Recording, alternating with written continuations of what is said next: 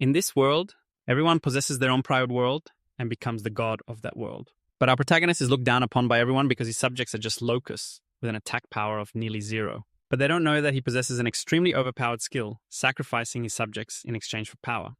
The more subjects sacrificed, the more badass the power he receives. And he's got no shortage of locusts. He instantly trades 100 billion creatures for a sword god guardian, then trades another 500 million for a new skill for his subjects. The resulting explosion is more powerful than any bomb. No more rambling, let's get started. A furious shout rang out. "You little brat, you got a death wish. How dare you talk to me like that?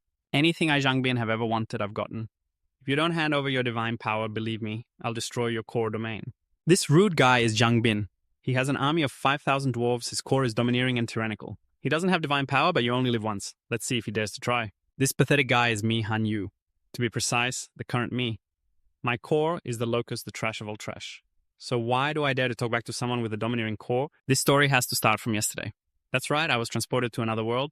Transported into a world where everyone has a core domain and can become a god. The owner of this body was a miserable piece of trash.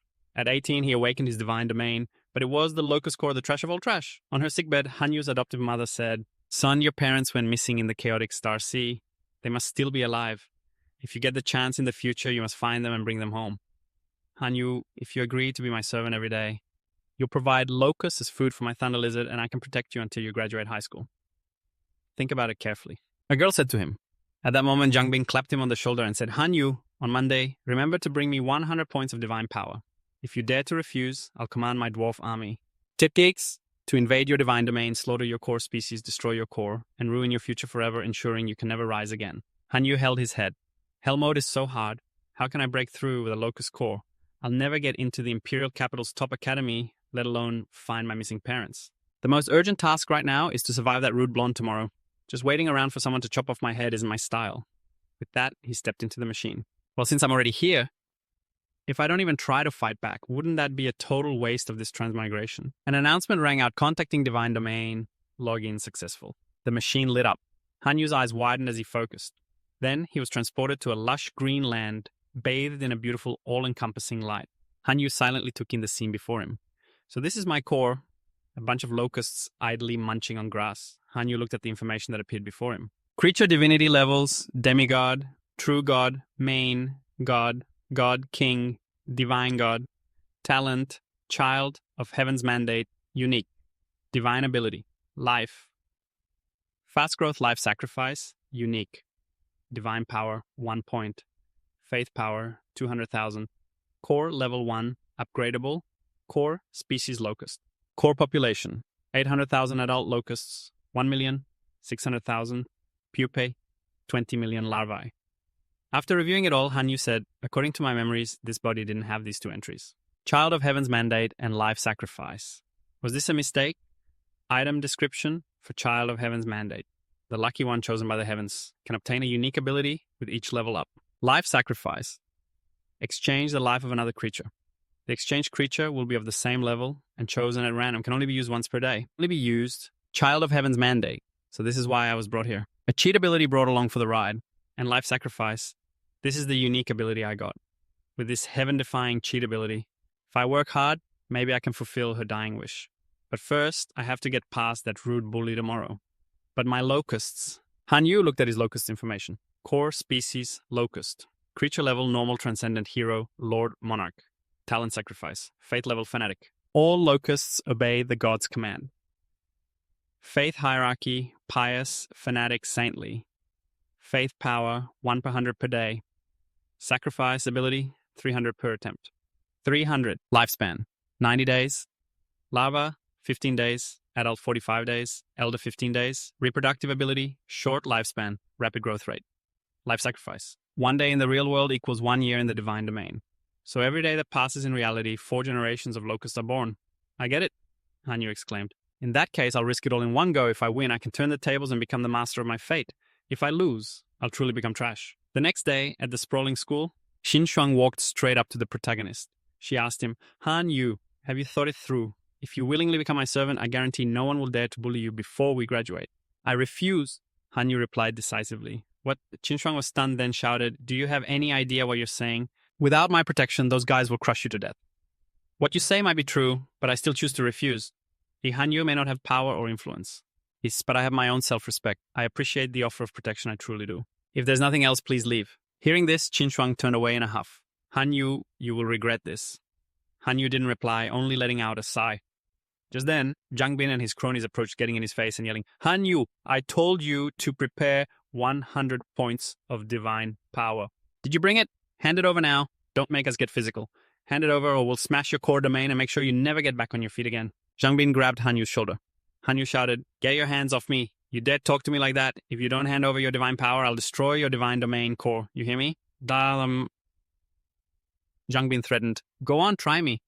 Han Yu challenged him without a shred of fear. But why is this kid so cocky today? Could he have some kind of backup? Doesn't look like it's Qin Shuang. The people in the class all started cheering him on. Fight, fight. We've never seen what a shattered divine domain core looks like. That locust guy is really dragging down our class's power ranking. Hurry up and deal with him, make him drop out. I heard Big Bro Zhang Bin's dwarf army is ranked 60th in the school. I really want to see this. Zhang Bin immediately pulled out a card and said, Han Yu, if you're looking for death, don't blame me for not giving you a chance. To deal with trash like you, 10 points of divine power is already being generous. Card value, 10 divine power points. Target confirmed. Opening gate to target's divine domain core. Entering from reality. Han Yu was immediately sucked into a spatial vortex. Then he landed in some unknown area. Looking at the giant glowing gate before him, Han Yu muttered, so this is the great gate? It opened, revealing hundreds of glowing blood-red eyes. Dwarves with 2 sharp fangs appeared. Their glowing red eyes moved towards our protagonist. From above, Zhang Bin issued a command. I am the god of the dwarves. I command you, my dwarf army. Let go and destroy those weak locusts, shatter this divine domain core. Roar! The dwarves roared in agreement. Outside, everyone watched on a screen, buzzing with discussion. Zhang Bin's dwarf army has grown to about 1,000. With this kind of strength, he could be ranked 50th in the school. 50th. What nonsense is that? Look, every dwarf in that army is equipped with iron armor.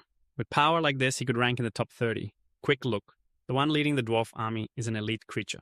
He actually managed to raise an elite life form.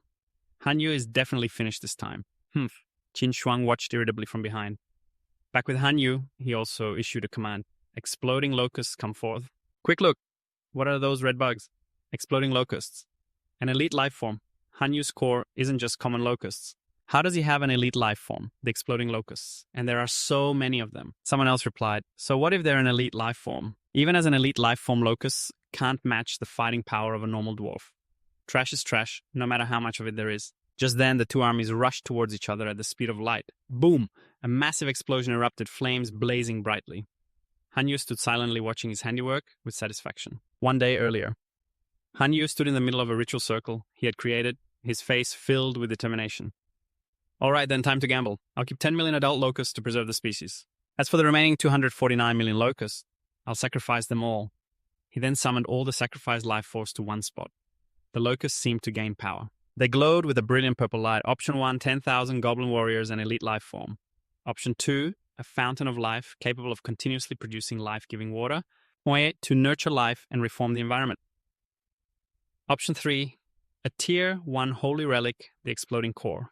After merging with the divine domain core, it grants a certain number of cores that contain explosive power. Han Yu thought to himself, if I choose option 1, 10,000 goblin warriors could solve my immediate crisis, but it's a one-time use. After that, I'm done for. I might escape this time. But what about the next time? Option 2, the fountain of life is a long-term investment. And what I would have chosen before. But it can't help me deal with that bully tomorrow. That leaves option 3. It's a core-based investment that can affect my current core. This is the only one I can choose. With that, he pressed option 3. A glowing crystal appeared in Han Yu's hand and he immediately crushed it. A puff of white smoke mixed with various colors appeared. A locust with glowing red eyes materialized. Name exploding locust.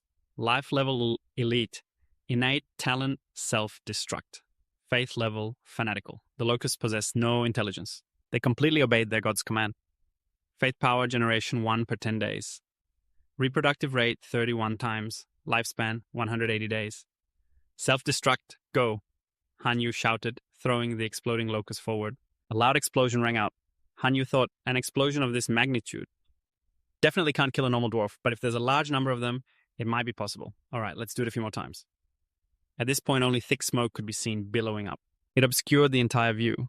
The students watching on the screen asked each other, what's the situation with the match? By now, most of the dwarves had been defeated, lying scattered on the ground. Only one survivor remained. He clutched his chest, his blood-red eyes glaring at our protagonist. Above Han Yu's head, countless bright red exploding locusts circled. Qin Shuang smiled and said, now this is getting a little interesting. At that moment, following their master's command, the exploding locusts flew to surround the last dwarf. Zhang Bin quickly shouted, "All surviving dwarves return to the divine domain. Trying to leave now is too late." Then the protagonist yelled, "All locusts through the gate, enter Zhang Bin's divine domain." Immediately, all the exploding locusts zoomed into the portal on the other side. Boom! A deafening explosion roared as flames billowed out. "Chieftain, return!" Zhang Bin called out desperately, but it was too late. The dwarf was completely engulfed in flames. Zhang Bin looked at Han Yu and begged, "I surrender, order your locusts out of my divine domain. Let my people return."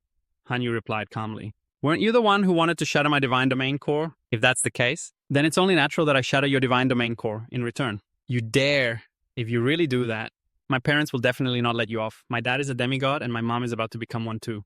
You're no match for them," Zhang Bin threatened. "This is the price you'll have to pay. Shatter his core for me," Han Wu shouted, giving the order. Zhang Bin immediately started crying and begging. Stop, right now. I surrender. I promise I won't bully you ever again. Whatever you want, just say it. I'll give it to you, just stop." Han Wu smirked and replied, "I don't need anything from you. I just need you to die." But just then a loud shout echoed. "That's enough, Han Wu. Stop right there." A man wearing glasses and dressed smartly appeared. He said, "Student Han Wu, stop it. You've already won. Why must you hunt him to the bitter end?" Zhang Bin looked at him with pleading eyes. "Teacher Liu, quickly stop this madman. My 3 suicide locusts have already rushed towards Zhang Bin's crystal core. They continuously rammed their hard heads against it, causing the core to crack slightly." Zhang Bin collapsed to his knees in pain. "Stop it. Please save me." "Teacher Liu, student Han Wu, did you not hear what I said?" Han Wu calmly asked back. "Teacher Liu, let me ask you a question. Why did you appear here?" Teacher Liu replied, "As a homeroom teacher, I can sense everything that happens in the classroom." "All right then, let me ask you another question. When I was being beaten, extorted, and bullied by Zhang Bin, where were you then? Why didn't you show up?"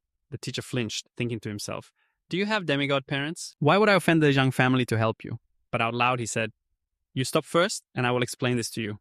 Han Wu asked again, "Let me ask you one last question. If I were the one whose divine domain core was being attacked today, would you have stepped in to stop it?" Teacher Liu was speechless, unable to answer. Han Wu closed his eyes and said, "All right, I have my answer." Boom, boom, boom! A loud explosion roared as Zhang Bin's core shattered into pieces. He let out a pained scream, my divine domain standing amidst the falling core fragments.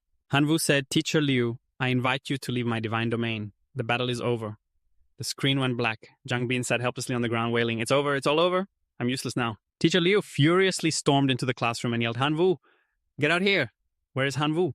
Everyone stammered, He went home." He yelled angrily, "A student like this should be expelled." Expelled scene change. Inside Han Wu's divine domain, a stats screen appeared showing information on the self-destructing locusts. 18,090 common locusts, 4,050,643. It seems that in the future, I'll have to cultivate more types of self-destructing locusts. This time, I obtained the divine domain fragments from Zhang Bin, which I can fuse into my own divine domain. "Fuse," he said, holding up the fragments. Information appeared. Divine domain area, 260 square kilometers plus 160 equals fertile land, 100 square kilometers, minerals, 20 square kilometers, forest, 40 square kilometers, wasteland, 60 square kilometers, common mountain range, 40 square kilometers. Obtain level 2, divine domain, center, level 1, holy artifact, goblins prop. Goblins, 820. Iron equipment sum. Han Wu said cheerfully, "A pretty good haul. These things should last me until graduation." However, he recalled Zhang Bin's words. "You dare shatter my divine domain core? My demigod parents won't let you get away with this. This matter is definitely not over. Zhang Bin's parents will come looking for trouble. Judging by Liu Luoqin's attitude, the school won't protect me either. It seems I still need to develop further. Let's see who has something good to trade with me." He clicked the button to sell the goblin's prop and iron equipment. A notification popped up. "A buyer has been found." Han Wu was surprised. That was fast. "The other party has requested to trade an item, Essence of Molten Flame 1 piece. Accept or decline." I remember the Essence of Molten Flame can enhance the resilience of fire element kin. It increases the power of the explosion. With this, my self-destructing locust can evolve to level 2. Saying that, he clicked accept. Zhang Bin's core fragments immediately attracted streams of fiery red gold energy. 4 kin titles: self-destructing locust, kin level elite creature, kin talent, molten rock self-destruction, faith level fanatical, faith power progress 1 out of 5 per day, reproduction rate 21 times, life cycle 250 days. Han Wu bent down and picked up a self-destructing locust. Then he suddenly threw it forward. The locust immediately exploded.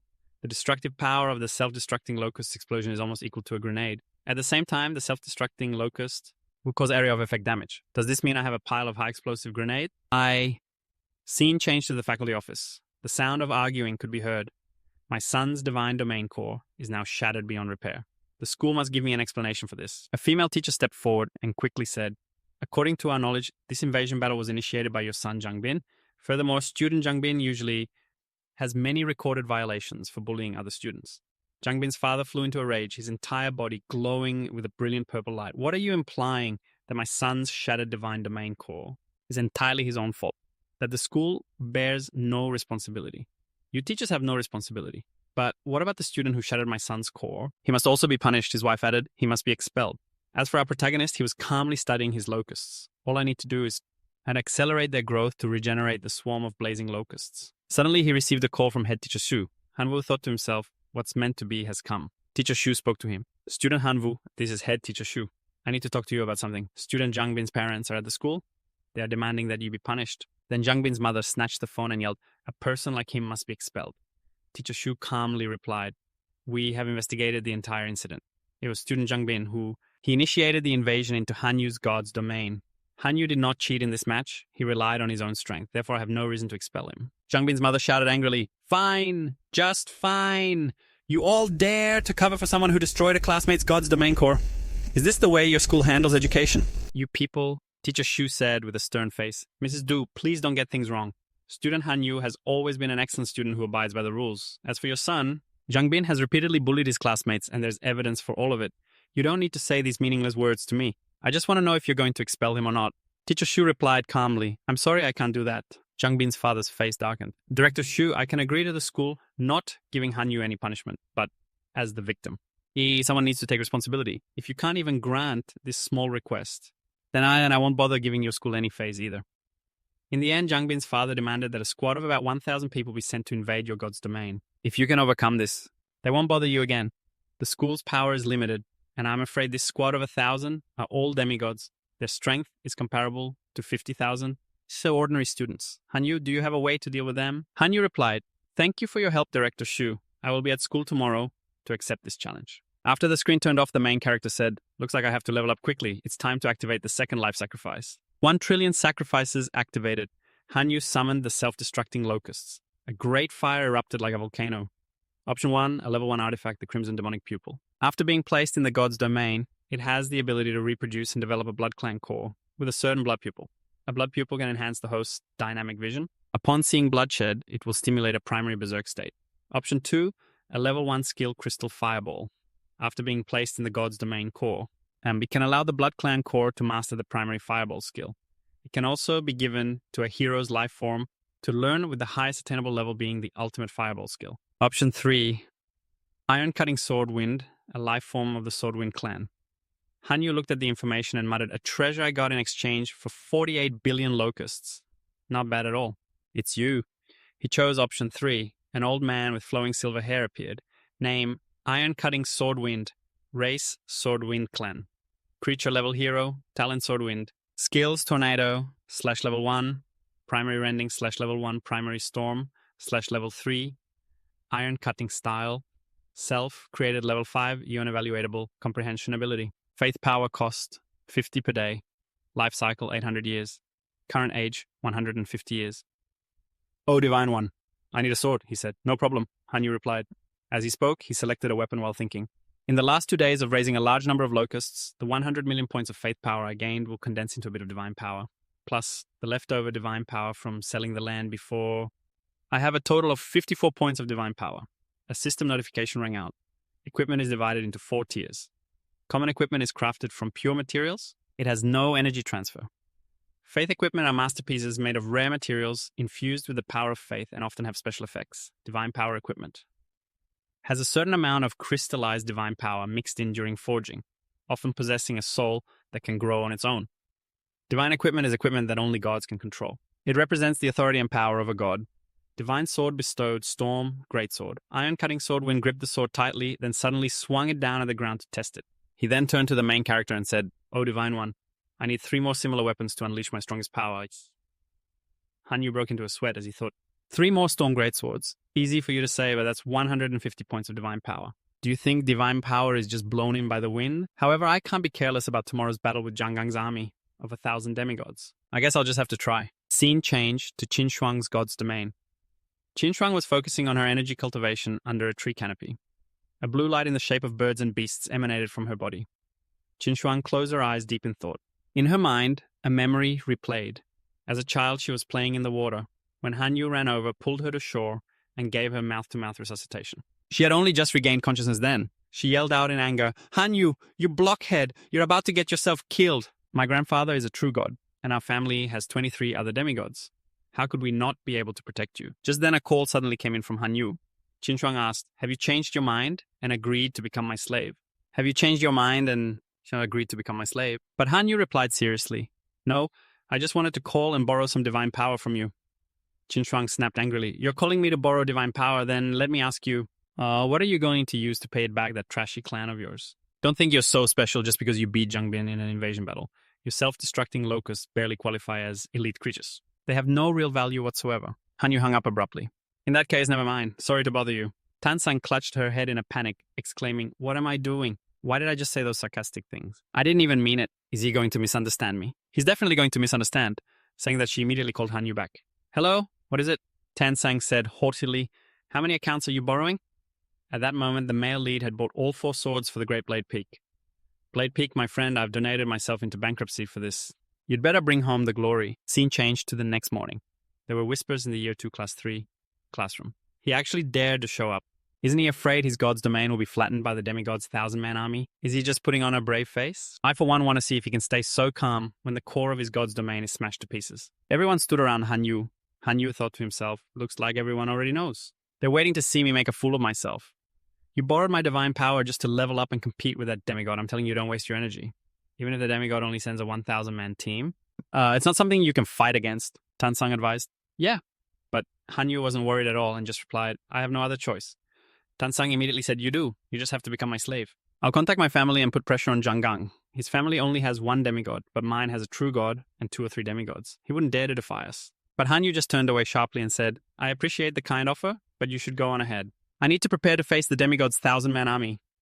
In a corner of the classroom, an envious gaze fixed on the male lead. He said, "Han Yu, what gives you the right to get special treatment from Tan Sang? You're a good-for-nothing, a piece of trash. You're going to die today."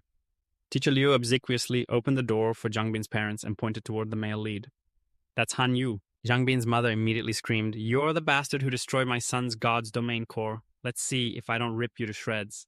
Zhang Gang immediately stopped his wife. "Don't break the school rules. Han Yu, get over here now."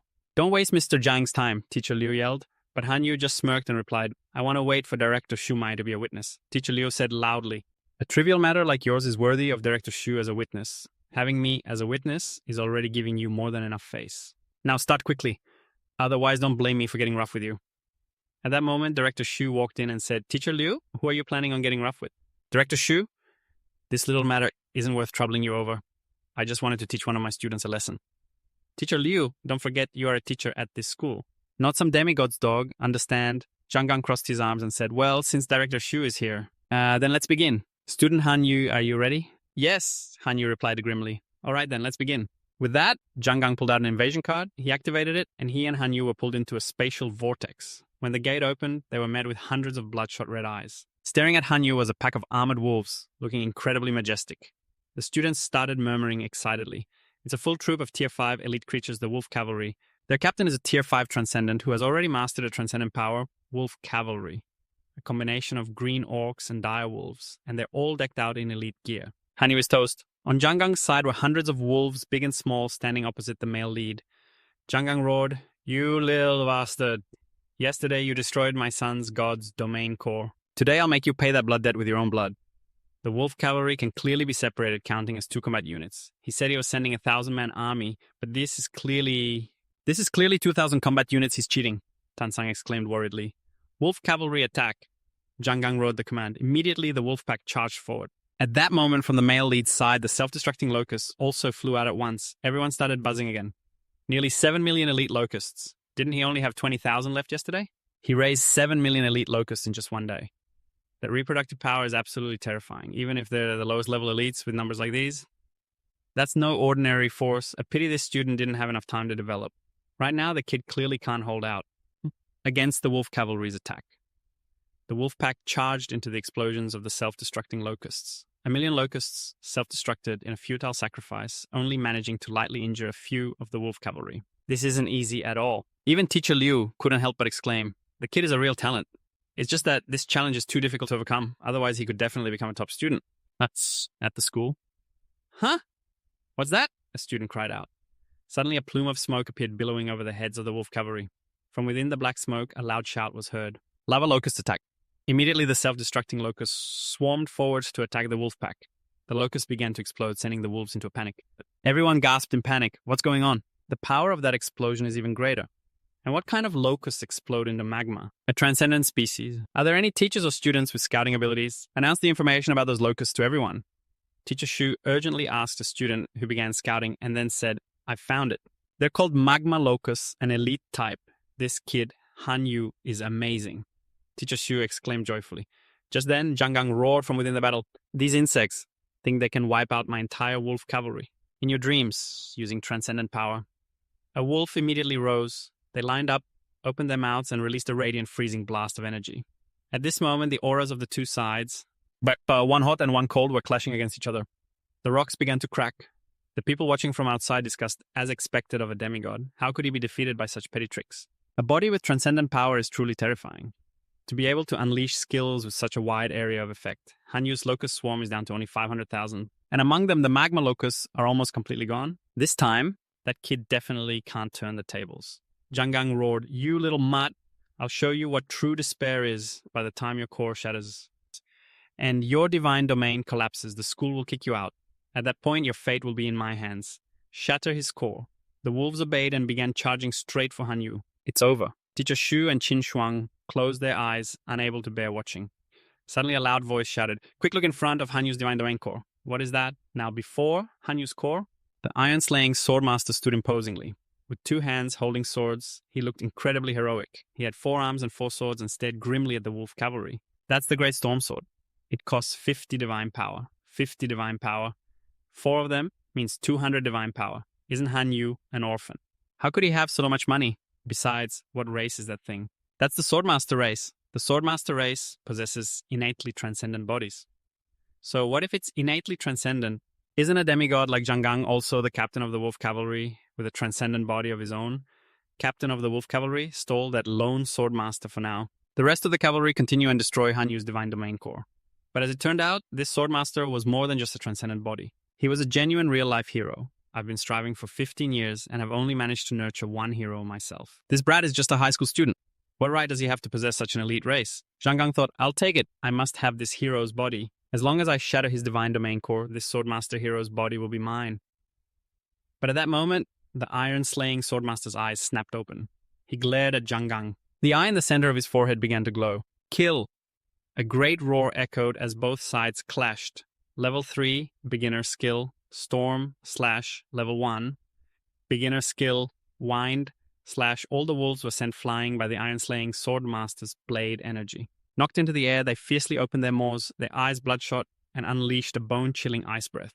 That icy blast instantly froze both of the iron-slaying Swordmaster's legs. A dwarf shouted, signaling 2 majestic wolves to charge forward.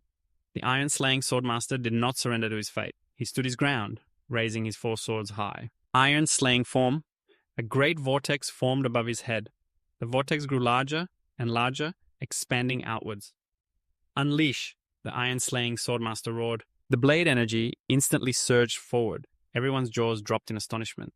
"Oh my god, that's too strong." At that moment, a wolf collapsed right in front of the iron-slaying Swordmaster. Zhang Gang roared in fury. Damn it, my wolf cavalry leader. Raise this divine domain to the ground for me." The aura around him suddenly enveloped the alpha wolf's legs. It began to rise, its entire body glowing with a purple light. Its eyes were bloodshot, overflowing with killing intent. Just then, a voice spoke up. "Demigod, do you intend to break your own pact?" A man in dignified formal attire appeared. Zhang Gang blurted out, "Principal." He stammered, No, I wouldn't dare. Wolf, cavalry, retreat."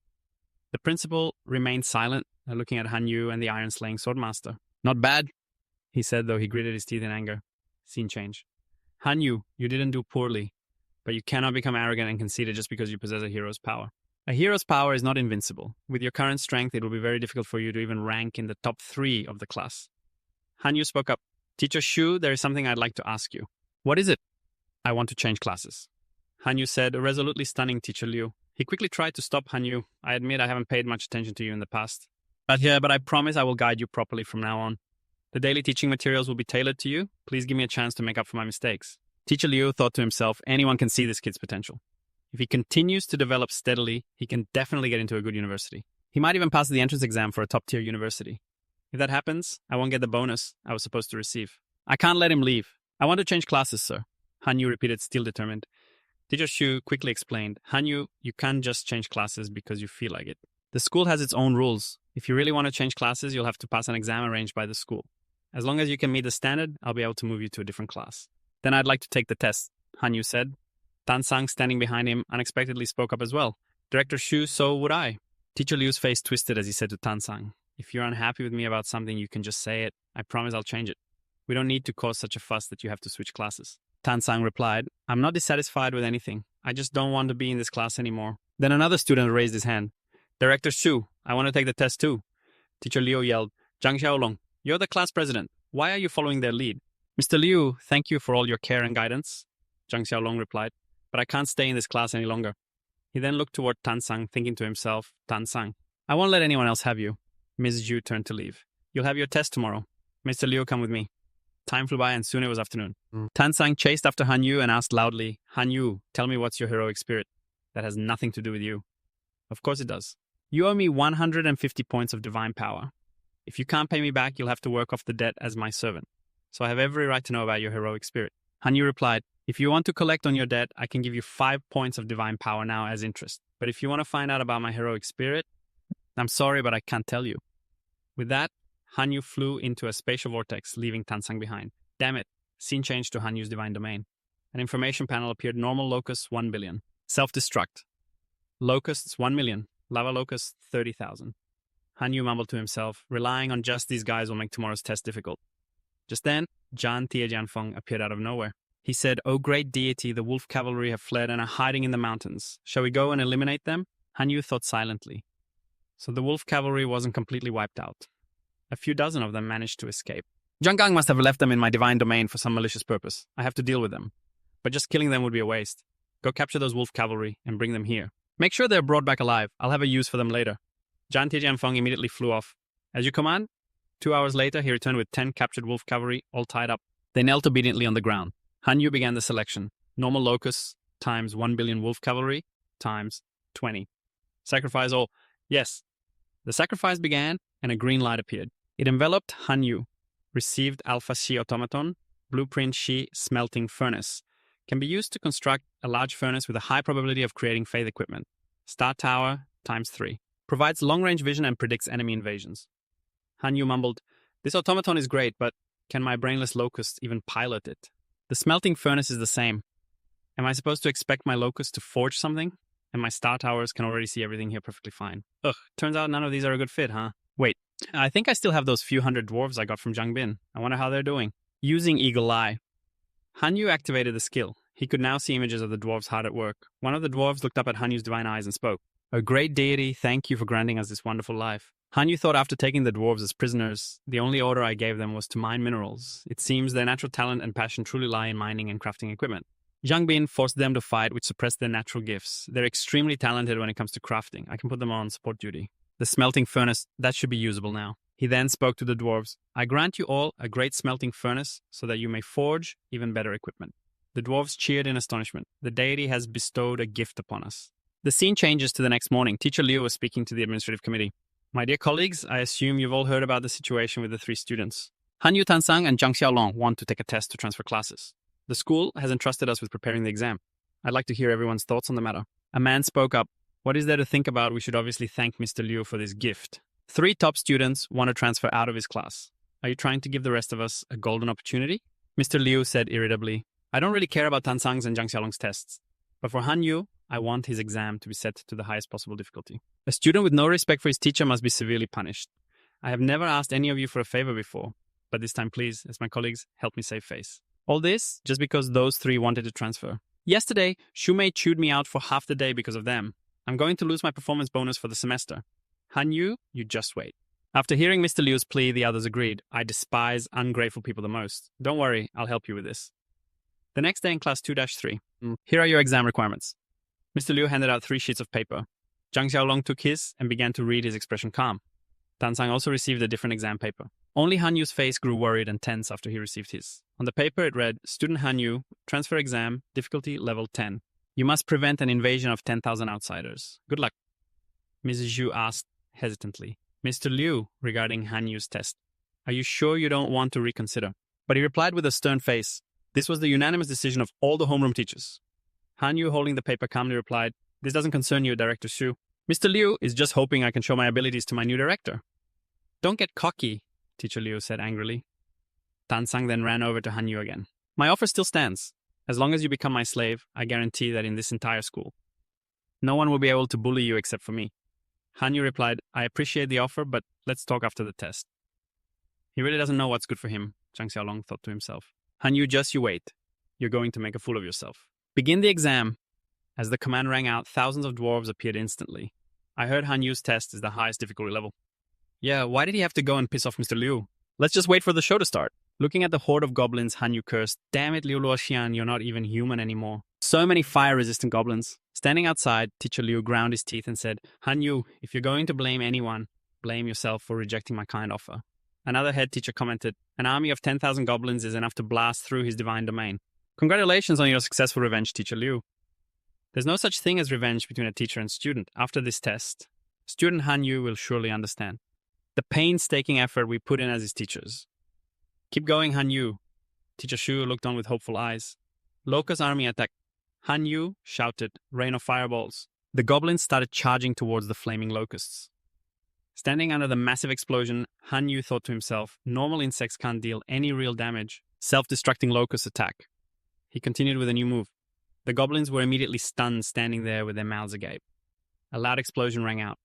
Red goblins minus 400. Look, Qin Shuang and Zhang Xiaolong have finished their tests and come out. Teacher Xu said, It looks like Han Yu's in trouble. Locusts are just low-level creatures. No matter how well you raise them, you can't bet on them. The situation doesn't look good. Exploding locusts attack. The fiery explosions continue to erupt. Red goblins minus 3,000. But with such overwhelming numbers, the goblins had now closed in on Han Yu's core. Everyone exclaimed, This time Han Yu is finished. Even if he still has his trump card, the heroic life form, no matter how powerful it is, can it really kill 6,500 of those goblins? It's better to just let the red goblins go crazy and smash his divine domain's core, said Qin Shuang. Just then, Teacher Xu connected with Han Yu. Han Yu, if you can't hold on, just surrender. It's okay to fail. I believe that with a little more time, you'll be able to bounce back quickly. But Han Yu calmly replied, Head Teacher Xu, I've already decided to transfer classes. So I will see this through to the end. Even if I'm the last one standing, I won't hesitate. Besides, I haven't lost yet. Just then, the iron-slicing swordmaster appeared. He swung his sword, activating the level 3 beginner skill. Storm Slash. The goblins continuously shot flames to fight back, and the fire engulfed the iron-slicing swordmaster. Looks like Han Yu's heroic life form has been injured. Han Yu is about to be finished too. Engulfed in flames, the iron-slicing swordmaster could only cry out in pain. Teacher Liu said smugly, Han Yu, this is the last lesson I'll teach you. You'd better learn it well. Everyone look, what is that? Someone shouted. It's a troll army.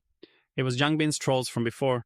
They all shouted in unison, Protect the deity! The red goblins stared mouths agape at the trolls. The green-skinned trolls charged, attacking the red-skinned ones. The students were all stunned. Isn't that Zhang Bin's core clan? With talent like that, he should easily be in the top 10. In just a moment, the trolls had taken down the red goblins. What a great fight, Han Yu cheered. Amazing, we won. Teacher Xu and Qin Shuang were just as happy. Damn it! Teacher Liu ground his teeth in anger.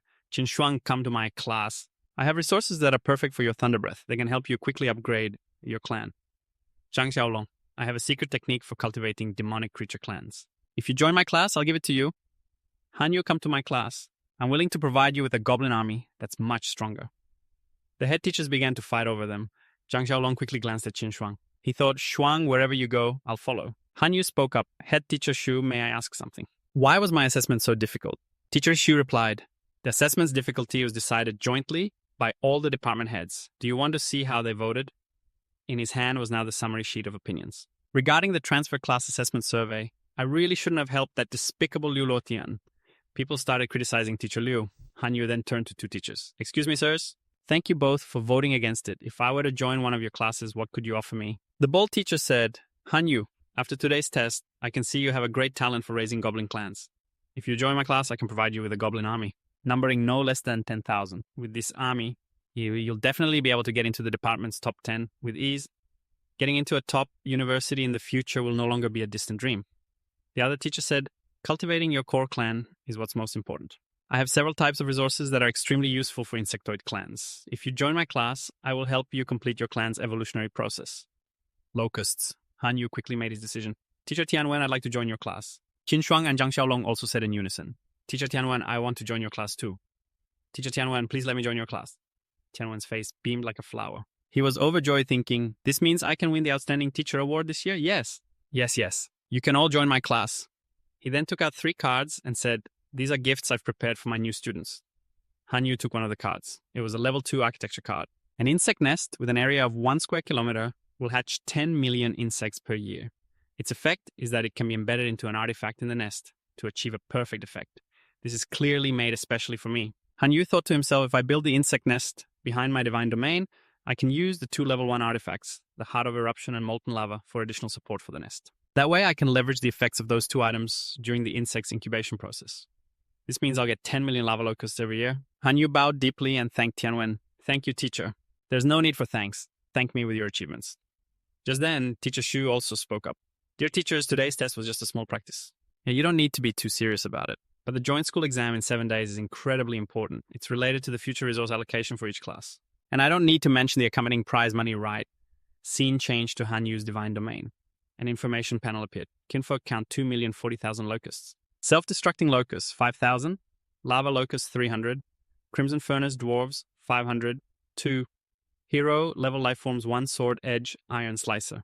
Han Yu frowned and said, this is pathetic. If I participate in the exam in 7 days with this level of strength, my results will probably be dead last in the entire department. I have to keep creating more soldiers and training them for now. The locusts have been renamed. The Crimson Furnace dwarves, I have to check on them with my own eyes. With that said, Han Yu flew off. Kinfolk information Crimson Furnace dwarves. After the ordinary dwarves experienced a desperate battle, they evolved into an elite level kinfolk race. Elite creature. Kinfolk talents forging flame blood. Faith level, true believer. Faith power, 20,000 per day. Reproductive ability, 1 birth per year. Life cycle, 85 years. Infancy, 5 years. Childhood, 15 years. Adulthood, 55 years. Old age, 15 years. Forging talent enhances understanding in the field of forging. Flameblood talent increases the host's heat resistance, helping them easily grasp fire attribute skills. To think they evolved into a natural elite race. It would be great if they were my core kinfolk. I can only speed up their development for now. First, I need to restore the kinfolk back to its original numbers. 4 days later. Excellent. The number of locusts has reached 7.3 billion. Please, let me get something good this time. Han Yu shouted, live sacrifice. Immediately, hundreds of locusts were sacrificed. Amidst the purple glow, the light suddenly shifted to a pale blue surrounding the main character. He exclaimed, here it comes! An information panel appeared. Option 1, Level 2 artifact, Law of Gluttony, Devastation. After being charged into the Divine Domain's core, the core race will receive the Gluttony ability. They can consume 1,000 times their body's capacity in food and can complete self-evolution. The artifact itself. Devastation only affects normal life forms. Option 2, Hero Template. Bestow it upon a single person. A transcendent life form can be upgraded into a hero-level life form. Option 3, 1 divinity point. Han Yu's eyes sparkled as he cheered. This is way too good. This is such a hard choice. The law of gluttony can turn normal locusts into elite life forms, but I'm sure I couldn't afford to feed them. The hero template is for a transcendent life form. To evolve into a hero-level life form. 1 divinity point is equivalent to 10 trillion faith power, which is also equivalent to 100 million divine power. How is that any different from winning the lottery? Han Yu analyzed internally. Right now, there's no way I can support 100 million elite locusts. I can only use it on the insect nest first. I'll just start by raising 1 million per year. Han Yu quickly chose the first option. Time flew by. 3 days later, Han Yu exclaimed in shock, my God, is that a giant insect or a giant lizard? I hereby declare you the Tyrant Locust Emperor plus scene change. In the afternoon at school, Tan Sang persistently questioned the main character. Have you thought carefully about becoming my vassal? You have no backing, no resources. With your current strength, you can't possibly stand out among the other demigods. Your locusts are well raised, but ultimately they're still too weak. As for taming the dwarves, while impressive they aren't even your core kinfolk. Han Yu replied, I appreciate your kind offer. As for whether I can make it or not, we'll find out after the exam. You're insane. At that moment, Zhang Xiaolong, sitting at his desk, glared at them with disgust. He gritted his teeth and said, Han Yu, one of these days, I'm going to make you disappear completely from Tansang's sight. Just then, teacher Tianwen walked in and said, this comprehensive exam, it will determine the future resource allocation quotas for our class. This is extremely important, students, so you must display your greatest strength. Students with outstanding results will receive the rewards I'm holding right here, such as artifacts, divine, domain, land core, fragments, and kinfolk legion cards. As long as you have the ability, you can take them. There are 4 competition rules. Please read them carefully. This comprehensive exam is divided into 2 phases. Phase 1 is the elimination mode, and Phase 2 is the ranking mode. During the elimination phase, all students will face a test of the same difficulty. Those who pass will have 1 point added to their cumulative score. Those who fail will be directly expelled from the school. After passing the elimination phase test, the remaining students will proceed based on the remaining strength of their kinfolk. They can then choose to withdraw from the test or continue fighting. Those who withdraw will not have a chance to enter the ranking phase. The ranking phase test will use an infinite combat mode.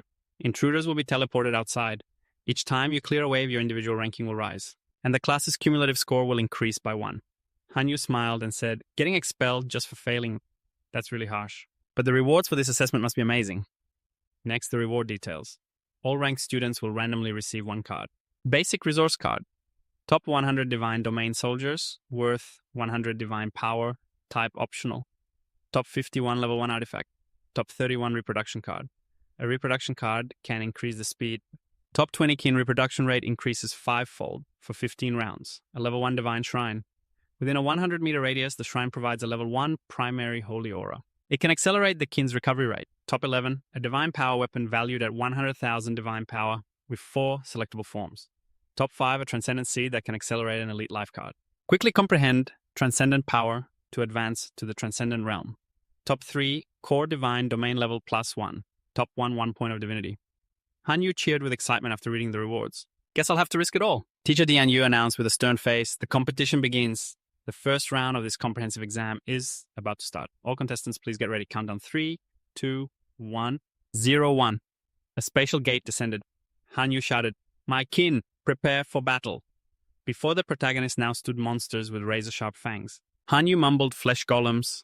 They're going this hard for just an elimination round. Even though these are ordinary life forms, they have the combat power of an elite. On top of that, their flesh is incredibly thick and tough. Fortunately, they're sluggish. 50,000 explosive magma locusts attack. Magma self-destruct, the protagonist ordered. Immediately, the self-destructing locusts charged into the horde of monsters and detonated. Standing off to the side, Hanyu said with satisfaction, Heh, it even smells a bit like barbecue. You're not telling me this is just food for my locusts, are you? Dwarf haulers, drag all the corpses back, he continued to command. 15 minutes later, they really ate everything. I get it now. How is this even a test? It's clearly just a free buffet. If the rest of the exam is like this, then let's make things even more intense. The homeroom teachers monitored the situation and commented, another student has been eliminated. I was hoping to watch that one a little longer. My class has already lost 20 students. That's a third of them gone. My class is doing even worse. More than half of my students are already out. Don't you think the difficulty of this comprehensive test is a bit too high? Teacher Hua analyzed. The principal led 3 vice principals to the front lines to fight for territory against the Mayuan civilization, choosing the flesh golems as the invading enemy. For this elimination test, there's surely a reason for it. We demigods shouldn't overthink it. Teacher Diane Wen watched the protagonist on the screen and exclaimed excitedly, all right, kid, the flesh golems, which are considered a nightmare by others, have ended up on that kid's plate. Who would have thought they'd become food to nurture his kin? Not bad at all. Besides, can his kin even resist the toxins in the flesh golems' bodies? These locusts, can they really ignore the poison attribute of the flesh golems? This could be a new discovery. It has great research value. Only old Leo grumbled, it's just a blind fluke. When it comes to actual strength, his swarm of locusts is just trash. Teacher Dianwen frowned and replied, luck is a part of strength too. I think the locusts that kid is raising aren't weak at all. They're a transcendent life form, you know? Although they're considered the lowest tier among transcendent life forms, they have, after all, crossed the transcendent threshold. Old Liu retorted, transcendent locusts. Aren't they just locusts at the end of the day? Their overall combat effectiveness is only equal to an ordinary life form. In some respects, they're not even as good as goblins. Dianwen replied, Teacher Liu, you're being too narrow-minded. You can't compare the weaknesses of locusts with the strengths of other species. Let me ask you, how many times can locusts expand their kin in a year? Hundreds of thousands of times. Can goblins do that? Enough. There's no need for us to argue. We'll know when we see the results. My class has a student named Liu Mo. His kin are goblins. I'll bet you that in the end. Yeah, the Liu Mo's performance will far surpass Han Yu's. Do you dare take that bet? Why wouldn't I? It's a bet. I bet that the performance of Han Yu from my class will definitely surpass Liu Mo. From your class, fine. Everyone here will be a witness. We'll wager 5 points of divinity. Deal. Old Liu thought to himself, Dianwen, you're going to lose everything this time. Liu Mo is my own nephew. I've given him resources. Would you be willing to do the same for Han Yu? I think not. An announcement rang out. The elimination round has ended. 430 contestants have passed. 300 contestants have chosen to participate in the ranking assessment. That means 130 people quit. What a bunch of spineless cowards. Don't be so harsh on your fellow students. The difficulty of this exam was very high. It's perfectly normal for some people to quit. The students who can survive a difficult battle like this are the ones we should focus on nurturing from now on. The ranking assessment will now begin. Immediately, a horde of skull-headed creatures appeared, their eyes a terrifying bloodshot red. So, it's these things. Isn't this just a freebie? The homeroom teachers cheered. The protagonist panted and said, I have over 1 billion starving locusts here. You bone soldiers. You're really making things difficult for me. The Tiger Talisman 2 is out. There's no choice but to fight. 1 billion locusts, devour them, Han Yu commanded. The bone soldiers stared, jaws agape in shock at the billions of locusts. 2 hours later, Han Yu yawned bored and said, what a bunch of amateurs. Next is the second wave of bone soldiers. Self-destructing locust attack. Explosive locusts provide support. With a massive explosion, the bone soldiers were instantly blown to bits. If the lava keeps rising like this, then those bone soldiers won't be able to swim through the lava to get here, right? A little more heat would be nice. Han Yu shouted again. Cyclops dwarves, bring the molten lava from that big furnace. Pour it on the ground. The dwarves immediately obeyed, carrying bucket after bucket of lava and pouring it onto the ground where these bone soldiers were. Now, as soon as they reach the gate, they'll be sent straight to the afterlife. I really am a genius. After witnessing Han Yu's battle, the homeroom teachers couldn't help but gasp in amazement. This young man's thinking is truly unique. Let's see which class this little one belongs to. Old Liu grumbled resentfully. What's the big deal? Isn't it just reaching the 7th wave? My student Liu Mo has already reached the 7th wave too. Inside Liu Mo's divine domain, 13 level 1 arrow towers, 9 level 10 lightning towers, 2 level 1 fire dog towers. Is this kid's family sitting on a mine or something? Who among you can compete with me after I've invested so many resources? The top spot in this competition. It's bound to be my Liu Mo, isn't it? Everyone look at Qin Shang's divine domain. A loud cheer erupted. 100 lightning towers, 300,008 elite life forms, the earth lightning sparrows, an immortal life form, the ancient treant giant. 100 of them. The young lady of the Qin family is truly on another level. There's no comparison. No comparison at all. Other people's families might have a mine. Student Qin Shang's family owns the mine itself. This is insane. Even a demigod like me doesn't have as many trump cards as she does. I heard before that student Qin Shang was in the top 3 of her class. Looking at it now, it seems first place is all but guaranteed for her. Teacher Liu grew even more furious, grinding his teeth. Han Yu, it's all your fault. I'll make you pay. An announcement rang out. The 10th wave has ended. 18 contestants remaining. The 10th invasion wave will now begin. Difficulty has been increased. Students, please prepare yourselves. Just then, from the Crimson Gate, a dark figure covered in sickles emerged. The teachers exclaimed, my god, it's a heroic life form. The Bone Controller, race Bone Clan, creature rank hero. Talents bone manipulation, bone fusion. The bone fragments near the skeleton began to glow with a purple light, and its whole body lit up. It suddenly raised its staff, and a dark purple energy appeared around it. Purple. It enveloped a giant leg. The giant skeletal foot stomped hard on the ground. The bone monster roared, and another giant skeleton appeared. Its eyes and body flared with light. Kill! The giant skeleton immediately launched a relentless assault on the students. Wherever its foot stomped, a massive explosion erupted. The teachers gasped in astonishment. It's been less than 3 minutes, and 8 students have already withdrawn. This is too difficult. Teacher Liu muttered, something's not right. Why is the bone giant in Han Yu's divine domain so small? There's a problem.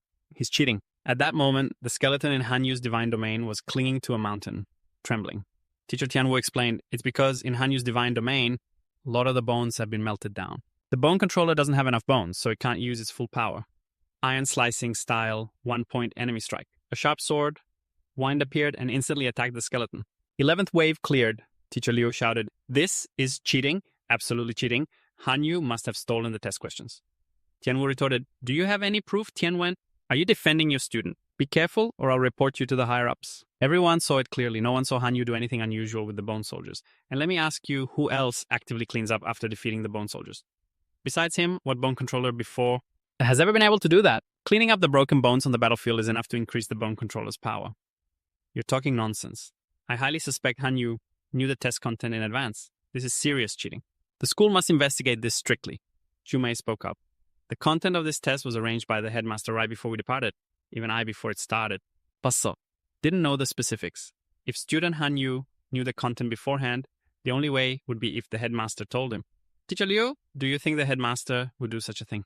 Old Liu quickly scratched his head and replied, well, maybe I was overthinking it. Student Hanyu must have gotten lucky to defeat the bone controller, but even if Hanyu didn't cheat, this result is just too outrageous. Compared to the other students, it's extremely unfair. Teacher Liu, you are clearly a demigod. Don't you realize how ridiculous your words sound? The cultivation of talent in the divine domain civilization has never been about fairness. It's about who is superior and who wins. Whatever Hanyu did to achieve his good results, as long as it wasn't cheating, it counts. His face grew serious. So is this the fairness you are talking about? You think it's fair that your nephew Liu Mo is getting all these resources because of your position? Is that what you call fair to the other students? When a student like Qin Shang gets a boost of 10,000 divine power points from her family, is that fair? Dianwen also shouted angrily, you old bastard Liu. So Liu Mo is your nephew. No wonder you made me bet against him.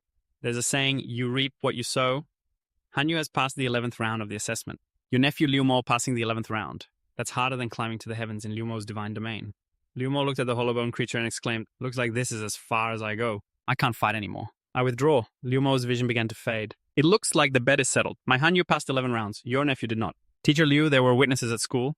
Don't even think about backing out of it. Teacher Liu reluctantly handed the card to Dianwen. Teacher Dian, I hope you take good care of these 5 divinity points. One day, I will take them back. After 1 hour, the 13th round ended, leaving 3 people, Hanyu, Qin Shang, and Huang Fei.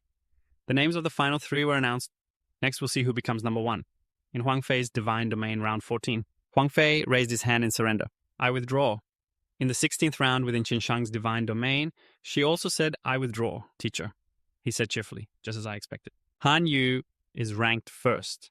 In Han Yu's divine domain, round 20, the locust bombardiers attack. A rock-shattering explosion erupted. The hollowbone creature immediately fell screaming in pain. An annihilating slash. After 50 minutes, peace was restored to the divine domain. Round 20 is over. Round 21 will now begin. The difficulty has increased. Please prepare yourself, student. Han Yu said, another challenge, huh? A large gate opened, and from within a transparent blue light crackled with lightning. Han Yu exclaimed, It's huge. A seductive woman appeared, her face cold as she looked at him. That's the ancient scale, Spirit Lord, the teachers exclaimed in shock. The final challenge is here. A Spirit Lord level opponent. Oh, well, let's just see what happens. Reporting in. I withdraw, Han Yu said, raising his hand. What? The ancient scale, Spirit Lord exclaimed in shock. No. She attacked regardless, her eyes turning crimson as lightning erupted from her body. The creature shrieked in agony. No! Suddenly, a flash of light shot past Han Yu and immediately exploded right behind him. Han Yu muttered, what just happened? In front of him were only blocks of freezing ice. Han Yu stepped through the spatial vortex into the outside world. At that moment, information appeared on the ranking board. Number 1, Han Yu. I'm first, Sha. Teacher Dianwen's class is a total of 252 points. Ranked first, surpassing 2 others in 20 minutes. Promoted to the 3 Great Prodigies class. Teacher Liu Luotian's class, a total of 192 points, ranked 8th. Old Liu gritted his teeth in anger and cursed, son of a bitch. First place was supposed to be mine. Damn it. The other students cried out in despair. Oh, hell no. I don't want to get kicked out. Congratulations to student Han Yu for taking first place. Han Yu smiled proudly and said, all mine. It's all mine. 1 hour later, the rewards appeared one by one piece of iron ore divine domain territory. Increased divine power by 100. Can be exchanged for 1 level 1 finished product. Can enter the level 1 divine temple. Can exchange 100,000 divine power for a weapon. Below can exchange for a transcendent seed. Helps the clan grow. Can obtain 1 divinity point. Divine domain core level +1. Whoa, so many rewards. This guy's rich now, the other student said admiringly. Han Yu looked at the pile of rewards and thought, which item should I redeem with this exchange card? I need to think this through carefully. I can help you choose the most suitable reward. Teacher Diane really is trustworthy. Back in Han Yu's divine domain. Divine domain territory card successfully exchanged. Added 20 square kilometers of dense forest land. Level 1 monster card exchanged for a poison mist viper. Sacred domain core +1. Level 1 divine temple construction complete. Han Yu thoughtfully looked at the sword on the screen. Storm Greatsword. I can only choose 1. So the iron slash sword is no longer good enough for him. Useless. Oh, I'll get the hammer for Chilo the lover. Information appeared. Purgatory battle axe. Value 99,999 divine power. Made from the core of a 9-headed purgatory spirit, Lord Serpent. Contains the hidden ability Fireball. Requires a fire element hero life form to use. Looks like I can't use it right away. I'll have to wait for Shiloh the Lover to find a fire element hero before I can use it. Forget it. 1 hour later at school, teacher Diane Wen addressed the class. The final assessment has drawn a line between you and the high school classes. For those of you with sufficient strength, we believe you will soon become elites. Will the 3 students below please come up to receive the class rewards? Han Yu Qinshang and Zhang Xiaolong went up to the podium. Student Han Yu, in this competition, you performed exceptionally well and achieved first place. You are awarded 100 credits for the resource vault, where you can choose any one item. Han Yu thought to himself, I wonder what kind of cool stuff is in there. Giant's Growth, Life Spring, Mystic Iron Ore Core, Level 2, Skill Frozen Missile, Level 2, Support K4 Forest Ambush, Transcendent Human, Life Master Fox Beast. I choose the Life Spring, said Han Yu. The Life Spring can turn powerful life force into a nourishing stream, fostering life and changing the surrounding environment. Dianwen looked at him and thought, I don't understand this kid. Not only does he have the ambition to pursue powerful combat strength, but he also understands his own potential.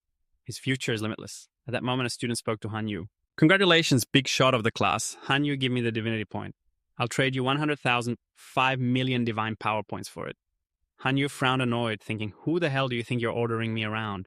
Besides, do you think my family is short on 5 million divine power points? In your dreams, give me a reason. The other student replied, why do you need a reason? Just agree, and 5,100,000 divine power points are all yours. With this much, it's enough to change your life, change your destiny.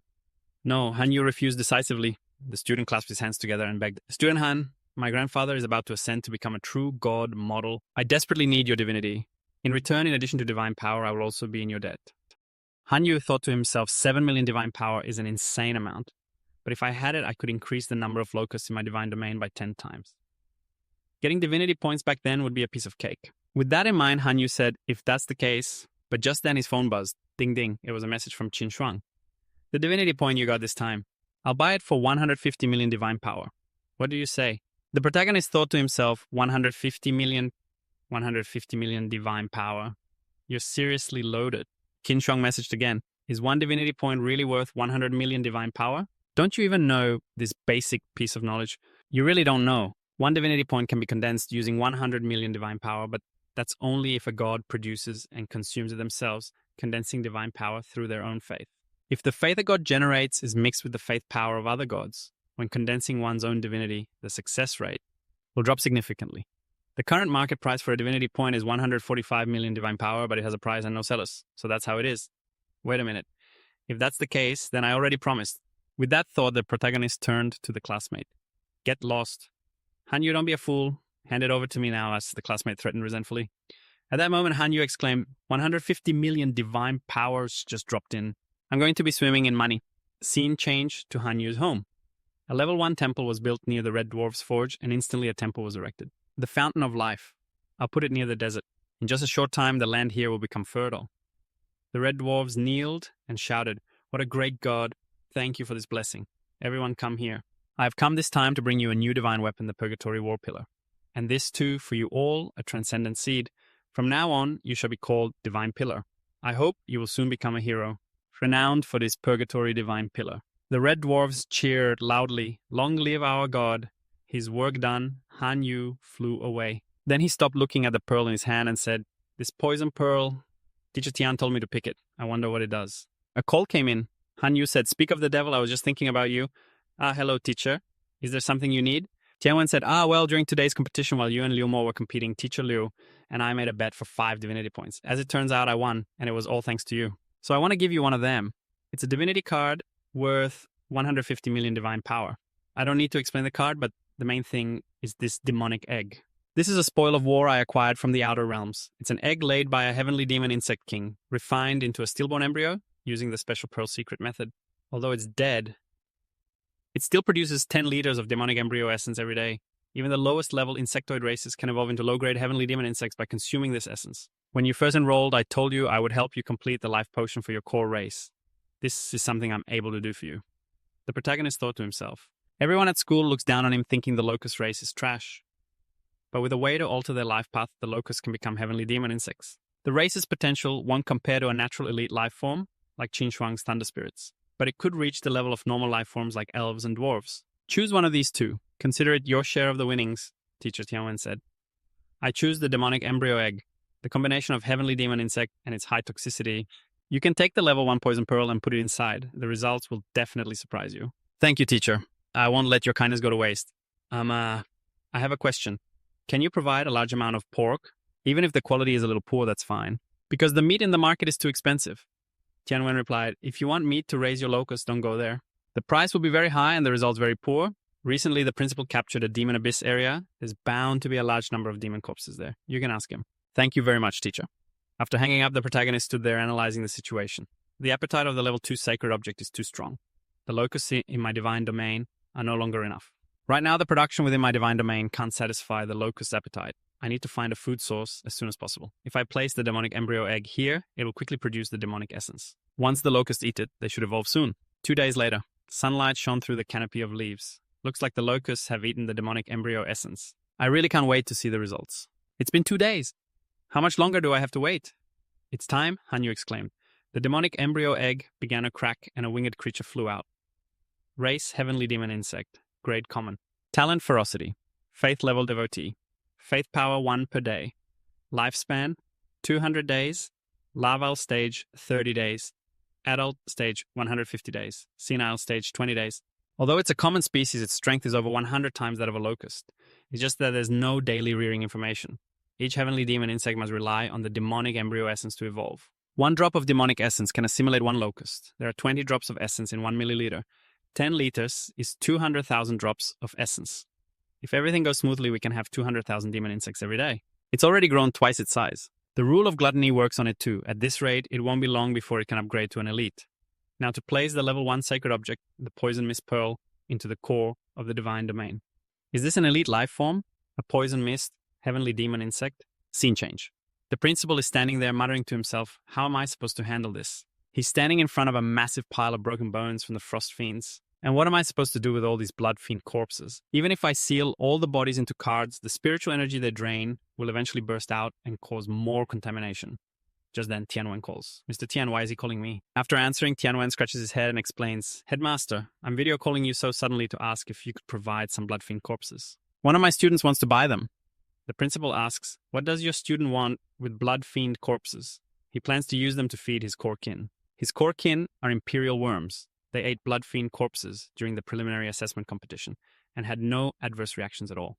The principal crosses his arms and asks, isn't this student that little genius who fought the demigod a few days ago? I never thought those little imperial worms could be so useful. It's a shame the conditions in the demon abyss aren't suitable for their survival. Otherwise, we could have brought a huge number of them to devour the blood fiend's flesh, saving us a lot of divine power. There are 1 million blood fiend corpses here. Go ahead and give them to him for now. 1 day later, Mr. Tianwen calls again. He says awkwardly to the principal, Headmaster, that student has already finished all the blood fiend corpses from yesterday. He's asking if you can provide a long-term supply. The principal exclaims in surprise, what, he finished them all in a single day, and he wants a long-term supply. Tianwen replies, I also thought the idea was a bit much, so Wait. The principal says, we have more than enough blood fiend corpses. But a long-term supply can't be free. How about this 1 point of divine power can buy 100 blood fiend corpses starting from 10,000 divine power?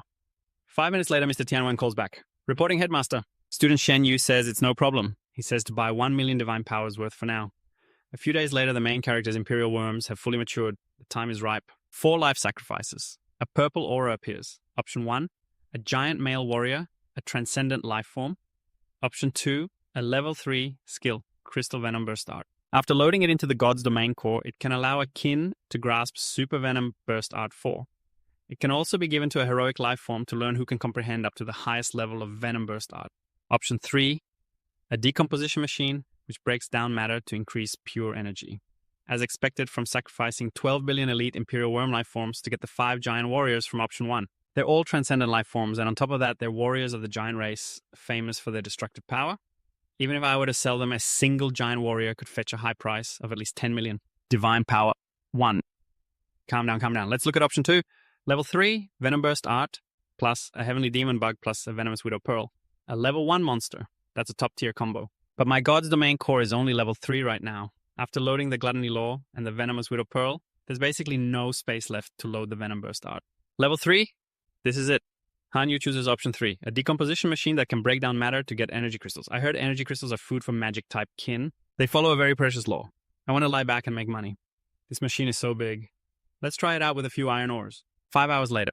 Iron crystals times 3. Oh, they're iron crystals. They can be used as food for some special races and also as forging materials. Each one can be sold for 5 points of divine power. Not bad. This is a long-term path to riches. A message comes through. Great God, while we were mining ore, we encountered a spirit. The attack injured 3 of our companions. Chief Shenchi is currently fighting that spirit. We pray that God can grant us divine grace and rescue the Red-Horned Dwarf tribe. This is the heartfelt prayer of a believer in the temple speaking to me. But how can there be a spirit in my God's domain? Hanyu immediately uses his God's eye to look. The image shows Chief Shenchi fighting the spirit. Why does it look a bit like a skeleton lord? Hanyu smiles and says, interesting. He investigates its information. The info panel appears investigation failed. The little skeleton is not your believer. Furthermore, you do not possess the type of investigation skill. Can't check its info, huh? Iron Slicing Sword Peak. Come and fight at once. Immediately, Iron Slicing Sword Peak appears with 4 swords in hand. He instantly rushes forward and slashes across the spirit's body. Instantly, the skeleton shatters into pieces that scatter on the ground.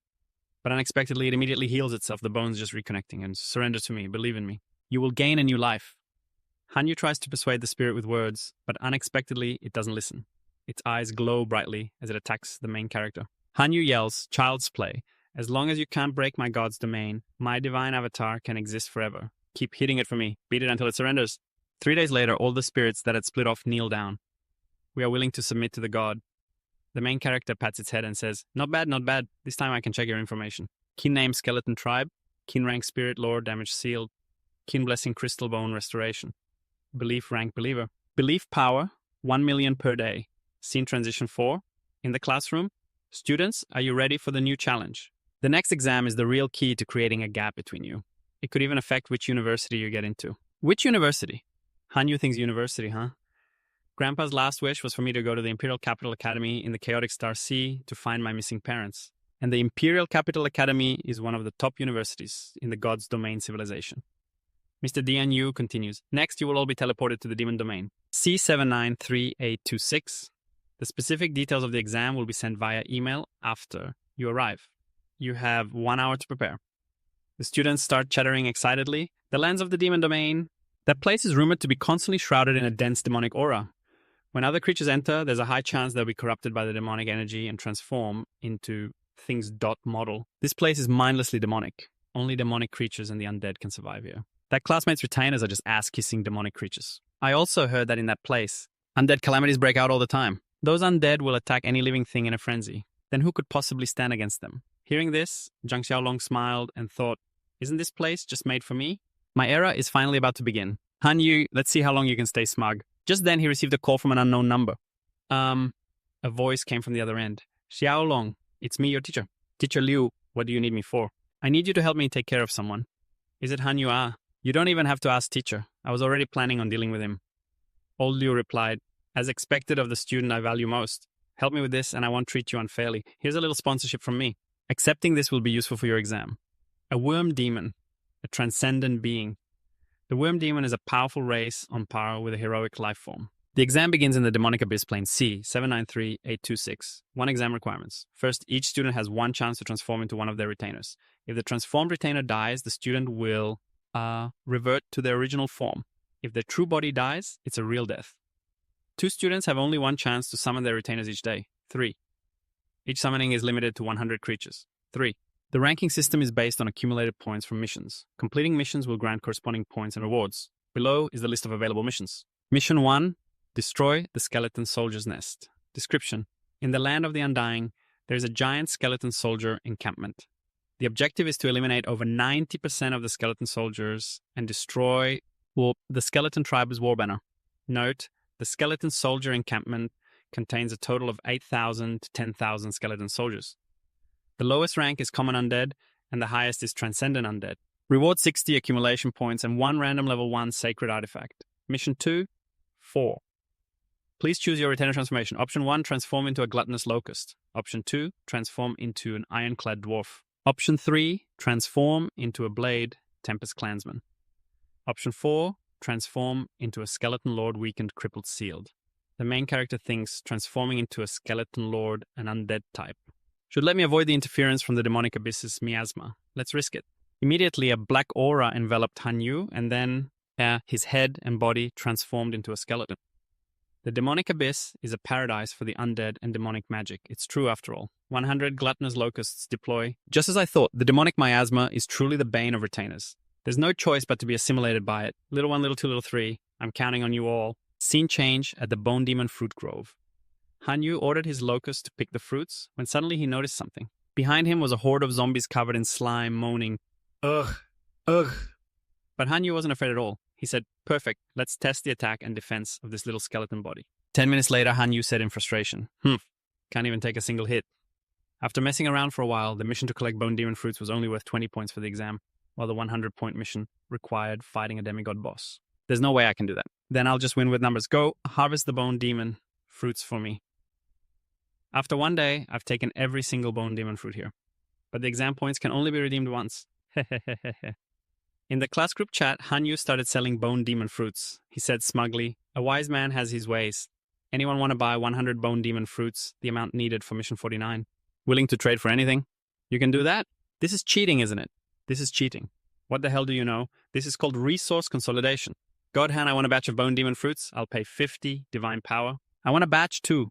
I'll also pay 50 divine power." Teacher Wendian replied in the group chat. Only resources collected during this exam are permitted for trading. The first violation will receive a warning. 3 violations will result in disqualification. Hanyu cheered. "I'm such a business genius. Now I have all the resources." But at that moment, a mysterious person smirked and said, "I was just wondering how I'd find you.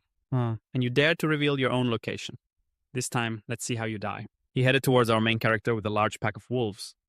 A few hours later, Hanyu mumbled, "Just as I expected. My retainers are too weak. If I don't take on a high-level mission, I'll definitely be surpassed. What should I do now?"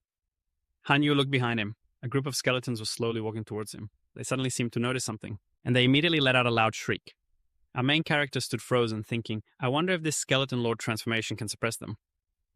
Suddenly, one of the skeletons stared intently at Hanyu. Its eyes were glowing red. "You recognize me, don't you?" Hanyu asked. Information appeared.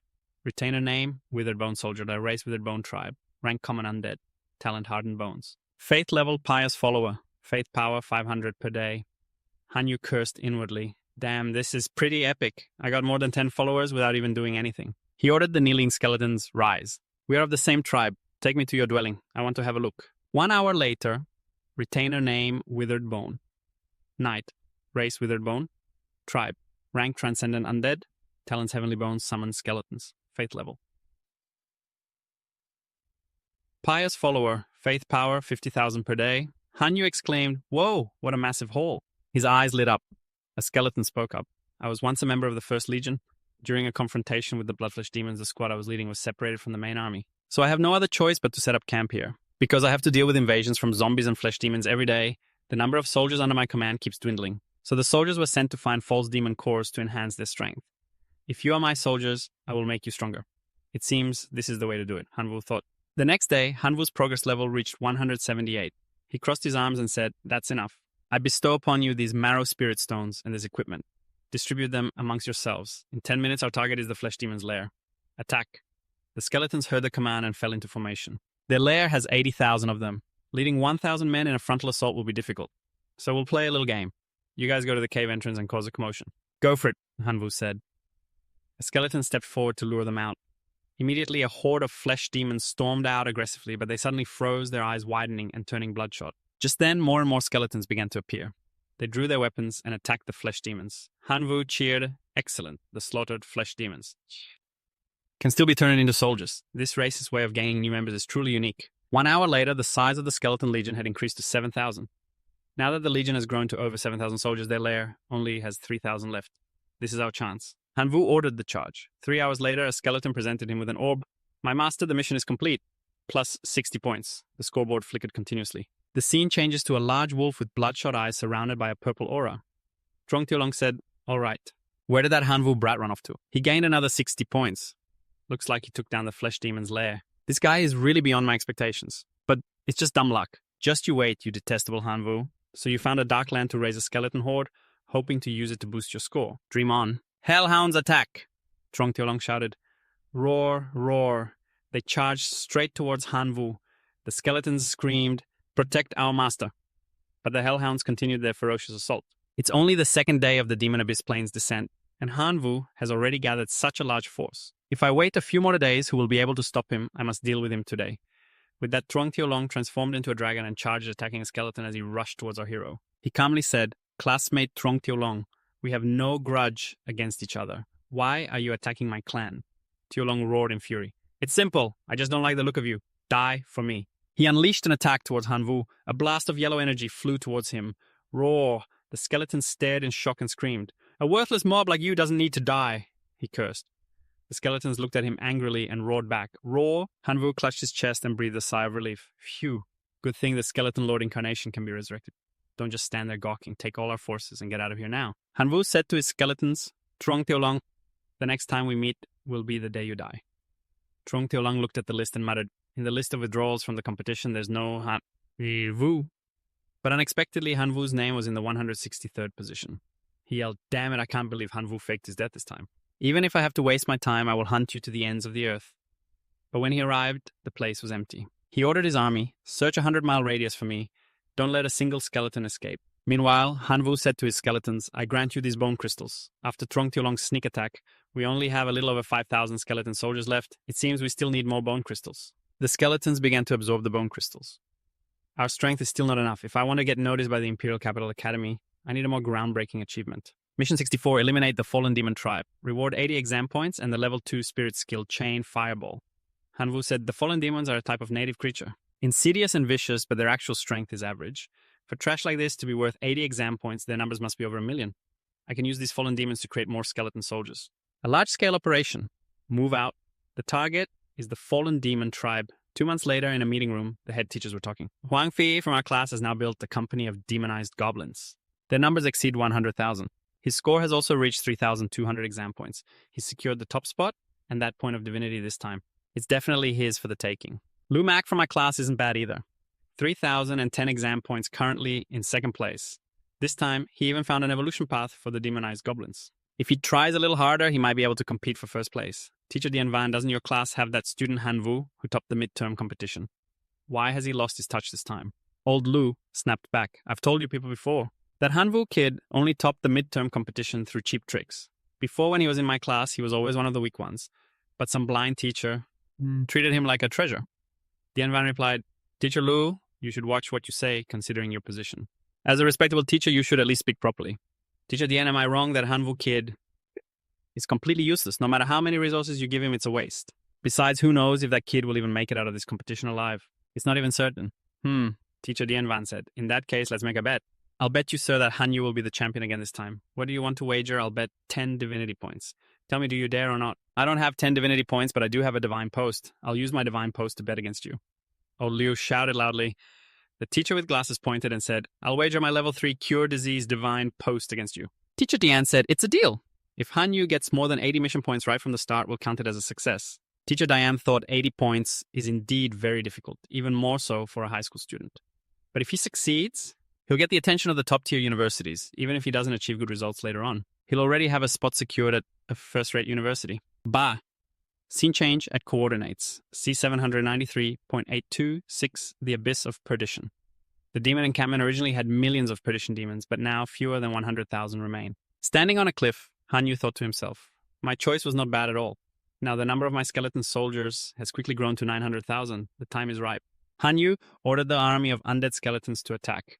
The undead army killed their opponents one by one. An undead knight asked, still not surrendering. The injured people were terrified.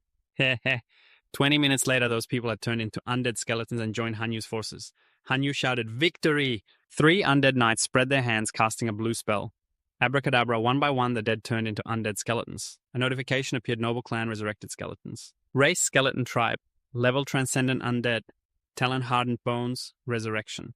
Faith, level, pious believer. Faith, power, 500,000 per day. Hanyu thought to himself. What the resurrected skeletons are even stronger than the skeleton knights. The undead skeleton knight pointed at the bone fragments. Hoo-ha. Suddenly the bone fragments came together to form undead.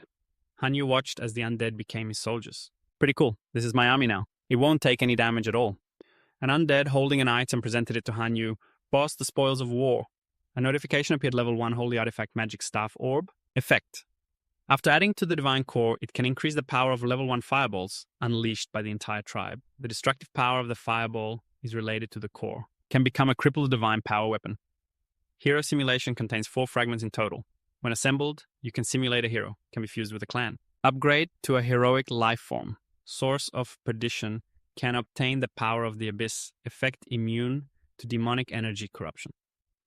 All other resistance attributes are increased. Hanyu held the attribute and thought to himself, the source of perdition can trigger a life force boost. In that case, I can try this on the locusts. With a million-strong army like this, why would I be afraid of some guy like Zhang Xiaolong? Hanyu said, let's go turn in the quest. A notification appeared again, score increased by 80 points, ranked 401st, received level 2, skill crystal chain, fireball.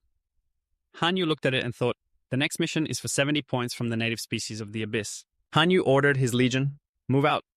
3 days later, 2 teachers read a notification. Based on the score, student Hanyu has successively completed 2 missions. 70 and 80 points, increasing his rank to 4th place. In just 3 short days, Hanyu went from last place to 4th. Teacher Diane, you have quite a precious student there. The teacher with glasses crossed his arms, annoyed.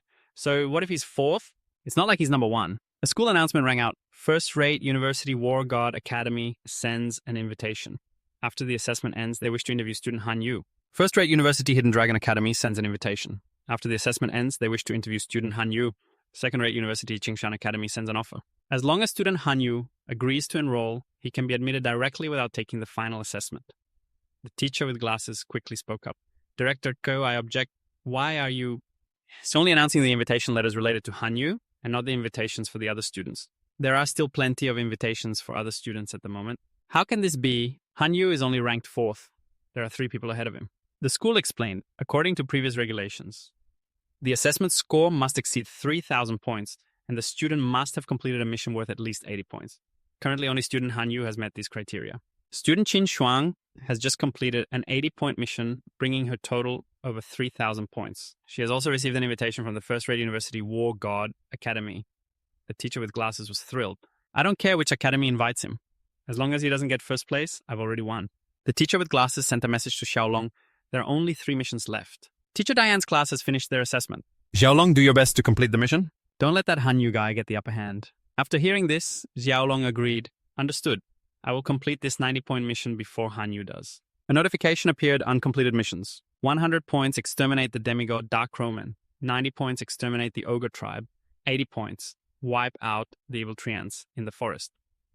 Hanyu read the notification and thought to himself, my total score is 3,480. I'm 3rd on the board.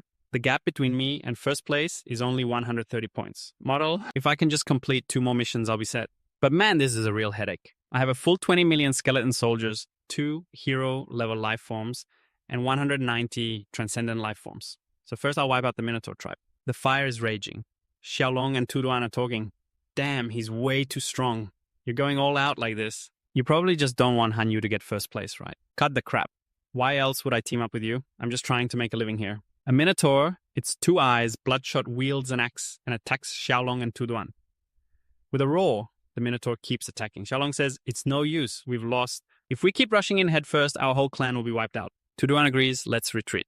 This level of trial, even with the 2 of us combined, we couldn't handle it. Let alone that Hanyu guy. Suddenly, Tuduan gasps, his mouth wide open. It's a tribe of skeletal zombies charging towards Tuduan and Xiaolong. What rotten luck running into this undead scourge. The Minotaur roars in fury, swinging its axe wildly and hacking straight into the tide of skeletons rushing forward like a flood. Tuduan growls in frustration. These skeleton soldiers are numerous, but their combat power is weak. Let's charge out together. But just then, Hanyu suddenly appears on the edge of a tall mountain, his voice booming across the land. Trying to leave. It's not that easy. Bone Controller entered the fray. As soon as he finished speaking, Hanyu waved his hand and summoned his Bone Controller. Grrr. After being summoned, a giant skull with red eyes appeared. The skull utters an incantation, then gradually disappears as its body unleashes a wave of blue power.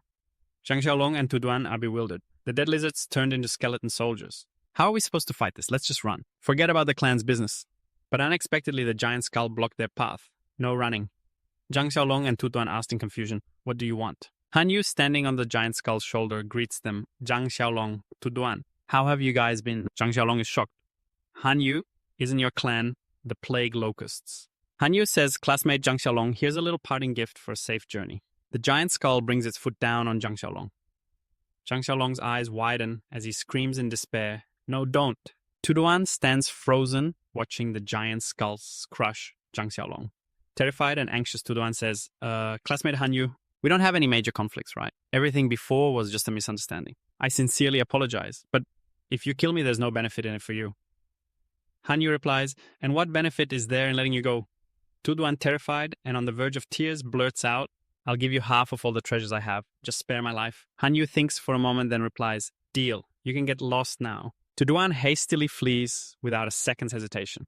Exactly 5 hours later, the corpses of the Minotaurs are piled high. The Minotaur chief kneels, clasping his hands in surrender before Hanyu. "We surrender. We are willing to submit to you, my lord." Hanyu spares them. A notification appears. Mission successful. Plus 90 points. Total score 3,570. Only 40 points away from first place. Missions remaining 2. Hanyu hesitates, thinking, there are still 2 missions left. Which one should I choose now? The notification suddenly changes to a 90-point mission. Hanyu is surprised. There's only 1 mission left. Who was it just now? Hanyu's eyes widen in astonishment as another notification pops up. Qinshuang's total score, 3,580 points, ranking second.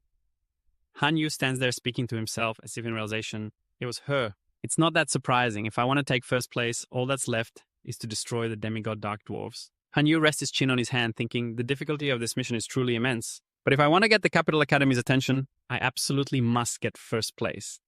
Hanyu makes his decision and commands all troops advance, target the dark dwarves' lair. Scene change to the morning at school. The teachers announce, right now, 11 classes have completed the assessment. Only 3 students from Teacher Tian's class are left. A notification appears number 2, Qin Shuang, 3,580 points, and Hanyu, 3,570 points. A teacher says, in second place is Qin Shuang with 3,580 points. In third is Hanyu with 3,570 points. And Tu Duan is in 7th place with 3,320 points. What do you suppose those kids are planning to do next? A teacher with glasses frowns and says, it's not hidden or anything. The only thing left now is the demigod mission. They dare to take on the challenge. If they fail, it's all over for them. No one from the 11th grade has ever even attempted this mission. No one in history has ever succeeded either. The teacher, however, sees things differently. You've guessed it. Hanwu and Tansang are the ones challenging this mission. As for the final outcome, let's go and see for ourselves. I have great faith in my students. A flock of Tansang's birds attacks. They form thousands of lightning bolts, striking the frogs below. The frogs charred black by the lightning cry out, Niaza. A giant frog raises its hand and casts a spell, forming a swirling purple shield. How foolish. A massive shield that can block every single bolt. As lightning rained down from the sky, the giant frog spoke. Activate the protective screen. You dare come and destroy my tribe, slaughter my kin. I will curse you. Your bodies won't even be left intact. Black energy shoots out from the giant frog's shield. Tansang grew fearful. This is bad. Unexpectedly, Tansang was hit. The blast struck its wing, making it unable to fly and sending it into a freefall. But even more surprisingly, in that moment of crisis, Tansang's body began to emit a golden light, enveloping it completely. It was the divine purification art. Tansang returned to its original state, brimming with power. It beat its wings once more and ascended. Lightning blast, Tansang created an orb of lightning wreathed in blazing fire and dropped it onto the giant frog's shield. The entire Thunderfinch Legion. Dao also created lightning orbs, hurling them at the shield. The entire Thunderfinch Legion attacked in unison. Thousands of fireballs were hurled at the giant frog's shield, shattering it into tiny fragments. It worked. After its shield was destroyed, the giant frog immediately unleashed another move, mountain-devouring demon frog deploy. Tansang was bewildered. What a colossal frog with bloodshot eyes. Bitsam appeared before Tansang, knocking it backward. It then shot its long, coiling tongue toward Tansang. The tongue caught the bird's body, pulling Tansang into the giant frog's mouth. Then it snapped its mouth shut. Trapped inside, Tansang used its lightning to attack the frog, but it realized, this is no good. This thing is just too big. This little bit of lightning can't even hurt it. If this keeps up, I'm done for. Suddenly, a notification appeared, an incoming call from Hanwu. Tansang thought in frustration, Han, why does it have to be at the most critical moment? Tansang hit the answer button. Hanwu appeared and asked, where are you, huh? The lighting's pretty unique, isn't it? Annoyed, Tansang replied, I don't need your compliments. Hanwu then asked, want to cooperate? If you don't, your Thunderfinches will be completely wiped out in about 10 minutes. Without thinking, Tansang blurted out, why should I? But then reconsidered. Fine, but let's get something straight. If we win, I get the divine core of this dark frogman. Everything else is yours. Hanwu agreed. Deal. Now broadcast your location. Let my Thunderfinches pick up your elite squad. My position is in some kind of crevice. If you can't get here, how are we supposed to fight? Tansang commanded his legion. Thunderfinch Sparrow unit, target the swamp, move out. Watching them, Hanwu was stunned. They're so fast. Hanwu reached out his hand to the Thunderfinch Legion. Over here, over here. He immediately leaped onto the back of a Thunderfinch and commanded, let's move. Then he ordered the Skeleton Soldier Legion, attack. The Skeleton Legion. In no time, the Thunder Finches had carried Hanwu and his skeletons to the swamp. Hanwu had the skeleton soldiers drop down into the swamp to engage. But the moment they landed, they were crushed to bits by the giant frogs. Hanwu looked down at the pile of shattered bones, thinking in dismay, each skeleton soldier is just a handful of level 5 bones. They break apart with a single touch. Now they're just a pile of broken bones. Hanwu commanded, "This is it. Bone controller deploy." The bone reviver stood atop the pile of shattered bones and began to cast a spell, emitting a green aura. The broken bones began to move, stacking upon one another to form a mountain as the bone reviver chanted, "Hocus Pocus." In moments, the shattered bones merged into a massive giant zombie with 2 bloodshot eyes. As soon as the giant zombie formed, the frogs in the swamp also cast a hellish spell. Quagmire. The giant zombie tilted as one of its legs sank deep into the swamp.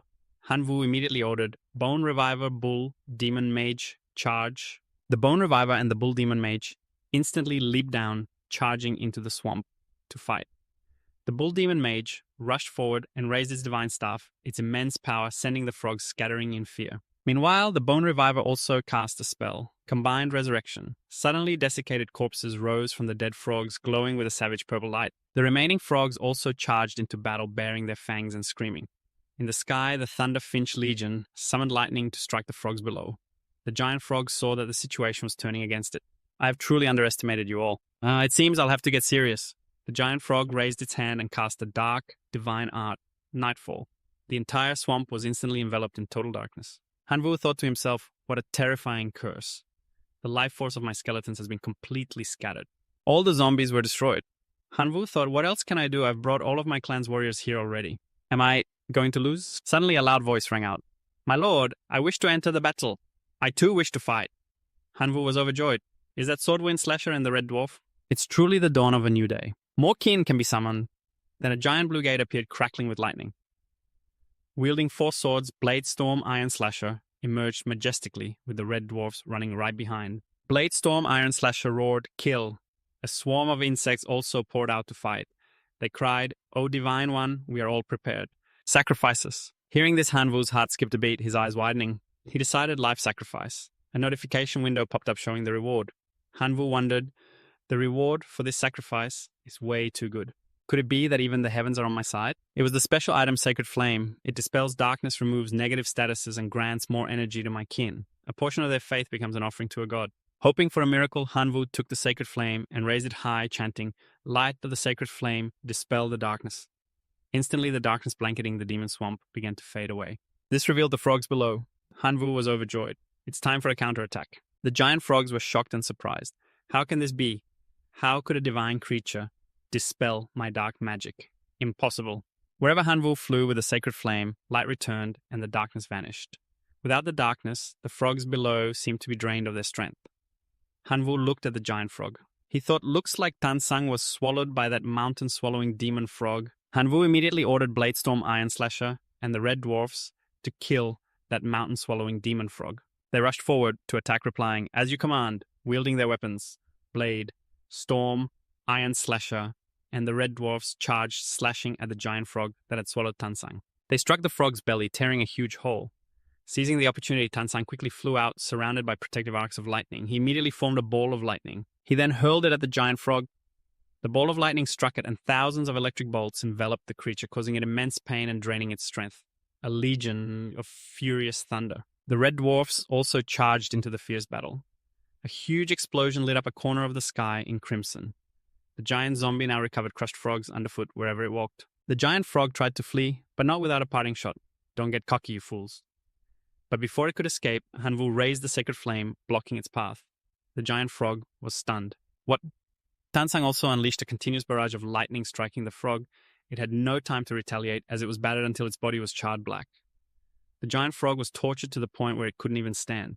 It collapsed, black smoke rising from its body. Tansang turned to Hanwu and said, "Now it's your turn.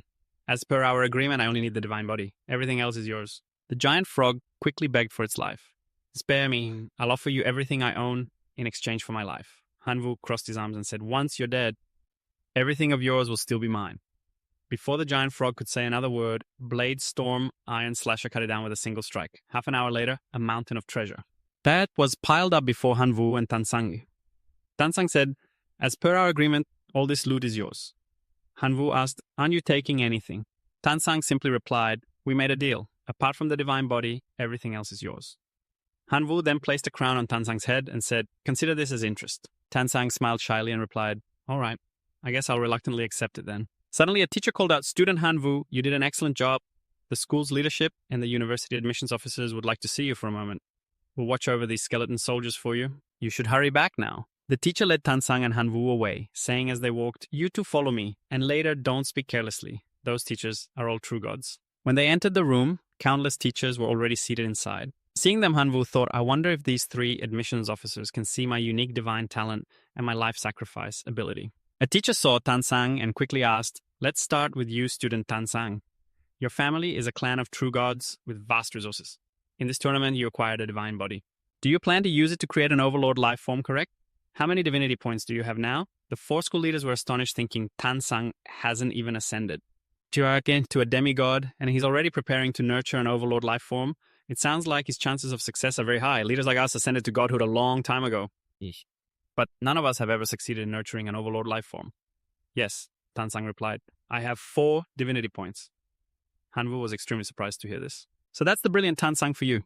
He's secretly saved up 4 divinity points. That means he's been blessed with at least 450 million divine power. He's inhumanly rich. So rich, it makes people angry. The admissions officer continued, "Student Tansang, your qualifications meet the admission requirements for all 3 of our universities. Once you've finished nurturing your overlord life form, you may apply to any of our schools to enroll as a probationary student and experience university life ahead of time."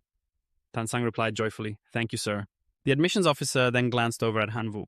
"As for you, student Hanwu," the admissions officer continued, "we have reviewed your file. Your core race is the locusts. Is that correct?" Hanwu answered, "That's right." On Hanwu's evaluation sheet, the teacher drew an X next to core race. He then asked, "And you currently have 1 divinity point. Is that correct?" Hanwu confirmed, "That's not wrong." The admissions officer once again drew an X, this time on the line for divinity points. "One last question," the teacher said. "We're very curious about something. It's about the hero of the Bladestorm clan in your domain. How did he manage to acquire the Drybone Overlord incarnation during this test?" Hanwu thought to himself, "It seems they don't know about my ability. In that case, why would I need to tell them?" Hanyu refused to answer this question. The admissions officer immediately gave his rejection. "My apologies, student Hanyu. Although you are very outstanding, there are some aspects where you do not meet our requirements. If you wish to apply to one of our 3 universities, then please continue to maintain that excellence. We'll see you at the college entrance exam." The teacher felt it was a shame that the 3 admissions officers couldn't recognize Hanyu's excellence. What a pity. Hanyu wasn't too bothered and simply replied, "I understand. I will work hard. I'll see you all again at the college entrance exam." The admissions officer wished Hanyu, "May your wish come true." Teacher Dian immediately comforted Hanyu. Having a high threshold is what makes a top-tier school acknowledged by all. So it's normal not to get in. If you're willing, there are still several top schools that want you as a provisional student. But Hanyu replied, "Teacher Dian, there's no need. I only want to get into Imperial Capital University." Just as Hanyu stepped out of the room, Tansang, who had been waiting at the door, spoke up. "After I cultivate a lifeform lord, I'm going to become a provisional student at a high-tier university. The resources there are very suitable for my future development. You want to go to Imperial Capital University?" Hanyu nodded and replied, "Yeah, I will definitely get into Imperial Capital University." Hanyu thought to himself, "Going to the chaotic Star Sea and Imperial Capital University to search for my parents' whereabouts is my main goal." Tansang said loudly, "In that case, I'll choose Imperial Capital University. With my status as a provisional student, I'll definitely receive a ton of resources when I enter. I'll level up quickly. By the time we meet again, you'd better be a worthy opponent for me. So you should hurry up.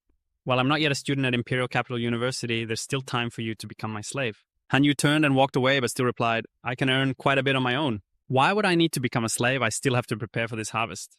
I'll be leaving first. Goodbye." Tansang watched Hanyu leave, then blushed and said goodbye. Tansang thought to herself, he really is a stubborn blockhead, just like his withered bone creatures. But he's also kind of cute. The scene changes to Hanyu's godly domain. Hanyu was loading his rewards into his card. The divinity card absorbed it and a notification appeared. Name Hanyu. Divine creature level, Fist Clan. Dependence Windblade Tribe. Hero grade lifeforms. Iron Slicing, Swordwind, the Red Dwarf. Superb grade lifeforms, Shenchi, 2 others. Elite grade lifeforms, 58. Withered Bone Tribe, Withered Bone Lords, 2 hero grade lifeforms. Hanyu smiled and said, "With these few newcomers, I can upgrade the strategic equipment for the noble class units. But the most important thing is to build an evolutionary path for the locusts." Hanyu held out his hand as power radiated from his palm. The first path is to use the abyssal essence. Use abyssal resources to build the abyssal path. A swarm of locusts flew out. This will increase their resistance and make their life force more tenacious. Their other stats and the magic resistance will also be raised. In short, they will evolve in a defensive direction. I'll call you Abyssal Locusts. As for the second path,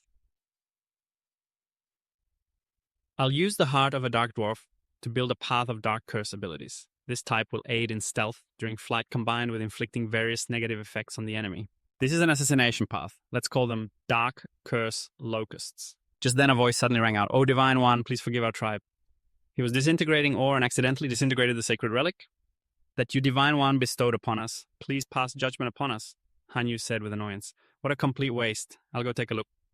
Hanyu immediately summoned Shenchi. Tichi was Shenchi's younger brother. He and Shenchi hurriedly knelt. Shenchi cried and begged, "My lord, punish me. I am the fool who disintegrated the sacred relic." Hanyu didn't scold him, but gently helped him up and reminded him, "Remember this failure. From now on, work more carefully." Hanyu looked at the disintegrator, which was grinding away with a brilliant light. Suddenly, 2 fire essence stones and a golden crystal core appeared. Sacred relic material, the original form of a sacred relic. It can be used to upgrade or repair sacred relics. Hanyu was stunned into realization. Repair a sacred relic. My law of gluttony is damaged. Does this mean it can be repaired? Hanyu immediately combined the law of gluttony with the sacred relic material. A notification appeared after a common life form consumes energy exceeding 999 times its body's capacity. It can evolve into an elite grade life form. Hanyu was surprised. It used to be 1,000 times, now the requirement is lower. If I have enough sacred relic essence, does that mean I can completely repair the law of gluttony? And sacred relic material has to be extracted from sacred relics. Where am I supposed to find so many sacred relics? Hanyu went online to research. Let's see what people on here have to say. An anonymous post read, "Please everyone help me. I have a holy armament, a sacred weapon that was damaged by some bad luck and lost its sacred aura. My combat power has been drastically reduced, and I want to find someone in the divine civilization to help me repair this weapon. As long as it can be restored, I'll pay any amount of divine power." Below it, 2 people had replied, "Give up. It's impossible. I've tried before." "It can't be done." Hanyu rubbed his chin, musing, "repairing this divine artifact. And it's a sacred weapon too. I wonder if sacred materials would work." Hanyu left a comment, "How about I help you? If you need it, contact me," and hit send. Immediately, an unknown number called Hanyu, surprising him greatly. That was fast. The person asked, "Can you really help me restore my weapon?" Hanyu replied, "I can only say that I'll give it a try. Since you've had that post up for so long without finding a better way, another try won't cost much. If you trust me, send me a few sacred artifacts." The person didn't forget to warn, "I've already downloaded the Divine Domain's Anti-Scam Center app, so don't even think about tricking me. Tell me what level of sacred artifact do you need. I can give you anything below level 4 right now. Anything above level 4 will take some time." Hanyu was astonished. "Level 4? This guy is ridiculously rich." Hanyu replied, "Level 1 is fine." The moment he finished speaking, the person sent Hanyu a crate of sacred artifacts, which shocked him so much he nearly fell over. "Holy crap, how was that so fast?" Hanyu said, "My god. This crate must have at least 100 sacred artifacts in it. Maybe I should just blacklist him and run away." But Hanyu quickly dismissed the thought. "Nah, forget it. Just hearing the name Divine Domain's Anti-Scam Center is terrifying enough." Hanyu then picked up the crate and threw the sacred artifacts into a decomposer machine. The flames inside the decomposer roared. Hanyu stood outside, hands on his hips, watching. 2 hours later, 109 sources of sacred artifacts appeared. Hanyu promptly stole 9 of them and only sent back 100 sources of sacred artifacts. He probably won't notice that I took 9, right? 100 sources of sacred artifacts were sent successfully. As soon as he sent them, the other person called back. "Master, you are like my second parents. My name is Yuan Zhong. Master, you absolutely must help me," Hanyu thought with an awkward laugh. Yuan Zhong, full of resentment. That name really lives up to its reputation. Hanyu said, "You're being too formal." "My greatest pleasure is helping others." Teacher Diane sat, absorbing energy into his body. "The level 3 healing divine profession belongs to him," the teacher with glasses said, annoyed. "Teacher Diane, the path to Godhood is along. Just you wait." Suddenly, Hanyu called Teacher Diane. Teacher Diane answered and asked, "Student Hanyu, what can I do for you?" Hanyu replied, "Teacher Diane, it's nothing major. I just wanted to ask if you know how to get resources to upgrade the level of my divine domain's core. I've already searched online, but I couldn't find anything." Teacher Diane explained, "Rare resources like divine professions, divinity, and core fragments can't be circulated online. The moment they're listed, they're bought up by financial conglomerates. There's none left for people like us. Since you helped me defeat Liu Yuetian, I can give you my collection." Hanyu immediately thanked him. "Then thank you very much, Teacher Diane." Teacher Diane continued, "Actually, there's another way. Back then, my divine domain's core level was also too low to integrate good attribute sacred artifacts. A senior I was close with took me to participate in a competition. It was on a plane called the Bloody Arena. The winner of each match receives a divine domain core fragment as a reward from the organizers." Teacher Diane then asked, "Student Hanyu, If you were to compete against other citizens of the divine domain, or even races from other civilizations, it could lead to the deaths of many of your kin during the matches. But if you win, you will receive divine domain core fragments as a reward. Would you be willing to participate in such a competition? Hanyu thought with delight, I just spent a huge sum cultivating my kin and was looking for a chance to test their strength. No problem. I might be lacking in everything else. But I'm not lacking in kin. The next day at Bloody Arena 3, Teacher Diane led Hanyu there. Hanyu was completely stunned and exclaimed, Whoa, this place is magnificent. Teacher Diane handed Hanyu a mask and instructed, This type of mask can hide you from the scrutiny of demigods and those below them. This place is an off-world plane, after all, so we should be careful.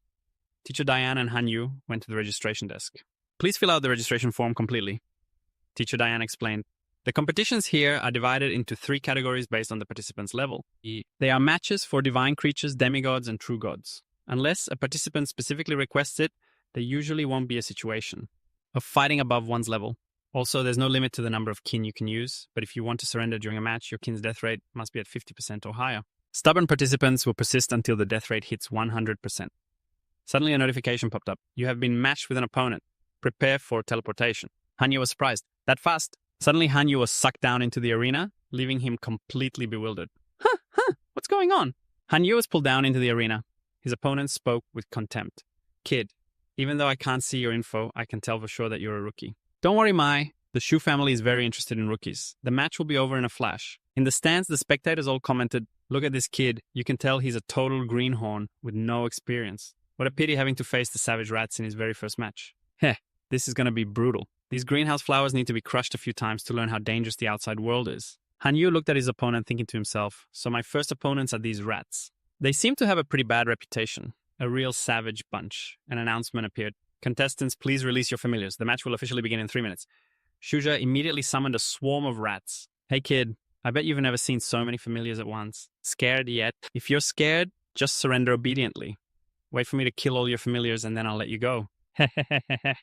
Hanyu also summoned his grasshopper familiars, trying to compete with me in numbers, huh? Shuja laughed loudly. Your core familiars are grasshoppers. How pathetic, don't you worry, Mai. I Shu, am a man of my word. I guarantee this match will be over quickly. The official announcement appeared, Match start. Shu commanded his rat familiars, rat men equipped, then yelled, Fire. A volley of small arrows shot towards Hanyu. Seeing this, Hanyu immediately gave a command. Fallen bugs, defend.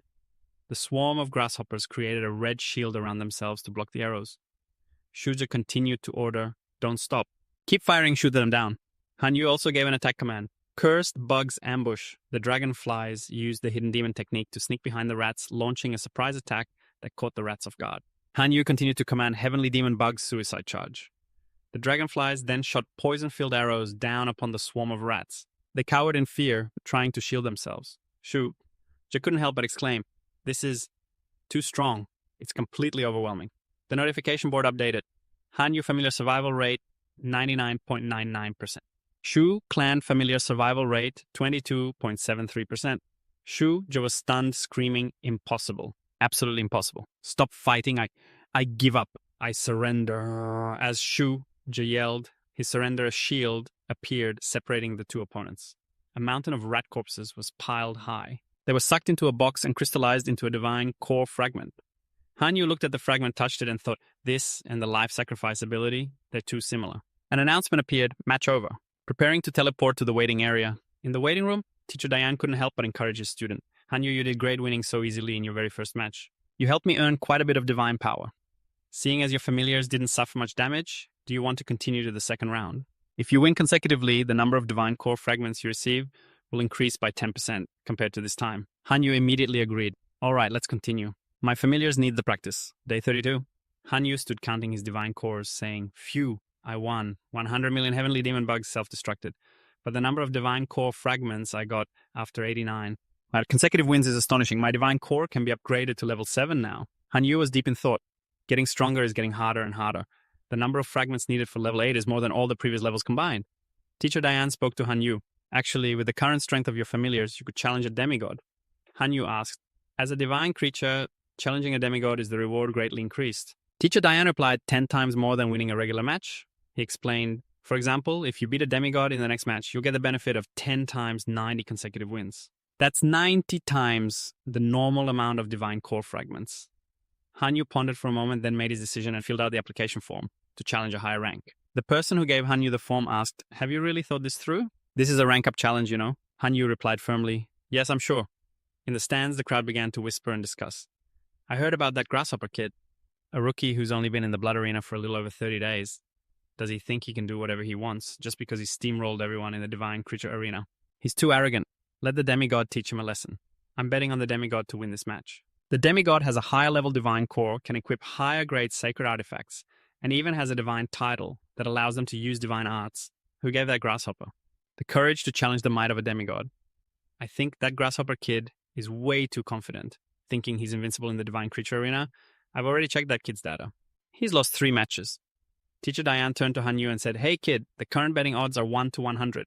No one has any faith in you." Hanyu replied, "Teacher Diane, I don't bet. Please bet 10 million divine power for me on my win." Teacher Diane laughed. "You really know how to play, kid. I'll bet 5 million divine power on you too. All my hopes are riding on you now. You absolutely have to win. When you win, I'm going to buy a divine weapon to reward myself." Hanyu was speechless. "Thanks, teacher." But he felt annoyed. Diane went buying a divine weapon to reward himself. "Well, what does that have to do with me? So annoying."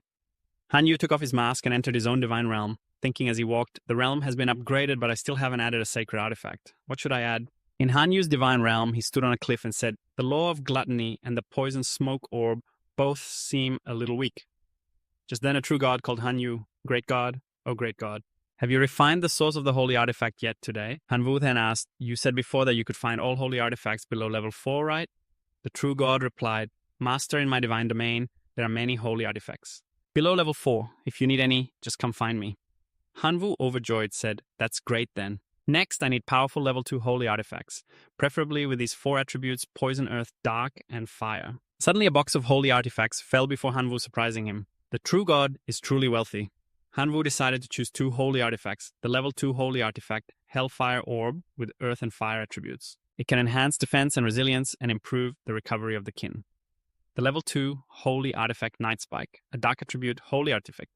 After being charged into the core of the divine domain, it can help suitable kin comprehend the level 2 skill Night Spike. Night Spike shoots through the opponent's shadow, restricting their actions and effectively immobilizing them. Hanwu smiled and said, "Perfect for the fallen bugs and the cursed bugs. These are for you." The 2 holy artifacts radiated energy. A vortex exploded and suddenly a halo of light spread out everywhere. Hanwu sent out his swarm of locusts to absorb the power.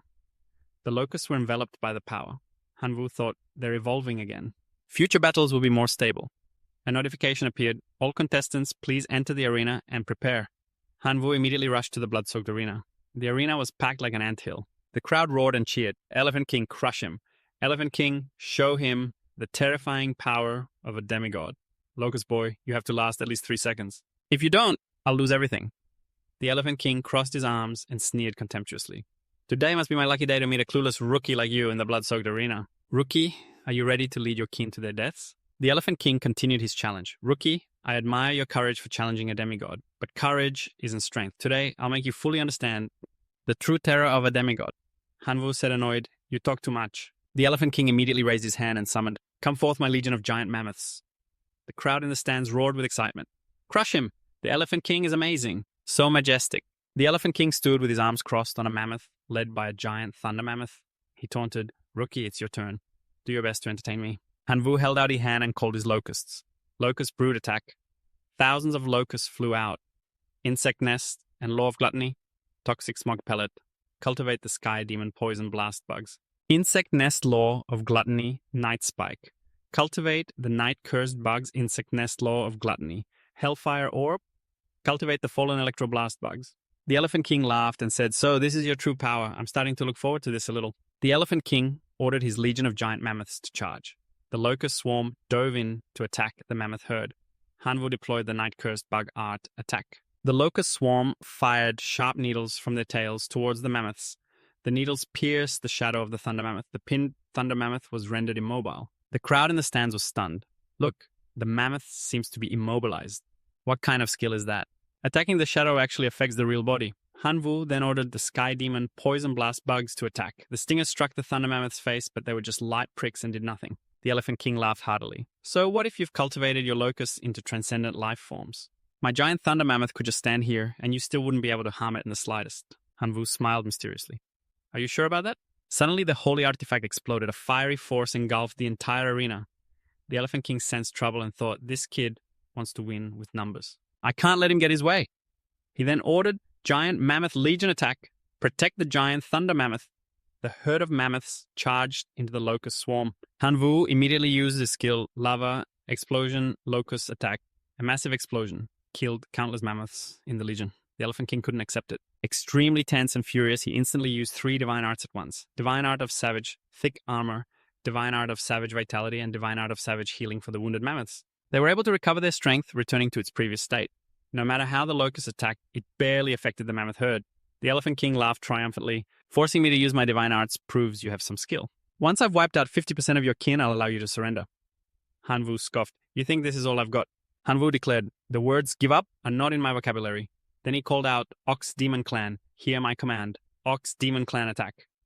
The Ox Demons roared and charged, attacking the mammoth herd. The battlefield immediately descended into chaos. The Elephant King was utterly shocked. He was raising Ox Demons too. The Ox Demons went on a frenzied rampage, brutally smashing the mammoths one by one. Hanwu didn't stop there, continuing to summon the Bone Soldier clan to attack. Atop a pile of spines was a throne. In the middle sat the Bone Lord, to his right was the Bone Restorer, and to his left was the Bone Controller. Hanwu surprisingly sat down on the throne and said to the Bone Restorer, Bone Restorer, I'm counting on you. The Bone Lord immediately obeyed. The Bone Restorer entered the fray, first leaping into the air to taunt the mammoths, then raising his scepter high to cast a spell. It stripped all the flesh from the mammoths, leaving only bare white skeletons. The Elephant King was driven mad with rage. These damn bone soldiers are like chewing gum you can't get rid of. But don't think, this is enough to make a demigod submit. The Elephant King commanded his mammoths, giant war mammoths, activate War Trample. Lord Elephant, with all your might, crush those skeletons. The mammoth herd charged in shattering all the undead skeletons. Hanwu then ordered the Ox Demon clan to retreat. Bone Controller, you're up. As the Bone Controller entered the battle, all the bone fragments were pulled towards their controller, forming a giant skeleton.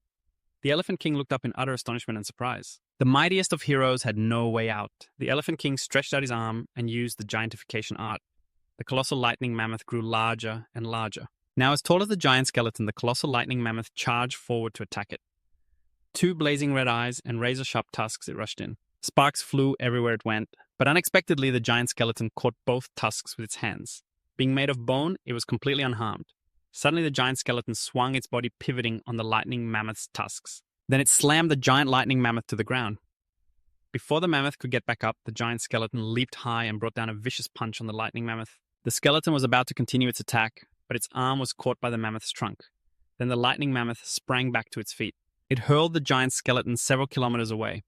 The colossal lightning mammoth quickly raised its 2 front feet, intending to stomp the giant skeleton to bits, but the skeleton had already scrambled to its feet and dashed away. Having narrowly escaped the mammoth's stomp, the skeleton landed a punch on the giant mammoth's head, making it reel. Seeing the opportunity, Hanwu knew the time was right. He roared the command, now finish it! The giant skeleton leaped onto the colossal lightning mammoth's head and unleashed a continuous barrage of powerful punches on the elephant's head. It was left completely unable to fight back. The giant skeleton refused to let go, grabbing the thunder mammoth's tusk with its bony hand. In an instant, the skeleton snapped the tusk clean off. The thunder mammoth. The poor creature writhed in pain, unable to even let out a cry. The Elephant King couldn't believe what he was seeing. His eyes widened in panic, too stunned to even counterattack. And the skeleton wasn't finished with the mammoth. The thunder mammoth. The skeleton grabbed its other tusk and without hesitation snapped that one off too. The mammoth's agony was beyond words. Hanyu was also completely stunned by the skeleton's power. Damn. I told the Bone Controller to learn close combat skills, but I never imagined it would be like this when applied to a giant skeleton. So savage. The giant thunder mammoth was brutally kicked away by the skeleton. It was tossed aside like a piece of trash, crashing heavily to the ground. The Elephant King barely managed to get out of the way, or he would have been crushed. His face was drenched in sweat from fear. He immediately gave the order, all giant mammoths attack surround it and wear it down. The remaining mammoths charged, attacking the skeleton, but it stood perfectly still, showing no signs of fear. With a single kick, it sent one of the mammoths flying. Then a sweep of its legs sent several more flying. A single slam of its hand was enough to make the ground tremble. The mammoths were thrown aside, one after another, but there were simply too many of them. They refused to give up, continuously charging and unleashing their attacks on the giant skeleton. But it seemed that after fighting so many mammoths, the skeleton had finally exhausted its energy. it shattered into a pile of bone fragments. The Elephant King commanded at any cost. That crushed the bone controller inside. Seeing the situation turn critical, Hanyu immediately ordered the Minotaur clan Minotaurs go rescue the bone controller. The battle descended into utter chaos, with both sides unleashing their most powerful attacks. Suddenly, the Bone Lord began to chant a spell, Alokara Seipa Tasma. As he finished the chant, the fallen mammoths rose again now as skeletal versions of themselves joining Hanyu's forces. Because of this, Hanyu's army didn't shrink, but instead grew larger, making it easier to fight the living mammoths. The skeletal elephants charged into battle against their own kind as the crowd in the stands gasped in amazement. They watched as the Elephant King's mammoth army began to dwindle. Oh my god, this is insane. The Elephant Lord's forces don't even amount to 1/1000th of his opponents. Now, this swarm is terrifying. It's like he turned on cheat codes to crush a high-difficulty game. Finally, the Elephant King could hold out no longer. He knelt, sighed, and accepted his loss. I concede. Instantly, the power of the mammoths was sucked back into a divine domain. Hanyu held the prize in his hand overjoyed. He thought to himself, so this is the divine domain core fragment from defeating a demigod. It's heavier than I expected. Suddenly, a voice called out, Student Hanyu, the management of the blood-soaked arena wishes to see you. Before Hanyu could even process it, a wave of energy enveloped him and pulled him into a new space. A voice calmly reassured him, don't be afraid. We are the managers of the blood-soaked arena. We will not harm you. Hanyu replied wearily, why did you bring me here? What do you want? The staff member said, we watched your match. While you took some liberties, it also proved your capabilities. You are qualified to become an heir of the blood-soaked arena. Another staff member continued, the blood-soaked arena is at its core a test for its master to choose a successor. Any participant who can achieve victory in a challenge, but against a higher level opponent, is qualified to become an heir. Do you wish to become an heir of the blood-soaked arena? Hanyu was taken aback and repeated, an heir? He thought to himself, the blood-soaked arena has an enormous amount of traffic. So many different races pass through here every day. Just the amount of divine power earned from them alone must be a staggering amount each day. It's such a huge prize. How could something like this just fall into my lap? There must be a catch. Hanyu let out a sigh and then asked, before I decide, I need to know a few things. First, how many heirs does the blood-soaked arena actually have? And after becoming one, what are the benefits and what are the responsibilities? In front of him, a virtual humanoid figure spoke, Student Hanyu, the fact that you weren't blinded by the immediate benefits is truly beyond our expectations. Since you've asked so earnestly, we will explain. The blood-soaked arena currently has a total of 349 heirs. Among them are 221 divine beings, 118 demigods, 9 true gods, and 1 sovereign god.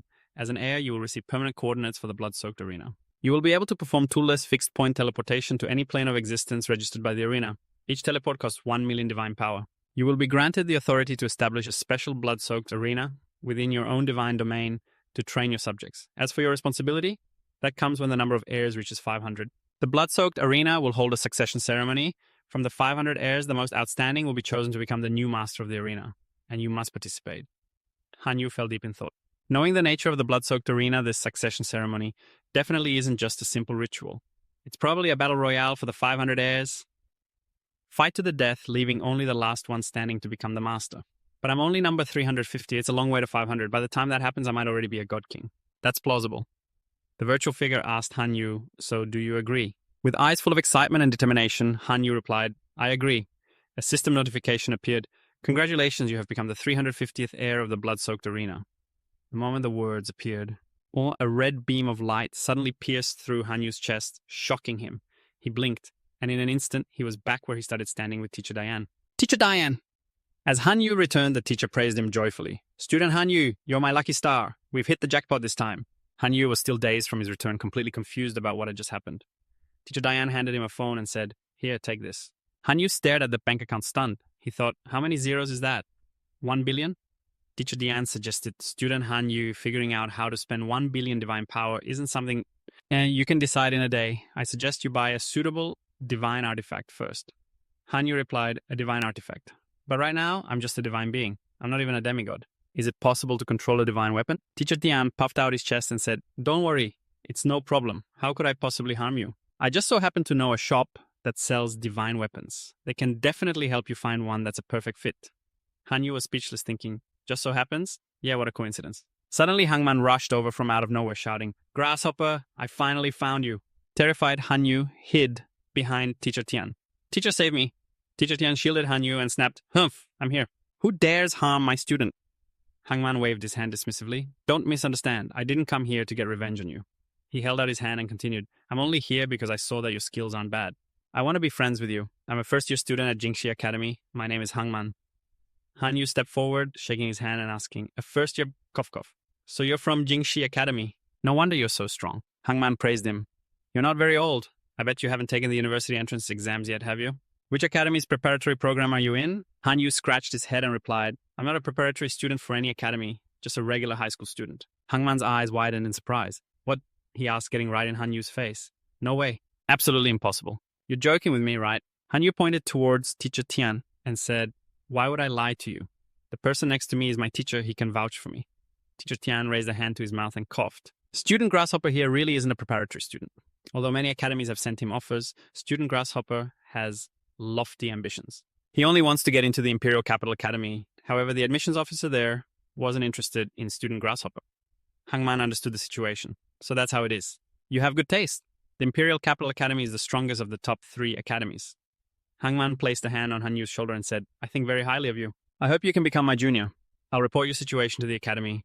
There's a high chance they'll set up an assessment test for you after you get back. Try your best to level up your core attendant. You might be able to seize this opportunity and get on the preparatory student list for the Imperial Capital Academy. Hanyu asked in surprise, Are you really going to help me? Hangman laughed loudly. Ha ha ha. You have great potential. The path to godhood is long. Having a few friends to rely on is obviously easier than going it alone. Besides, if I recommend you to the academy, they'll give me a bunch of resources as a reward as long as you pass the test. It's a free reward. Why wouldn't I take it? Hanyu clasped his hands in thanks. Then I'll have to trouble you, brother man. Hangman turned to leave and said, It's a small matter. However, you still have to pull your own weight. In the time you have left, you should invest more resources into your core attendant. It'd be best if you could nurture it into a heroic living entity. Passing the Imperial Capital Academy's test is no easy feat. Goodbye for now. Scene change, Wanbao Road. Teacher Tian takes Hanyu to buy a divine weapon. Standing in front of a shop called the Treasure Pavilion, Hanyu thought this name, Ikshva, is both old-fashioned and classic. Teacher Tian opened the door and said, Come on, let's go in. As soon as they walked in, a charming and beautiful receptionist greeted them. Welcome to the Treasure Pavilion. What level of equipment are you two looking to buy? Or perhaps you wish to meet one of our master blacksmiths. Teacher Tian said, Please contact Master Tony for me. Tell him old Tian is here to visit. Hanyu thought Master Tony sounds more like a hairdresser. Is he actually a professional when it comes to forging divine weapons? The receptionist led them to a swirling portal and said, This way, you two. Teacher Tian looked at Hanyu, who still seemed a bit confused. Teacher Tian urged him, Let's go. Seeing Teacher Tian, Master Tony immediately asked, Old Tian, is the fat sheep you brought this time fat enough? Hanyu thought helplessly, Crap, is it too late to run? Teacher Tian coughed awkwardly and said, Tony, be serious for a moment. This is my student. Master Tony scratched his head. Old Tian's student, huh? All right, then I'll have to explain our shop's motto to you. Our shop doesn't discriminate between old or young, and there are no student discounts. Hanyu fumed internally. Holy crap, is that how you use no discrimination between old and young? There should totally be a student discount. It's hard for students to make money. I had to risk my life in a competition just to earn 1 billion divine power. Teacher Tian quickly spoke up for Tony. Student Han knew Tony's words may be sharp, but he has a heart of gold. He talks tough, but the equipment he forges is truly top-notch. Master Tony laughed gleefully. Old Tian, after all these years. Finally, I hear something nice come out of your mouth. But Grandmaster Tony, just now taking in Teacher Diane's words, thought with annoyance. Who are you calling sharp-tongued? Who are you calling difficult to listen to? If it weren't for you bringing me customers, I would have... Still, Grandmaster Tony cheerfully led Hanyu to see his works. Come on, I'll show you my creations. A room filled with all sorts of divine artifacts. Grandmaster Tony pointed and said, Every single piece bears my personal mark, all created by my own hands. Teacher Diane asked Hanyu, Student Hanyu, which one of these do you like the most? Hanyu didn't answer right away, but thoughtfully considered that he might soon have to face the Imperial Capital Academy's examination. This gujar is priced at 4 divinity points. Converted to divine power, that's less than 600 million. Hanyu made his decision. I want the 2-star divine artifact, the gujar. The 2-star divine artifact, the gujar. Effect 1, Gu Cultivation.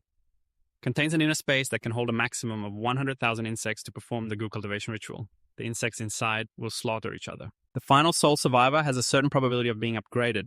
At its highest level, it can cultivate a heroic insect life form. Effect 2, accompanied by the divine art insect lure. It can attract surrounding insects. The range of the divine art depends on the amount of divine power expended. Teacher Dan thought with satisfaction, the 2-star divine artifact, the gujar, doesn't possess overwhelming power. But it is the most suitable divine artifact for Hanyu. He really has a sharp eye. Seeing Hanyu's choice, Grandmaster Tony immediately brought out a QR code for payment. 4 divinity points, or 500 million divine power. How will you be paying? Tony's speed surprised Hanyu a little. Teacher Diane reminded him, Tony, do me a favor and lower the price a bit. If not, then just throw something extra in. If you don't do this for my sake, I'll start cursing you out. Grandmaster Tony agreed, all right, I'll take 600 million divine power and throw in a 0-star divine artifact. Pro-buy. Having bought the divine artifact, Hanyu carried his bag of items and smiled happily. Finished shopping work is done. Grandmaster Tony hurriedly ran after him. Valued customer, please wait a moment. Grandmaster Tony was holding a small orb. Valued customer based on a fragment of wood from a lost civilization I've just crafted, a special divine artifact. I feel it really suits your aura. Teacher Diane immediately took it and held it up to his eye to look. Let me see. Teacher Diane looked at it and frowned. Then he started cursing Tony out. Very funny, Tony. I thought you were my friend, but you treat me like a cash cow. I've already inspected this useless orb. It has no abilities whatsoever. You really think I wouldn't dare to get physical with you? Grandmaster Tony explained, please be patient and listen to my explanation. This divine artifact is called the Gluttonous Wolf. It comes from a long-lost civilization. It evolves by devouring other divine artifacts. The Gluttonous Wolf comes from a lost civilization. That civilization thrived on plunder, frequently stealing divine artifacts. As everyone knows, when a god has not yet died, their divine artifact is bound to them. Their divine artifacts cannot be used by other gods. Seeing priceless artifacts that could only be treated like scrap metal, the ruler of that civilization felt especially heartbroken. He called upon the most skilled craftsmen from all civilizations. After many eras of research, they finally created the Gluttonous Wolf divine artifact. The Gluttonous Wolf can evolve by devouring divine artifacts and inheriting the abilities of the artifacts it has devoured. But because the Gluttonous Wolf was too powerful, it incurred the wrath of dozens of civilizations. In the end, that civilization vanished forever from the river of history under the joint attack of dozens of civilizations. Grandmaster Tony said to Hanyu, valued customer, the shop is currently having a huge promotion. This divine artifact from a lost civilization. Yeah, right now you can own it for just 1 billion divine power. What are you waiting for?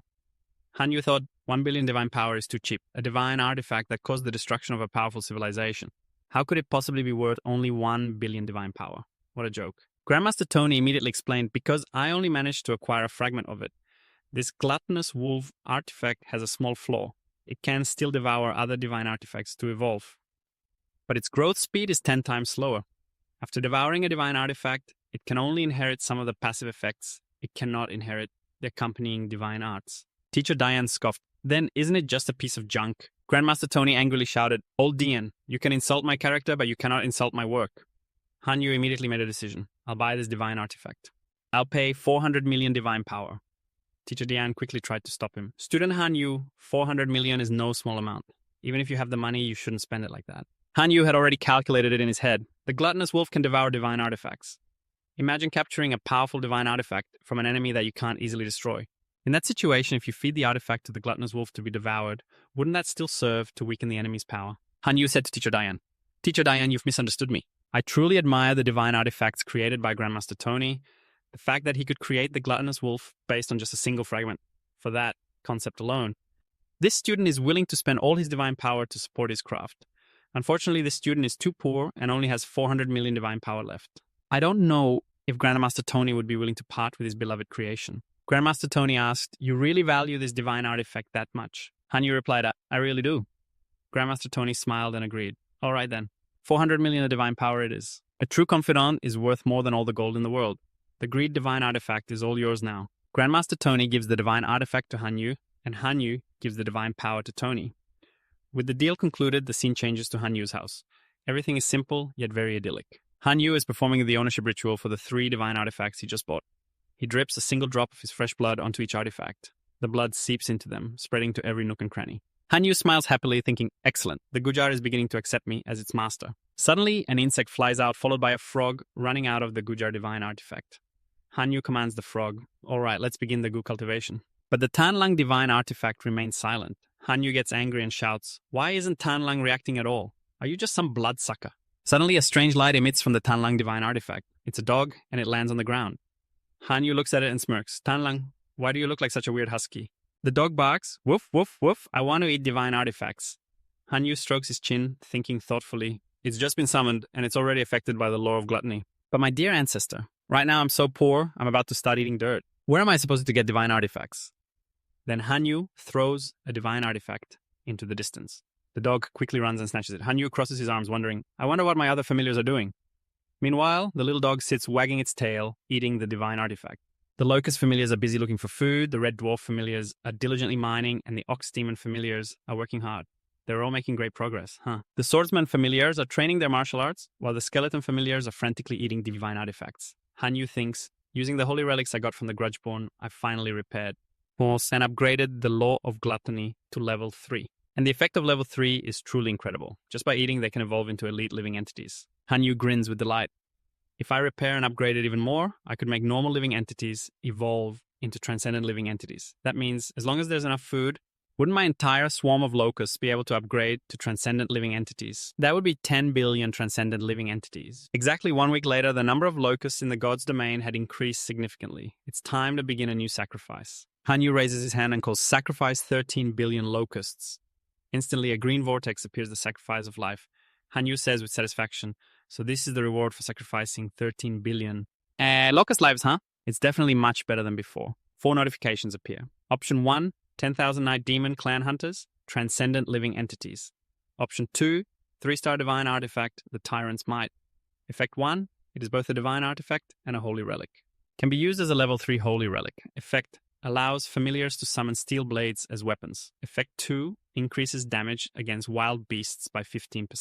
Effect 3 comes with the Divine Art Tyrant's Body. Option 3, Level 2, Holy Relic, the Litho-Apotheosis Stone. After being absorbed into the core of the god's domain, the core familiars have a certain probability of being apotheosized into a half-human form. The core familiars must be a non-human, non-demi-human race. Hanyu points at the half-human form. That's so freaky. It has to be this one. The Litho-Apotheosis Stone appears in Hanyu's hand. He clenches his fist, crushing it into tiny pieces. A beam of light shoots down, and the swarm of locusts immediately rushes into it. Those locusts evolve into a semi-humanoid form. Seeing this, Hanyu's eyes light up as he laughs with glee. Oh my god, whoa! Oh, my familiar's name, Locust Man. Familiar's tier. Transcendent living entity. Familiar's talent, flight, low intelligence, humanoid body. Faith level, fanatical believer. Faith power 50,000 per day. Reproduction rate 5 per cycle. Produces higher quality locust eggs. Life cycle 15. Hanyu is ecstatic. Amazing. Their faith power is so high. Divinity, come to me. Suddenly Tianyun calls. Hanyu answers the phone. Teacher Tian informs him, student Hanyu Jingxi Academy has issued a notice. They're re-evaluating you. Tomorrow an admissions teacher will come to the school to test you. You need to prepare well. Hanyu agrees. Okay. The next day at school, a classmate claps Hanyu on the shoulder and asks, how's your god's domain developing lately? If you're short on resources, you can tell me. My family has many demigods, so we might have a way to get some rare resources you can't buy online. Hanyu turns back and says with a smile, can your family get a hold of God's domain core fragments? I currently need God's domain core fragments to level up from 7 to 10. The classmate does some calculations, then says in shock, we can get them. But the price is a bit steep. Even with our friendship charging you at cost, isn't a small amount. It's estimated to be around 400 million divine power. Hanyu just replies, got it, but thinks to himself, as expected, being poor is limiting my growth. But the classmate smiles brightly and says, but my family said, if you can sell my family 1,000 transcendent level Bone Knight soldiers, you can use that to offset the cost of the divine power. Hanyu sits down at his desk, turns back and asks, transcendent level Bone Knight soldiers, deal. The classmate is surprised by Hanyu's quick decision, thinking to himself, I didn't expect him to be so decisive. If I'd known, I would have asked for hero level bone controllers. Teacher Tian opens the door and calls out, student Hanyu, the examiner from Jingxi Academy, has arrived. They're waiting for you in the faculty office. The examiner is surprised to see Hanyu. He asks, it's you. The admissions teacher looks at Hanyu and thinks to himself, this kid couldn't even pass the general selection round.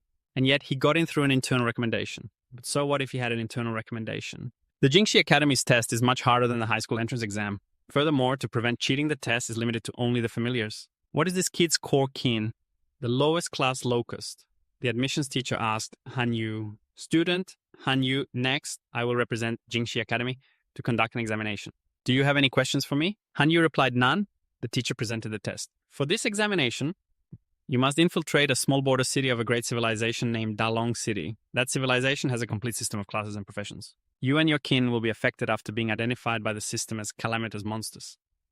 People with professions in Dalong City will actively hunt you down. They will pursue you until you are completely eliminated. Your mission is simple. You must kill at least one of the heroes protecting Dalong City. Hanyu spoke up and asked, Sir, I'd like to ask what is the total military strength of Dalong City and how many heroes are there?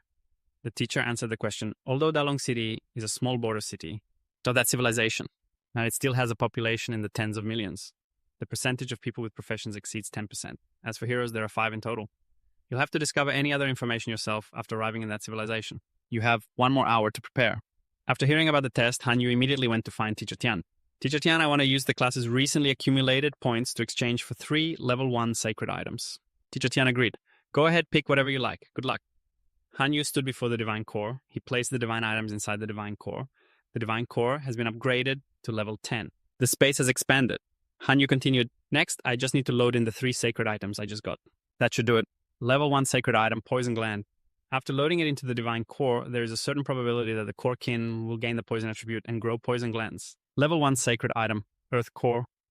After loading it into the divine core, there is a certain probability that the core kin will gain the earth attribute, increasing their defense. A level 1 sacred item, Elven Shortbow. It's both a sacred item and a divine weapon. After loading it into the divine core, there is a certain probability that the core kin will gain the ability to summon it. Io as a weapon. The host deity has the ability to summon the Elven Shortbow's true form. Load successful. Immediately 3 bright lights shone down. Hanyu began to feel more confident. Most of the fiend bugs have poison glands, and half of the fallen bugs have increased defense. And almost all the locust king can fight with bows. This should be enough to deal with this test. A day later at the school, an admissions teacher held an orb and said to Hanyu, after you grasp this, you and your core kin will be teleported to the outskirts of Dalong City. Hanyu placed his hand on the orb. The orb suddenly glowed and began to spin, leaving Hanyu stunned and amazed. Hanyu was taken away and dropped into the outskirts of Dalong City. A notification appeared. Intruder detected. Please leave the current plane immediately. Otherwise, you will be branded as a monster and eliminated. The intruder refuses to leave. Identified as a monster. Title Demon Locust King. Calculating monster rank. Opening monster interface. Hanyu was surprised. Is this a personal information panel? The panel displayed Title Demon Locust King. Rank level 80. Highest kin rank 60 plus divine creature rank 20. Profession none. Talent. Soul Heaven chosen 1. Equipment Ancient Jar 2-star divine weapon. Eye of Scrutiny, 0-star divine weapon. Greed, special divine weapon. Skills Accelerated Growth, Life Sacrifice, unique. Summon Elven Shortbow. Hanyu wondered, can I check the rank information of 2 living entities, a hero and a newborn locustkin? He touched the notification panel. A notification immediately appeared. Race Fiend Blast Locustkin. Rank level 60, profession none, equipment none. Talent Self-destruct, Lava Brutality Gluttony Flight. Low intelligence humanoid body. Skills, Lava, Spit, Summon Shortbow. Hanyu pondered, what does level 60 even mean? Without a reference point, it's hard to judge. Suddenly, a half-human locust flew over to report. My god, creatures are attacking us. Hanyu immediately leaped onto the half-human locust's back and ordered, move out. Check the enemy situation. A swarm of thousands of locusts flew blackening the sky. A second-class change adventurer Thorn was confused. Monsters? Where did so many monsters suddenly appear from? Another first-class change adventurer, a pugilist, threw a divine weapon at a locust and said, Thorn, you should be happy. The more monsters there are, the bigger our reward will be. When we save up enough money, we can get our second-class change too and increase the team's strength. A small elf held a divine weapon and gave it to a first-class change adventurer. The water sage said thanks. Meanwhile, the first-class change adventurer, a fire mage, was furiously shouting, Damn these locusts, I'll kill every last one of you weaklings. Thorn suddenly shouted a warning, Everyone be careful, support each other. The locust swarm grew larger, surrounding the adventurers. Hanyu watched from a distance using the Eye of Scrutiny Locust. Hanyu had already learned all the adventurers' information. First was the name Thorn Evan, rank level 37, profession Dragon Blood Warrior, second class change, equipment Steel, Cleaving, Greatsword. Divine Power Equipment, Bodyguard Armor, Faith Equipment, Talents, Battle Will Greatsword, Mastery, Dragon Blood, Skills, Shatter, /Power, / Hanyu noticed something. All 4 of them are wearing the same type of badge. The only difference is that Thorn's badge is made of silver, while the other 3's are made of bronze. It seems this Thorn guy is the leader. Thorn looked up at the sky, horrified. There are too many monsters. We can't kill them all. Prepare to retreat.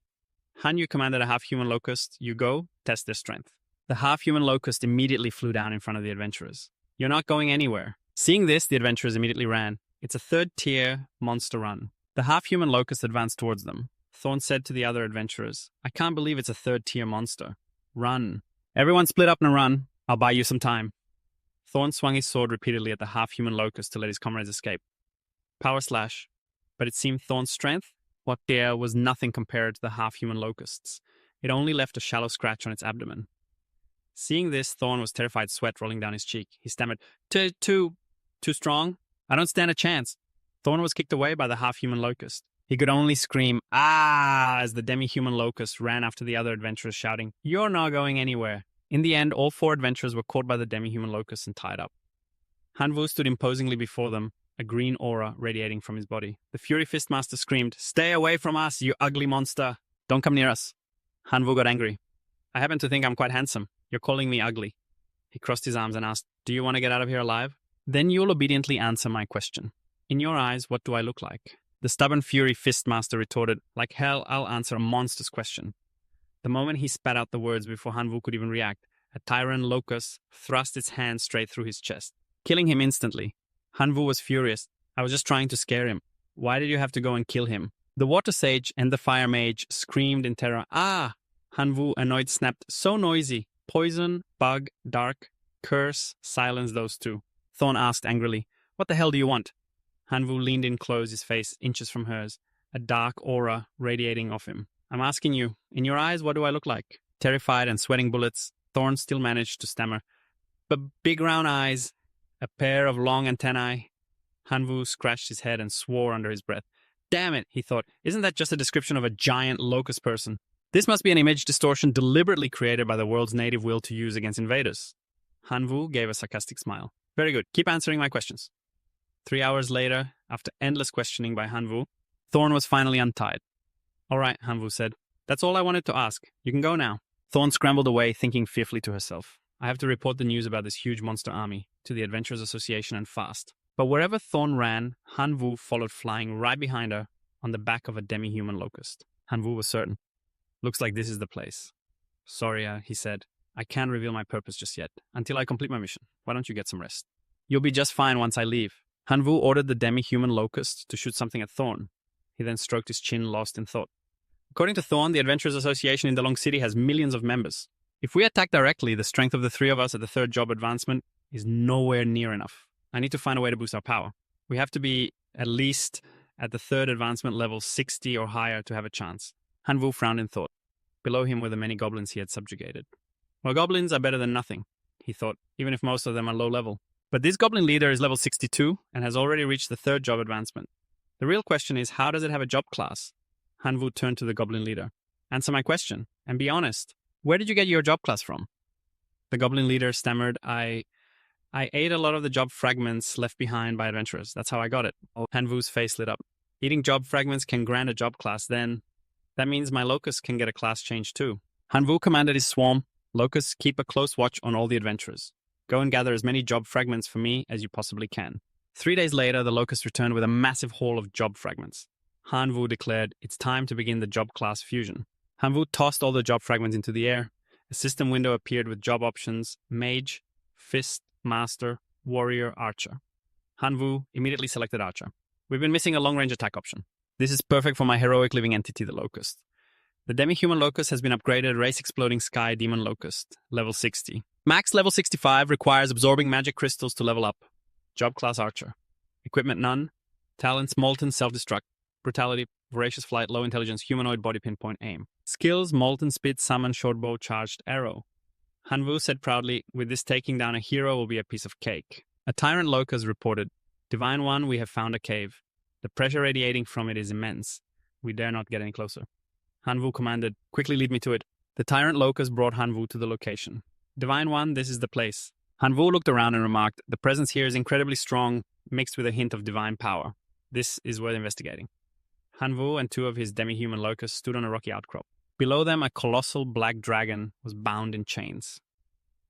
"Back in my school days," Hanvu said, "my teacher mentioned that some otherworldly civilizations used to seal away enemies that were too difficult to kill. It looks like this black dragon is one of those poor creatures sealed away by some powerful entity." Hanvu used his probing locust eye to analyze the dragon. "Name Black Dragon Epic. Level 103. Status Sealed. Original level 149. Job class Rebel Special Racial Job class. Remaining information cannot be viewed. Divine Equipment. Talent Great Dragon Bloodline. Skill Dark Breath." Suddenly the black dragon's eyes flashed open. The 2 demi-human locust wills began to fade, their eyes spinning in their sockets. Then they turned to leave. Hanvu roared in anger, "You locusts, halt!" The 2 demi-human locusts trembled violently with fear. The awakened black dragon spoke, its voice filled with rage. "You dare interrupt the meal of Black Dragon Gun Airfit. I, the great rebel, will corrode your soul and devour your flesh." The black dragon opened its maw, and a thick, dark gas began to pour out. Hanwu and his two demi-human locusts immediately turned to run. Let's retreat for now. Just as they escaped, the black gas erupted in a massive explosion that shook the very earth. 5 minutes later, Hanwu asked, "Is it done yet?" The black dragon's mouth was still open, a dark green gas swirling within. "You insignificant scum. You dare mock me. Black dragon and airfit the great rebel. I will never forgive you." Hanwu immediately turned to run again. "Whoa, there's more. Let's get out of here. Let's go." 10 minutes later, Hanwu returned, but this time he spoke up. "I didn't come here to provoke you. In fact, I came to help you." The black dragon's voice boomed with a warning. "I, black dragon can airfit the great rebel, see right through your tricks. Leave this place now before I become truly angry. Otherwise, I will devour you." Hanwu raised his bow, retorting, "You're the one trapped here, and you still think you have the power to devour me. You're really asking for a beating." Then Hanyu fired an arrow at the black dragon. "Take this." The arrow hit the black dragon, but it seemed too gentle for its rough hide. "You pathetic insect. The defense of the great renegade black dragon Ifrit is inviolable. You can't even scratch me." Furious, Hanyu grabbed his sword and charged. Then try this, Hanyu slashed across the black dragon's body. Wherever the blade struck, it burst into scorching flames. But it was still useless against the black dragon. Even more enraged, Hanyu leaped up with his sword and lunged. "This thing is way too tough. This is no good. If I can't even injure it, it won't be willing to talk properly." 10,000 points of divine power flowed into a flurry of powerful flaming slashes. This attack seemed quite potent. It wounded the black dragon. The scales on its body were torn open and blood spurted out in a stream. The black dragon grew even angrier, cursing, "You lowly reptile, you dare harm the great black dragon Ifrit, the renegade." Hanyu pointed his blade at the black dragon and shouted, "I have plenty more weapons. If you keep talking, you might just die." The black dragon asked, "What do you want?" Hanyu pointed and said, "I have a dream. It's to kill a hero from Multi-Dragon City, but I'm not strong enough to face a hero on my own, so I need your help," the black dragon said. "The great renegade black dragon Ifrit has been sealed here for over 100 years. I can't leave. How can I possibly help you? The chains binding me are a divine artifact, specially crafted by the Adventurers Guild to seal me. Not even my shadow power can corrode them in the slightest. Let alone a weapon of yours." Hanyu asked, "You're telling me these chains are a divine artifact?" The black dragon replied, "That's right. The great renegade black dragon Ifrit does not deign to lie." Hanyu took out the divine weapon Greed. "In that case, I have a way." Hanyu placed the divine weapon Greed on a black chain and ordered, "Go on, little wolf, eat your fill. Don't be shy." Greed slowly began to devour the chain. Before long, the chain snapped. The black dragon became agitated and roared, "Hurry! Help me break the other chains. The great renegade black dragon Ifrit commands you." Hanyu asked, "What did you say?" The black dragon repeated its command, "Hurry and break my chains. The great renegade black dragon Ifrit commands you." Hanyu replied, "The great renegade black dragon Ifrit. I helped you break one divine chain as a show of my sincerity. But what have you done for me? Command me. What right do you have?" The black dragon lowered its voice slightly. "What do you want, the great renegade black dragon Ifrit, to help you with Kill a Hero? I agree. Now hurry and release me." Hanyu stroked his chin and said, "I've changed my mind. I want you to serve me for 100 years as payment for rescuing you." The black dragon went berserk, cursing, "You despicable lowly trash. You must be dreaming. I am the great renegade black dragon Ifrit." Hanyu began to negotiate. "I can save you, which means I can also kill you, if you don't want to meet my demands. And then you can only become a stepping stone for me to increase my power. I've heard that a dragon's entire body is a treasure. I wonder how many good weapons your bones could provide me with." The black dragon was speechless and had to accept. The black dragon lowered its voice. "Please release the chains. The great renegade black dragon Ifrit is willing to serve you for 100 years. Please release me quickly. I don't want to be bound by these chains for another second." Hanyu smiled and said, "Not so fast. Sign the contract first." The black dragon was enraged upon reading the contract. You want me to be your slave? You're dreaming. The dragon clan will never be slaves." The black dragon trembled with rage. "Never humph." Hanyu held up a crystal, tempting it. "I can sense that you are very weak. After you sign the contract, this shadow crystal will be a snack for you." The black dragon saw the crystal. It craved it so much that it gulped and then pressed its claw onto the contract in agreement. Hanyu then commanded his divine weapon Gluttony, "Little wolf, eat all the chains." The wolf immediately jumped out and devoured the chains. One by one, the chains broke, and the black dragon roared in joy. "The great renegade black dragon Ifrit is free." Suddenly, a stream of golden light shot out. From within the cave, the scene changes to the lavish and magnificent guild hall in Multi-Dragon City. The heroes are seated and talking. The ultimate war saint hero speaks. "That black dragon has just escaped its seal. It must still be in a weakened state right now. The 5 of us should go and destroy it together." The saintess hero crossed her arms and said, "Having escaped its seal, the black dragon will surely find a secret place to hide and recover its strength. The area outside the city is vast. To find it, will need the help of every adventurer in Multi-Dragon City. The Frost Flame Blade Master hero, his hat pulled down low, said the shadow power radiating from the Black Dragon will strengthen many magical beasts. Before the beasts begin to rampage, we must strike first and seize the initiative. Another hero also spoke up. So it was the Windrunner hero. It's just one black dragon that just escaped its seal. Is it really worth all this tension from you guys? Don't you agree, Dragon Slayer? The Dragon Slayer hero spoke up. It's just one dragon. It's not worth panicking over. I once killed a wind element green dragon all by myself. Although it was tough to deal with, it's not something that should throw all the adventurers of our multi-dragon city into disarray. The Ultimate War Saint hero said, but this black dragon is different. According to the records, it is a renegade of the dragon clan. We absolutely cannot underestimate it. The Dragon Slayer hero asked, grinding his teeth, are you doubting my strength? I am a 4th advancement dragon slayer destined by fate. My very purpose for existing is to slay dragons. The ultimate war? Saint lowered his head and replied, about this? The Dragon Slayer hero declared, leave the escaped black dragon to me. You all just need to worry about protecting Multi-Dragon City. The Windrunner hero perched casually agreed, Dragon Slayer, my man, I support you. Then the Windrunner hero ran after the Dragon Slayer hero. I'll go with you. After being rescued, the black dragon summoned its magical beast underlings for Hanyu. Hanyu spread his arms and explained, do you all want to continue living your days, being slaughtered by adventurers? The great rebellious black dragon Efrit calls upon all monsters to unite, form a monster alliance to oppose the Adventurers Guild and make hunting adventurers the alliance's very purpose. The monsters asked blankly, hunt adventurers, can we really do that? Our strength. Hanyu thought to himself that the strength of his kin was, after all, limited. To guarantee victory, he'd have to use these minions to bait the enemy. Holding a crystal in his hand, Hanyu said, I can help you increase your power monster alliance. Energy crystals will be the reward. All monster races can trade the equipment and class fragments obtained from killing adventurers with me for these energy crystals. A few days later, the black dragon used his own blood to bathe Hanyu. My dragon blood can help you break through to your 3rd class change. I'm getting dizzy from the blood loss. Taking 500 of your dark crystals for this. That's not too much to ask, is it? Hanyu pinched his nose and frowned. Stop pretending to be so weak. 500 dark crystals. You think that's cheap? Just remember to pay me in installments. Installments. A notification appeared. Your 2nd class change profession has been upgraded to the 3rd class change profession, Black Dragon Warrior. Receive the talent, Black Dragon's Blood. Effect increases physical strength by 50%, all elemental resistance by 50%. Power has surged and is in harmony with the dark attribute. Active skill, Black Dragon Transformation. Hanyu's body became more defined, surrounded by a purple aura. Activating the Black Dragon Transformation skill. Suddenly wings sprouted from Hanyu's back. His transformation was completely different. He looked like a humanoid black dragon, with a dragon's tail, 2 horns on his head, and 2 wings. A notification appeared. Title, Demon Emperor King, level 125, highest kin, level 85. Plus Divine Creature rank 20, plus Profession Power rank 20. Profession, Black Dragon Warrior, 3rd class, change, talent. The threat of inevitable death, unique. Combat Instinct Dark Element Sense Black Dragon's Blood. Equipment, Ancient Moon Divine Artifact, 2-star. Eye of Scrutiny Divine Artifact, 0-star. Nangblade Divine Artifact, 1-star. Skills Accelerated Growth, Life Sacrifice, Unique, Summon, Elf, Short Bow, Mighty Blow, Colossal Strength. Needle, Dark, Burst, Dragon Needle Black Dragon Transformation.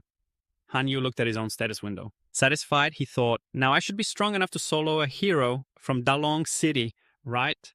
The black dragon suddenly roared, startling Hanyu, who asked confusedly, what's wrong?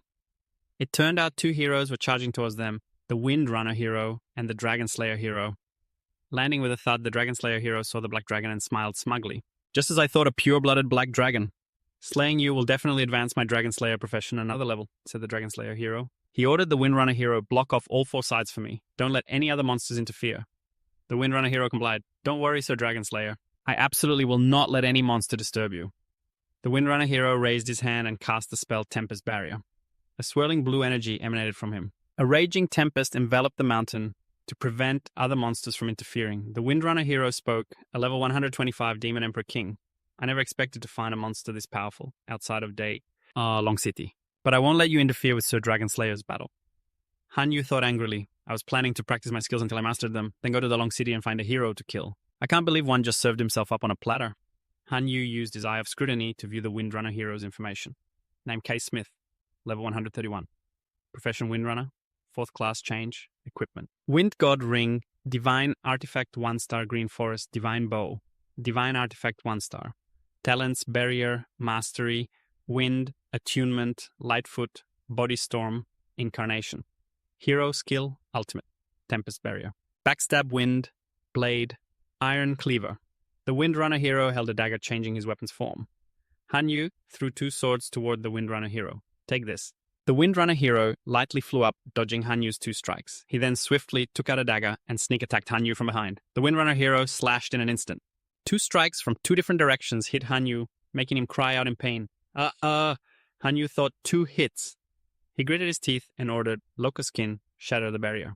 The Dragon Slayer hero slammed his hand on the ground, casting his spell, Hero's Ultimate Dragon Slaying Domain. 4 spectral dragons of different colors roared in the sky, charging to attack the Black Dragon. They continuously blasted powerful streams of energy at the Black Dragon.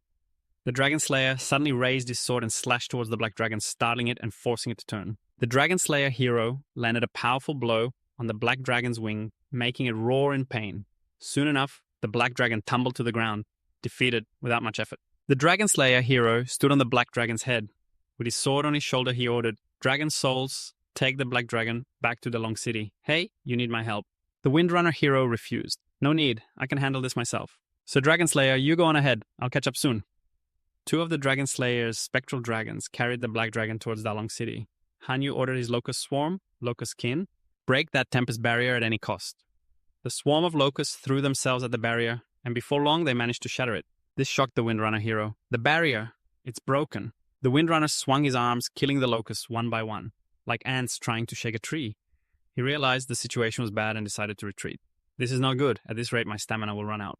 I have to get out of here. The Windrunner began to flee. While slashing continuously into the locust swarm, he yelled, Die, die, die, all of you must die. Suddenly, as his strength was depleted, the swarm lunged at the Windrunner. He screamed, Ah! As the locusts swarmed over him, a black mass completely covering him. They attacked him, corroding his body until only a skeleton remained. The admissions teacher appeared via a notification panel. Congratulations, student Hanyu. Congratulations, your mission is complete. I will now open a teleportation gate to bring you back. Hanyu said, I can't go back yet. Wait, I can't return right now. The admissions teacher asked, Student Hanyu, don't tell me you intend to go rescue that captured Black Dragon. Hanyu replied, That's right. I have to go save it. It's my contract partner. The admissions teacher warned, Student Hanyu, you must think this through carefully. If you go to save the Black Dragon, your opponent won't just be one Windrunner, but 4 heroes stronger than him, plus millions of professional adventurers and tens of millions of civilians. With the weapons of this force, one can become a soldier. Even a demigod would have a high chance of failure, let alone a minor divine being like myself. Hanyu replied, I know. That is why I am making you an official proposal, sir. I request that all the kindred in my divine domain be released to fight together. In return, I will voluntarily increase the mission's difficulty to capture the entire city of Dalong. The admissions teacher couldn't believe his ears and asked again, You're saying you want to challenge the entire city of Dalong? You've got guts. I'll grant your request. And then he added one more thing. You are descending in your physical body. Don't you dare get yourself killed out there. Hanyu's kindred appeared one by one. First was the Swordwind Tribe's Steel Slicing Swordwind, a level 140 hero class living entity, followed by the Red Dwarf Tribe's Divine Anvil, a level 113 hero class living entity. Next was the Ox Demon Tribe's Ox Demon Tatman, a level 135 hero class living entity. And finally, the Bone Soldier Tribe's Bone Soldier Lord, a Lord class living entity, with a Flawed Seal at level 132. The Hollowbone Follower, a level 75 hero class living entity, and the Restored Bone Follower, a level 86 hero class living entity. Hanyu stroked his chin thoughtfully. The number of adventurers in Dalong City is too high. My kindred are powerful, but there are too few of them. I need to find help to keep those low-level adventurers in check. It seems it's time for the Monster Alliance to prove its worth. Hanyu ordered his Locust kindred to deliver a message to the Alliance members. Steel Slicing Swordwind, Ox Demon Tatman, follow me to the forest. The news quickly spread throughout the Divine Domain. The wolf asked that Black Dragon has already been destroyed. What's the point of the Monster Alliance anymore? Are we supposed to just wait for the adventurers to wipe us out? The wolf crossed its arms and sneered. Ridiculous. The Black Dragon's pathetic little locust servant comes to ask us to raid the city for a rescue. I say we just kill him. We'll take his energy crystals and split them evenly. The moment the wolf finished speaking, a flash of light shot past, cleaving its head in two. The other monsters stared, stunned and surprised. Hanyu appeared with his kindred. A bunch of insects. Not only are you disloyal, you dare to turn on me. You must have a death wish. One of the monsters pointed at Hanyu and said, We serve the rebel Black Dragon. Who the hell are you to treat us like this? But before it could finish its sentence, Hanyu extended his hand. He unleashed a blast of purple energy at it, causing it to scream in pain. It tried to shield itself, but it couldn't resist Hanyu's power. It was sent flying and crashed to the ground. Hanyu spoke. I'm not asking you to attack the city. I'm ordering you. Hanyu's eyes narrowed as he declared, anyone who defies my order dies. They all scrambled to their knees. We obey, my lord. We are ready to follow your command. Hanyu ordered, all forces hear my command. Our target is Dalong City. Move out. Inside Dalong City, the Black Dragon was shackled by all four legs with chains. Before thousands of adventurers, a subordinate suddenly rushed to the Dragon Slayer's side. So Dragon Slayer, the dragon slaying ceremony in the square is ready. Also, the Rose Saintess is asking why the Wind Ranger hasn't returned with you. The Dragon Slayer, still unaware that the Wind Ranger had been killed, thought with concern, it's already 12 o'clock. Could he have run into trouble on the way back? The Dragon Slayer replied. He was probably just held up on the way. After the dragon slaying ceremony is over, I'll personally go find the Wind Ranger. Just as he finished speaking, the ground began to shake, leaving the Dragon Slayer bewildered. The wine glass in his hand trembled. An announcement blared out. A large number of monsters are attacking Dalong City. All adventurers, prepare for battle. The city is under attack. Women and children retreat to the shelters. All adventurers and able-bodied men take up your weapons and meet the enemy outside the city walls. Treants, goblins, giant beasts.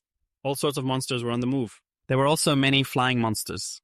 They were locusts. They're here. The adventurers were caught off guard and began shouting in a panic. Mages, use your magic to shoot down these flying monsters. Hurry up. But as they spoke, the adventurers were struck by arrows in their chests and stomachs falling in droves. The humanoid locusts rained down arrows from their bows.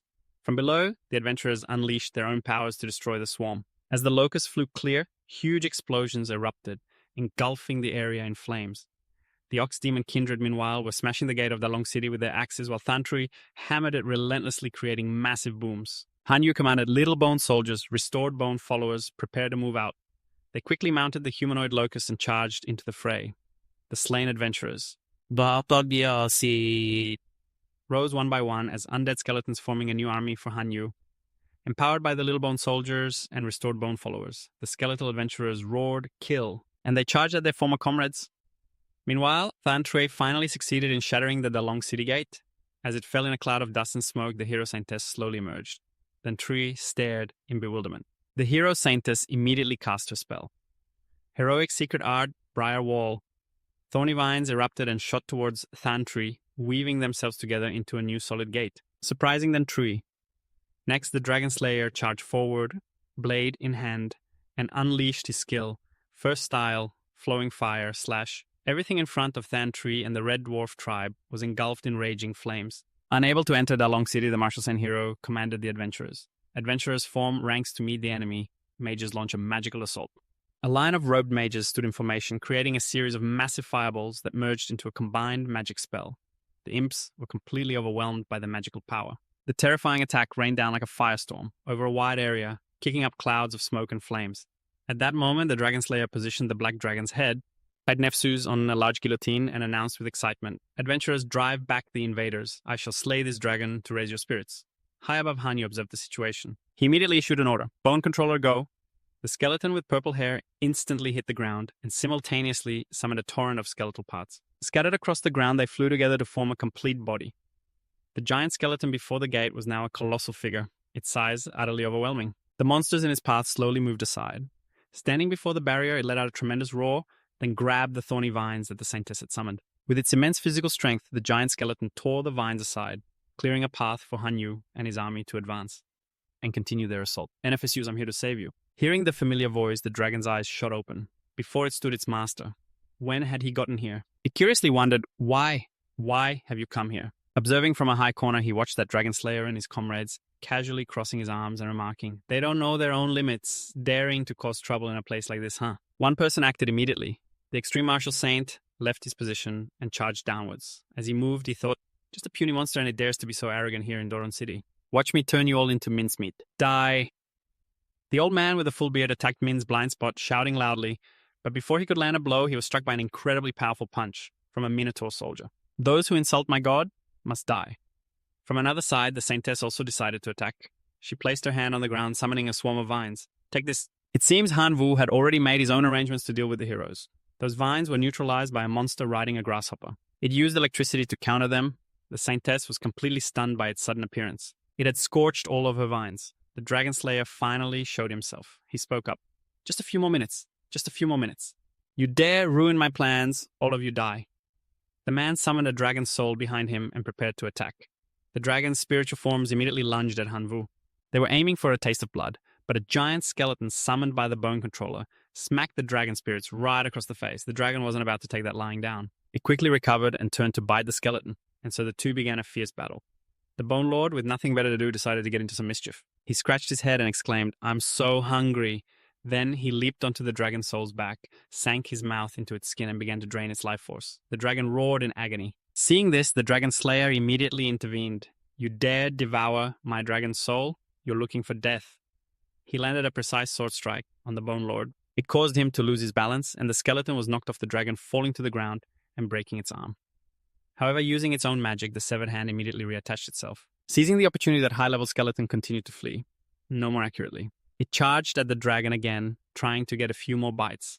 This made the dragon slayer stare in utter disbelief, wondering to himself, what in the world kind of monster are you? Meanwhile, Hanvu released his small pup and ordered, "Then Lang go bite through the chains." Back at the judgment platform, the black dragon Nifsus said, "My trusted companion, the great traitor, the black dragon Nifsus will forever remember you." Min wasn't in the mood for sentimentality, so he made a demand. "In that case, serve me for another few hundred years to repay me. Eat these shadow crystals. They can heal your wounds." The young man tossed the stone straight into the dragon's mouth like a down payment. Sensing something was wrong, Han Vu quickly turned to look. Thantrian had been impaled by the vines and the situation was critical. Immediately, the monster commander Numian ordered the grasshopper riders into battle. "Help Thantrian." The young man thought to himself, "This isn't good. If we stay stuck in this difficult situation, our entire army will be annihilated." The black dragon declared, "My dear friend, the great traitor, the black dragon Nifsus, has decided to bestow a gift upon you. I wish to bestow a title upon you, my dear friend. From this day forward, you are the great traitor."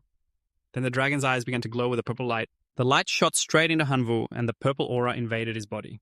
He was designated traitor and simultaneously received a talent effect. Meanwhile, the dragon slayer noticed the killing intent directed at him and spun around. After recovering, Min immediately summoned his greatsword and charged the enemy. Black Dragon Transformation. Dark Tyrant Dragon Slash. The sheer, absurd weight and godlike speed of Min's slash took the Dragon Slayer completely by surprise as he struggled to block it. He coughed up blood, thinking to himself, his power is immense. From behind, a shadow stealthily approached. The Bone Lord took advantage of the moment the Dragon Slayer was fully focused on blocking Min's attack to land a sneak attack, stabbing him right in the chest. He let out a disgusting hee as he pulled his hand out of the hero's chest. The Bone Lord used his unique skill Summon Skeleton Knight from the Dragon Slayer's corpse. A spiritual entity clad in blood armor appeared, mutated hero body withered blood knight. After dealing with one enemy, Min immediately moved to the Saintess, landing a painful kick that sent her sprawling to the ground. She was now facing an overwhelmingly powerful foe. The girl asked, You killed the Dragon Slayer. You're next," Min replied. He looked over to his subordinate and said, "Vantry, how did she attack you?" "Pay her back tenfold." "Thank you, my lord." The Saintess looked on in terror as the hammer swung toward her. All that followed was the sound of a brutal impact, a horrifying scream, and a spray of blood. Moving to the next battle, Min came across another hero fighting one of his subordinates. The Icefire Swordmaster was completely shocked by the sudden appearance of the monster leader, and fired a blade of energy toward him. "What?" The hero hastily blocked the attack, crying out, "I'm done for." The subordinate seized the opportunity using steel-cutting wind blade and landing safely. Then the old man used cross slash to unleash a finishing blow on the hero. Caught in a pincer movement, another hero fell. Only the extreme martial saint remained now in a state of complete shock, being pursued by a pack of Minotaur mages. I'm done for, gotta get out of here." But as he fled, he tripped on a rock and fell right in front of the withered blood knight, summoned by the Bone Lord. "What the hell is this thing?" He looked up to see the Minotaurs holding a massive log ready to smash it down on his head. Blood spilled and the city gates broke. From a high vantage point, Hanvu announced, "Monster army, sweep through the entire city. Any spoils you gather can be exchanged with me for crystals." The monster horde immediately cheered, "Hooray, hooray!" Then Min looked toward the Earth Dragon. "My friend, I hope you soon recover to your peak strength." "Thank you, my friend. I am willing to follow you," the Black Dragon Nifsus replied, moved to tears. At that moment, an official appeared on the screen and announced, "Student Han Yu, congratulations on completing your mission. You've created a miracle. The teleportation is ready. You have 3 hours to sort out your loot." Han Yu replied, "Thank you, sir. Can I build a stable teleportation gate leading to my god's domain? I'm willing to trade all my loot for it." The teacher considered this. "You want to infiltrate the civilization here. I can understand that, but have you considered the hidden dangers? Building a stable teleportation gate is simple, but what if an external civilization uses it to attack your god's domain in return? Just a little carelessness could lead to your divine core being destroyed." Han Yu clenched his fist decisively. Sir, I've thought it through. All right. I will help you stabilize the teleportation gate within 10 days, and I'll also give you a set of warning equipment. As soon as a powerful being from an external civilization uses the gate, to teleport, you will receive a warning beforehand. 10 days later, standing before a large building, he said to the Skeleton Lord, I'm leaving Dalaran under your command. I will keep the Skeleton and Minotaur tribes here to defend against any counterattacks from professional adventurer guilds. If you can't hold Dalaran, retreat to the God's domain immediately. Don't let too many of our tribe members get hurt over this. The Skeleton mumbled in reply, I understand. Then the young man immediately cast the command to open the teleportation gate. A large portal opened. The next morning at school, the young man strolled onto the campus. A teacher there noticed something strange. He asked, Student Hanyu, what's wrong with your eyes? The young man took out his phone to look at his reflection and wondered, could it be because of the special class Rebel? Poof! The system panel appeared. Name, Hanyu. Creature level divine. Innate talent. God's only chosen one. Rebel. Divine abilities accelerated growth. Unique life sacrifice. Skills colossal / sonic boom. Dragon / black dragon transformation. Divinity 3 points. Auto-generates divinity up to 100 million. Divinity gathering points. Divine power 200,000. Auto-generates divine power up to 500,000. Faith power 24,000 to 30,000. Core level 10. Petrified members. Level 1. Divine item points. God selection. Level 2 items. Level 1. Earth core. Divine item. Level 2. Holy relic. Switching to the Rebel tab, a notification popped up. Must reach demigod level to be qualified to view this talent. The young man couldn't help but swear, damn it, I'm not high enough level to see this information. Just then, the bold teacher appeared and said, Student Han Yu, you have excellently completed the Jingxi Academy trial and earned a spot as a prospective student of Jingxi Academy. However, to officially enroll, you still need to meet certain conditions. What are they? Han Yu asked curiously. The teacher replied, to become a prospective student of Jingxi Academy, yes, you need special strengths. You must satisfy at least 2 of the following 4 conditions. He began to list them. 1, a core family member is a naturally born elite life form. 2, nurture a heroic life form. 3, your own divinity reaches over 4 points. 4, possess a saint. Your current situation satisfies the second condition. You need to meet 1 more condition to enter Jingxi Academy as a prospective student. He scratched his head and thought, this is a bit too difficult. The old man turned to leave, saying, Student Han, you keep trying. The doors of Jingxi Academy are always open to you. The young man immediately turned to ask the young teacher, Sir, do you have any way to help me quickly get 1 point of divinity? Too late. If you had asked me a day earlier, I could have spared you a point of divinity, but now I've used it all up. In 28 days, the school will have an assessment that rewards 1 divinity point. Student Han Yu, stop looking at me with such suspicion. I swear on my honor that what I'm saying is true. The teacher was a little annoyed seeing his attitude. A while later in Han Yu's God's domain, the young man placed his hand on the ground as if preparing to do something. Demon's path? No other choice. I'll have to take a gamble. Poof. Life sacrifice. A large green vortex appeared where the young man had placed his hand. Divinity plus 0. After getting the undesirable result, the young man was a bit disappointed. No divinity. I'll try again tomorrow. The next day, he followed the same procedure. Divinity plus 0. He continued to console himself. Still nothing. I'll continue tomorrow. Until 7 days later, his eyes were now a little misty at the corners. I once had a divinity card in my hands, but I didn't cherish it and traded it for 1.5 billion divine power. Only now do I feel immense regret. If heaven gave me another chance, I would definitely hold on to that divinity card tightly. I wouldn't sell it even if you beat me to death. Just then, an unread message appeared in his inbox. The young man opened it and saw a message from Big Shot Yuan Kun. Any news on the origin of the Holy Relic today? Since I'm broke, I guess I'll have to ask. Han Yu replied, Can you lend me 1 divinity point? Yuan Kun is a true god, asking him for 1 divinity point. Surely he has some to spare, right?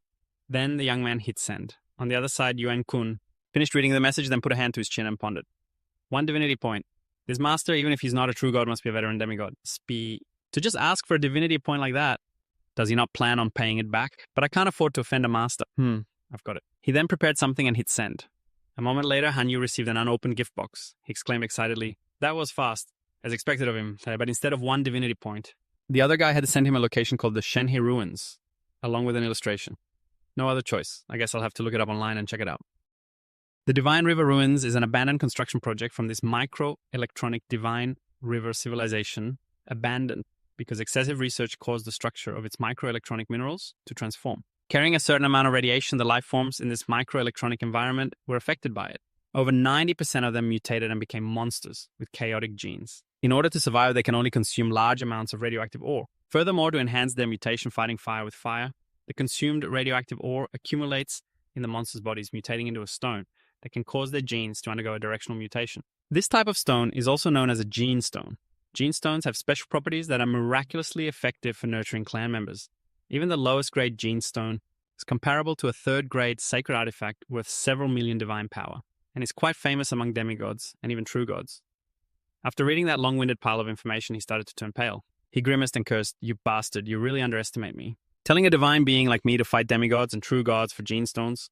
I wonder how many divine power points I could sell this entry ticket for."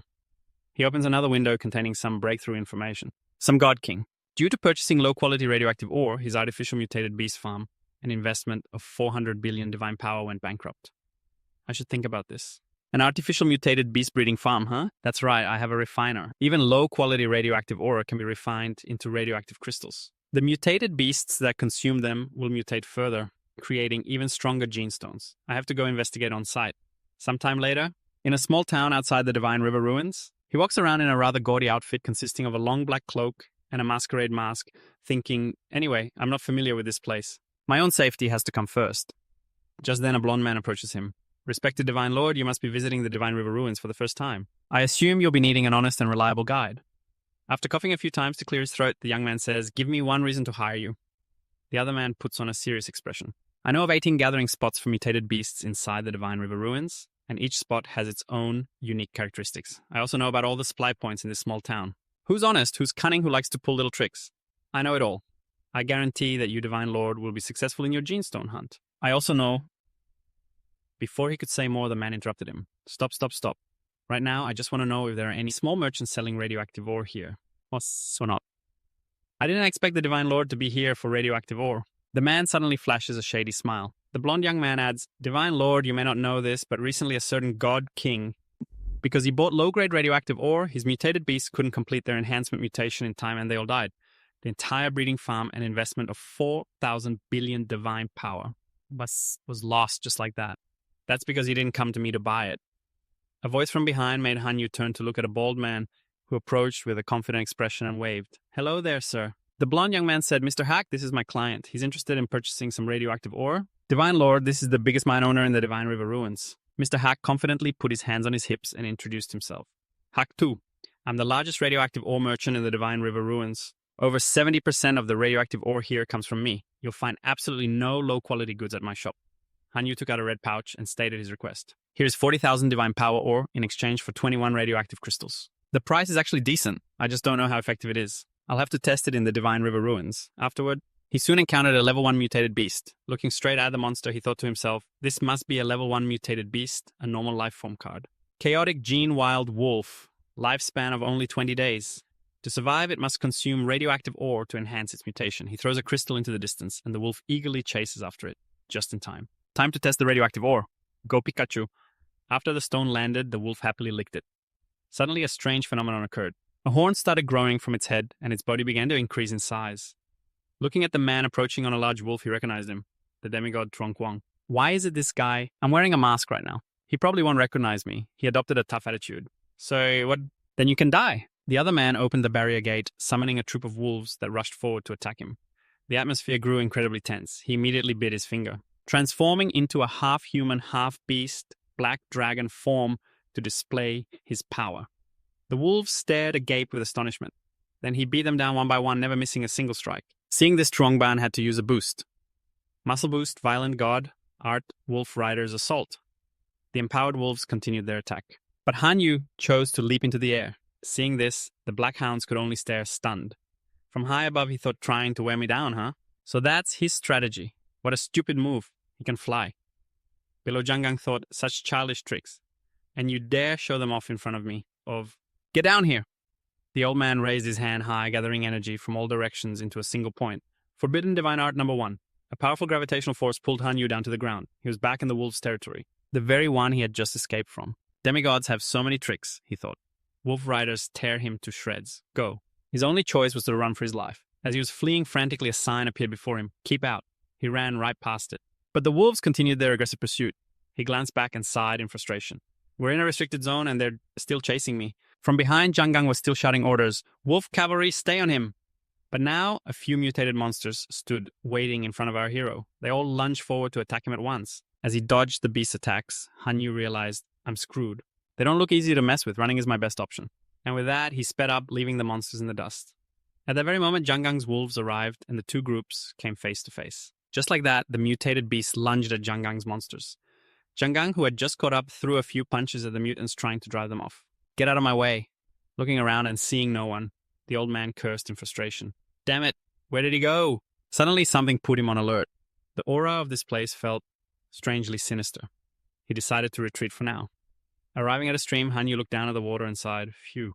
I finally lost them. Man, I'm dying of thirst. So he cupped some water to quench his thirst. But beneath the surface, a fish with human feet was walking towards him. It suddenly leaped out of the water, startling him. Whoa, what the hell? How could it mutate into that? Did some nuclear waste explode in this river or something? I need to get back on track. Looking at his map as he walked, he blurted out, this river doesn't seem to be on the map. Oh no, don't tell me I'm lost. Suddenly, another pack of beasts appeared before him. He thought to himself, stay calm. Since I'm here anyway, I might as well farm some genes first. He hurled his red stones toward the beasts, creating a massive explosion. Hanyu was satisfied. Gene stones aren't that hard to find. A few hours later, the sun had completely set, giving way to the night. The white-haired young man looked up at a strange pillar of light on a mountain peak. He thought, it's getting dark. It's not safe out in the open. I need to find a place to take shelter first. It looks like there's some kind of structure over there, a Shenhe ruin. It's a site that was abandoned by the Shenhe civilization. This structure must be one of their creations. If I can rest inside, it'll be much safer than staying out here in the wilderness. Knowing what he had to do next, Hanyu transformed into his black dragon form and flew towards the source of the bright light. Reaching the fortress on the mountaintop, he thought, looks like an abandoned old castle. As he went inside, he continued to observe his surroundings. It doesn't seem like anyone's here, but I should still be careful just in case wild beasts have gathered. Suddenly, he noticed a stack of papers ahead. There seemed to be a fluctuation of energy coming from that spot. A light emanating from a corner of the fortress caught his attention. Observing quietly, Hanyu saw a group of people in black cloaks standing in a circle and chanting. He wondered, what in the world are they doing? The four groups discussed among themselves. The God King bore the infamy of a failed investment to obtain immense divine power, creating this opportunity for us to hold this ritual. This operation must succeed. Failure is not an option. One of them held up a crystal and declared, the time is now, let us begin the ritual. And so under the full moon, a magic circle was summoned, glowing brightly. It shot a great beam of pale blue light into the sky. The entire castle was now being amplified by the magic circle. The figures below looked up overjoyed. It's a success. We actually did it. We've reached the seal left behind by the Shenhe civilization. Hanyu observed from the side, thinking to himself, I read online that the Shenhe Ruins research project was abandoned by the Shenhe civilization and sealed because it was too dangerous. It seems this God King they mentioned is publicly using the cover of building a mutated beast farm, while secretly researching a ritual to break the seal. Thankfully, the Shenhe Ruins have a restriction against living beings with more than 10 divinity points, which is why I was able to get in. The young man tiptoed past the group while they were distracted, thinking, that so-called God King can't get in here.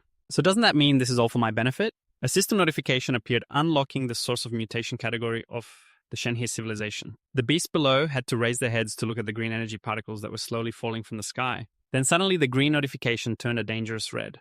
Warning, warning, check failed. The person unlocking is not a super soldier of the Shenhe civilization. User identified as an intruder. Halting unlock sequence. Activating anti-theft mode. Releasing level 4 mutant beast Gomorrah. Activating encountering obstruction protocol. Forcing origin mutation. Ejecting. The seal was suppressing several heretics at that moment. Every single one of them clutched their heads and screamed in pain. Men stood amidst the panicking crowd, thinking to himself, what's going on? A strange voice spoke up. Hello, my lovely group of players from the God's domain. My name is the Source of Mutation. To thank you all for helping me weaken the seal and helping me escape my bonds, I've decided to grant you all a favor, and that is to become my hosts. The figures in their dark concealing robes were utterly bewildered. They turned to ask each other, who is that? Who? The strange voice continued. However, only one of you will be lucky enough to become my vessel. Who among you will receive this honor? How about we all play a little game? Just like that, the entire group, along with Hanyu, was transported to a separate dimension. Before them was a large amplifying source of light. From within it, a shadow slowly stepped out. It was a monster with an amorphous physical form. It added, the content of this little game is to nurture a being that can destroy the level 6 mutated beast Gomorrah. Each person is limited to 10,000 high-purity radioactive ore. Use your kin as test subjects. Whoever finishes first will be the lucky one to become my vessel. A man from the heretic group grew angry and refused me. I have no damn interest in being some vessel. If you don't let me go, I'll release all my kin in the God's domain and raze this place to the ground. But after waiting a moment, there was no reaction. The man looked at his own hands, which were trembling uncontrollably with a horrified expression. What's happening? Why can't I connect to the God's domain? The first one to forfeit their right has appeared, the voice rang out. The level 6 mutated beast, Gomorrah, suddenly rose up from the middle of the crowd and swallowed the man whole. Its size was at least 20 times that of a human. It raised its head high and began to roar for a few seconds after devouring its prey. Just then a hand was raised to offer an opinion. A man stood before the panicking crowd and stated, "I can't contact my godly power or summon anything. Who is his kin? When did he get in here?" The monster replied, "Little one, of course I won't disappoint you." Another portal appeared right next to the young man. "Damn it, only the king can enter. But you can't get out. There's no escape." Looking at the mechanics of the blue door actively created by the monster Nen made his judgment. 3 hours later, the people in black robes were all sitting slumped on the ground exhausted. "This is bad. After my kin used the high-purity radioactive ore, more than half of them died. Only a small portion saw a slight increase in their strength. What about you guys? Less than 20% of my kin are still alive." "Same here." As for Han Yu, he was currently testing his analysis machine. "This is truly a treasure. It broke down into nearly 6,000 high-purity radioactive crystals." He smiled smugly and said to the locust, "But I had to sacrifice 100 million locusts just to forge one treasure. And this one here." The bug ate the stones and became a level 3 mutated beast with an incredibly strong regenerative ability. Big Chiang couldn't be killed no matter how he was hit. "It's all up to our brother Chiang now." After that, he took out more ore to nurture his beast. 3 months later, the entire group of black-robed people was utterly stunned by what they were witnessing. Oh my god, he actually succeeded. What kind of monster is that? Behind Han Yu now was a level 6 mutated locust. The creature's size was now comparable to the Gomorrah summoned by that monster. The villain also happily gave an order, "Gomorrah, time for inspection." The monster immediately advanced towards the black-robed people. It bit one of their kin to death. "What?" Seeing this, the slimy monster laughed smugly. "Failures don't deserve to live." After that, the entire group of black-robed people was devoured in one meal by the massive monster. All that remained were their desperate screams, "Ah, help me, I don't want to die yet." After the small fry were dealt with, the monster looked over at Han Yu and announced, "Now it's your turn." After completing the evolution, for the strongest individual in his kin, Han Yu thought, "To increase Brother Cockroach's power, I could feed it all the genstones. Now Brother Cockroach has undergone a special mutation, but Brother Cockroach's lifespan has also been shortened by 1 day, so the price was too high." The young man raised his hand to quickly wipe away 2 tears that were about to fall.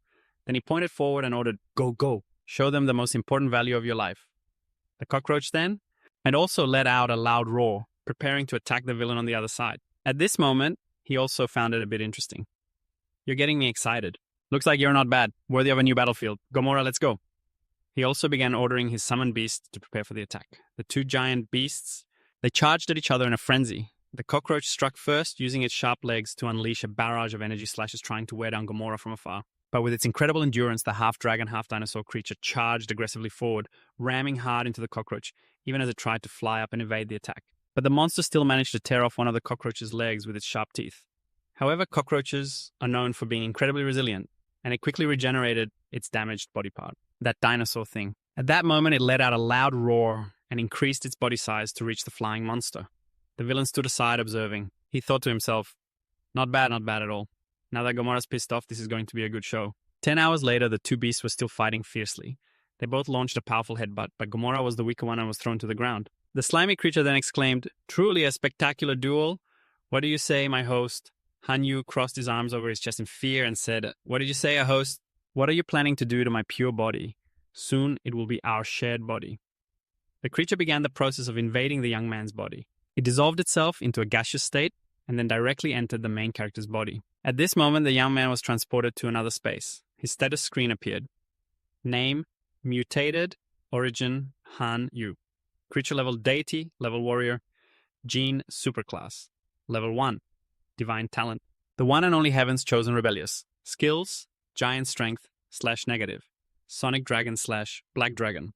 Transformation, divinity 4 points. Mutated origin, gene, parasitic divinity. +1 divine power, 20,009,700,000. Own divine power, 2,250,000,000. Other divine power, faith power, 67,030,000. Core level 10. Artifact overdrank, level 3. Flaw, artifact petrifying point, level 2.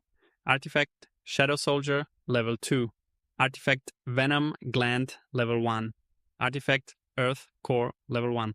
Artifact fairy swarm bow, level 1. The core kin looked up and wondered, am I Han Yu now? Or am I the mutated origin? A blue flame suddenly appeared and spoke to the young man. You're awake, my dear host. Who are you?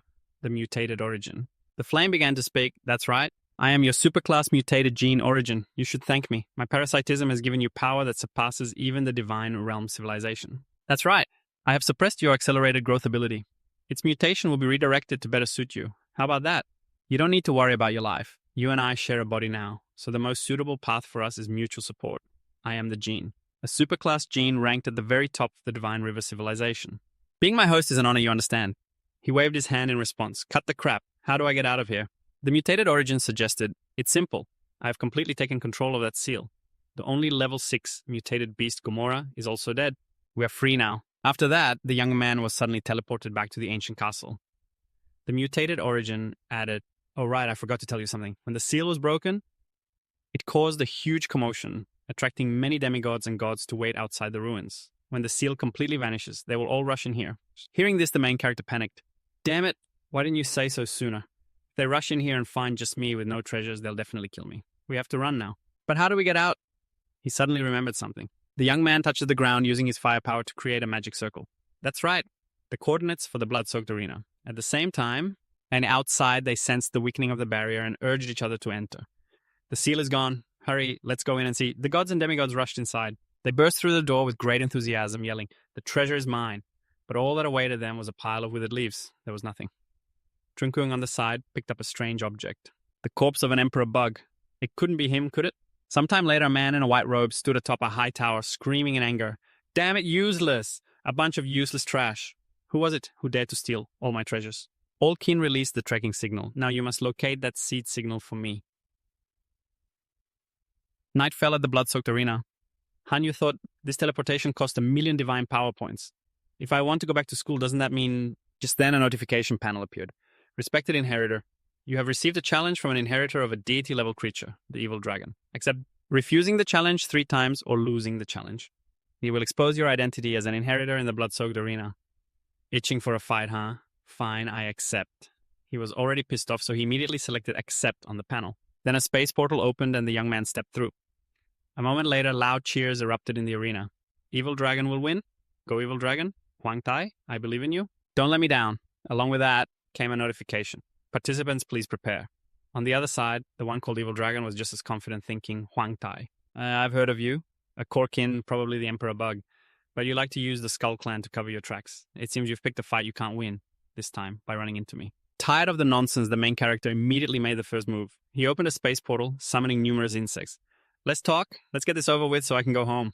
If you're in such a hurry to die, then let me send you on your way. Go Demi-Dragon Knight. The evil dragon also summoned an army of dragon men to confront the main character, and both sides just started chaotically slashing at each other. The evil dragon on one side was a bit annoyed. Are you looking down on me? Where are your skeletons? Just sit there and state your terms. If you can beat my locust swarm, then we'll talk. Courting death. The half-dragon men unleashed their skills, and the horde of dragon men immediately started breathing fire everywhere. Seeing this, Hanyu immediately changed his bugs' tactics. Locust swarm, hear my command. Abyssal bugs, defend. Heavenly demon bugs, attack shadowmancy. Bugs, wait for an opportunity to assassinate, and just like that, the dense curtains of fire from the half-dragon men were immediately neutralized.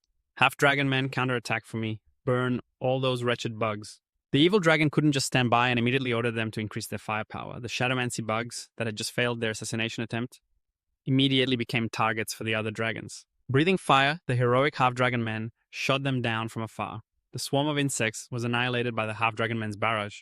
The evil dragon taunted, "Stop your useless resistance. Aren't you going to play your trump card? Your trashy locust swarm is about to be burned to a crisp. If this keeps up, the locust swarm will just be sacrificed in vain.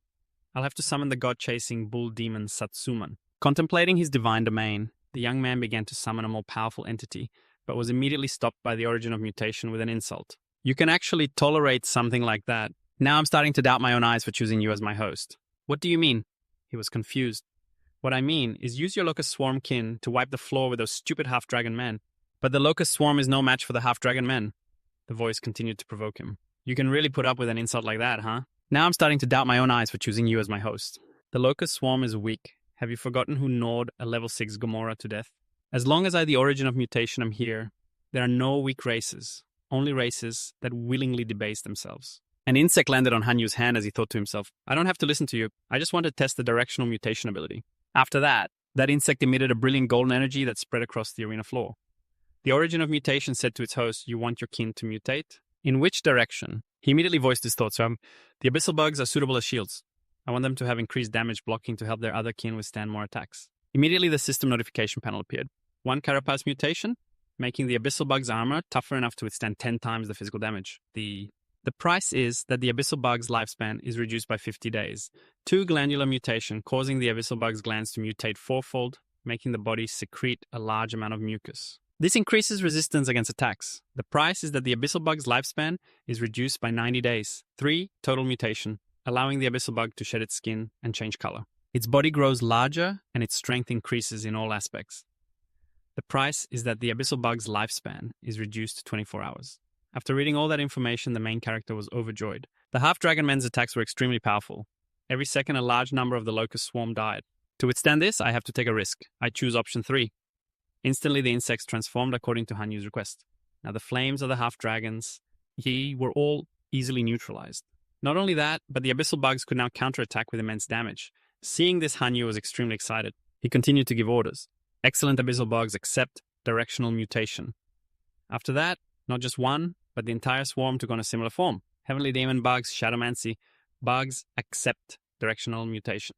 The other types of bugs also began to receive significant power boosts. They flew high into the air, using shadow spike attacks, unleashing a series of sharp thorns that embedded themselves straight into the bodies of the dragon men. A terrifying series of collisions followed as the enhanced techniques left the evil dragon's kin completely overwhelmed with no ability to fight back.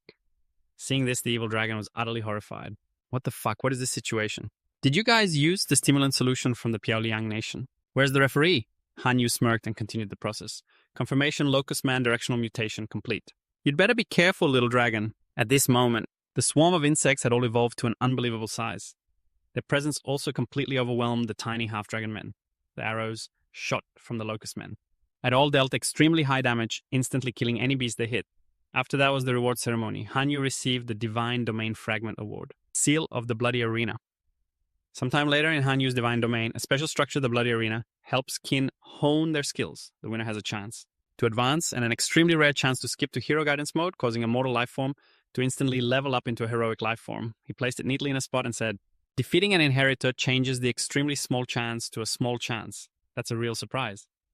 But at the core of the Divine Domain, Hanyu exclaimed, whoa, this is the real surprise. The origin of mutation chimed in, hey host, it's just a measly little benefit.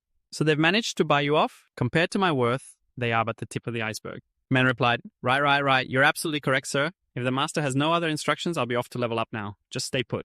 Once I'm stronger, I'll deal with you sooner or later. After setting his goal, the young man activated the life sacrifice and a green whirlwind reappeared in his divine domain. The choices began to appear. Tier 4 sacred item, Storm Armor. When combined with the core of the divine domain, it can grant kin the ability of summoning. Storm Armor. Tier 3 Architecture Observation Tower. When built in the Divine Domain, it can observe situations from 10,000 miles away. Flesh Puppet Crafting Manual. It utilizes the flesh and blood corpses of powerful creatures. When the Flesh Puppet is completed, its strength and abilities are fixed and cannot be improved. After reading this, he decided to go with the Flesh Puppet. In that case, wouldn't Gomorrah and My Dear Cockroach. The young man immediately chose the last option. Am I about to rise up? Half a year later in the Divine Domain, which was 10 days in the outside world, Hanyu was extremely satisfied with the results. It wasn't a waste spending 100,000 divine power points, all that investment, and so many high-grade materials. You guys are just so captivating. Before him was a creature that looked badass as hell. Glossy, tough, black skin, dragon-like wings, and red eyes like 2 shining gems. A flap of its wings stirred up dust throughout the surrounding space, a puppet made of flesh and blood. Its strength is on par with a living heroic-level powerhouse, but its recovery ability is comparable to a diamond wolf. To commemorate Brother Chiang, I'll call you Little Chiang. The notification panel then displayed some basic information. Name, Little Roach, Race Hero Puppet. Talents, Super Regeneration, Gluttony, Giant, More. Sharp teeth, refined bones, dragon scales. Perhaps it's time to accept that challenge. Grandpa, I've gotten 1 foot in the door of Jingxi Academy. Don't worry, I will definitely go to the Chaotic Star Sea to find our parents and bring them back. 3 days later at the Imperial Capital Academy. Hanyu, along with some other students, was walking into the lecture hall when he suddenly stopped and said with a sigh of admiration, so this is a top-tier academy.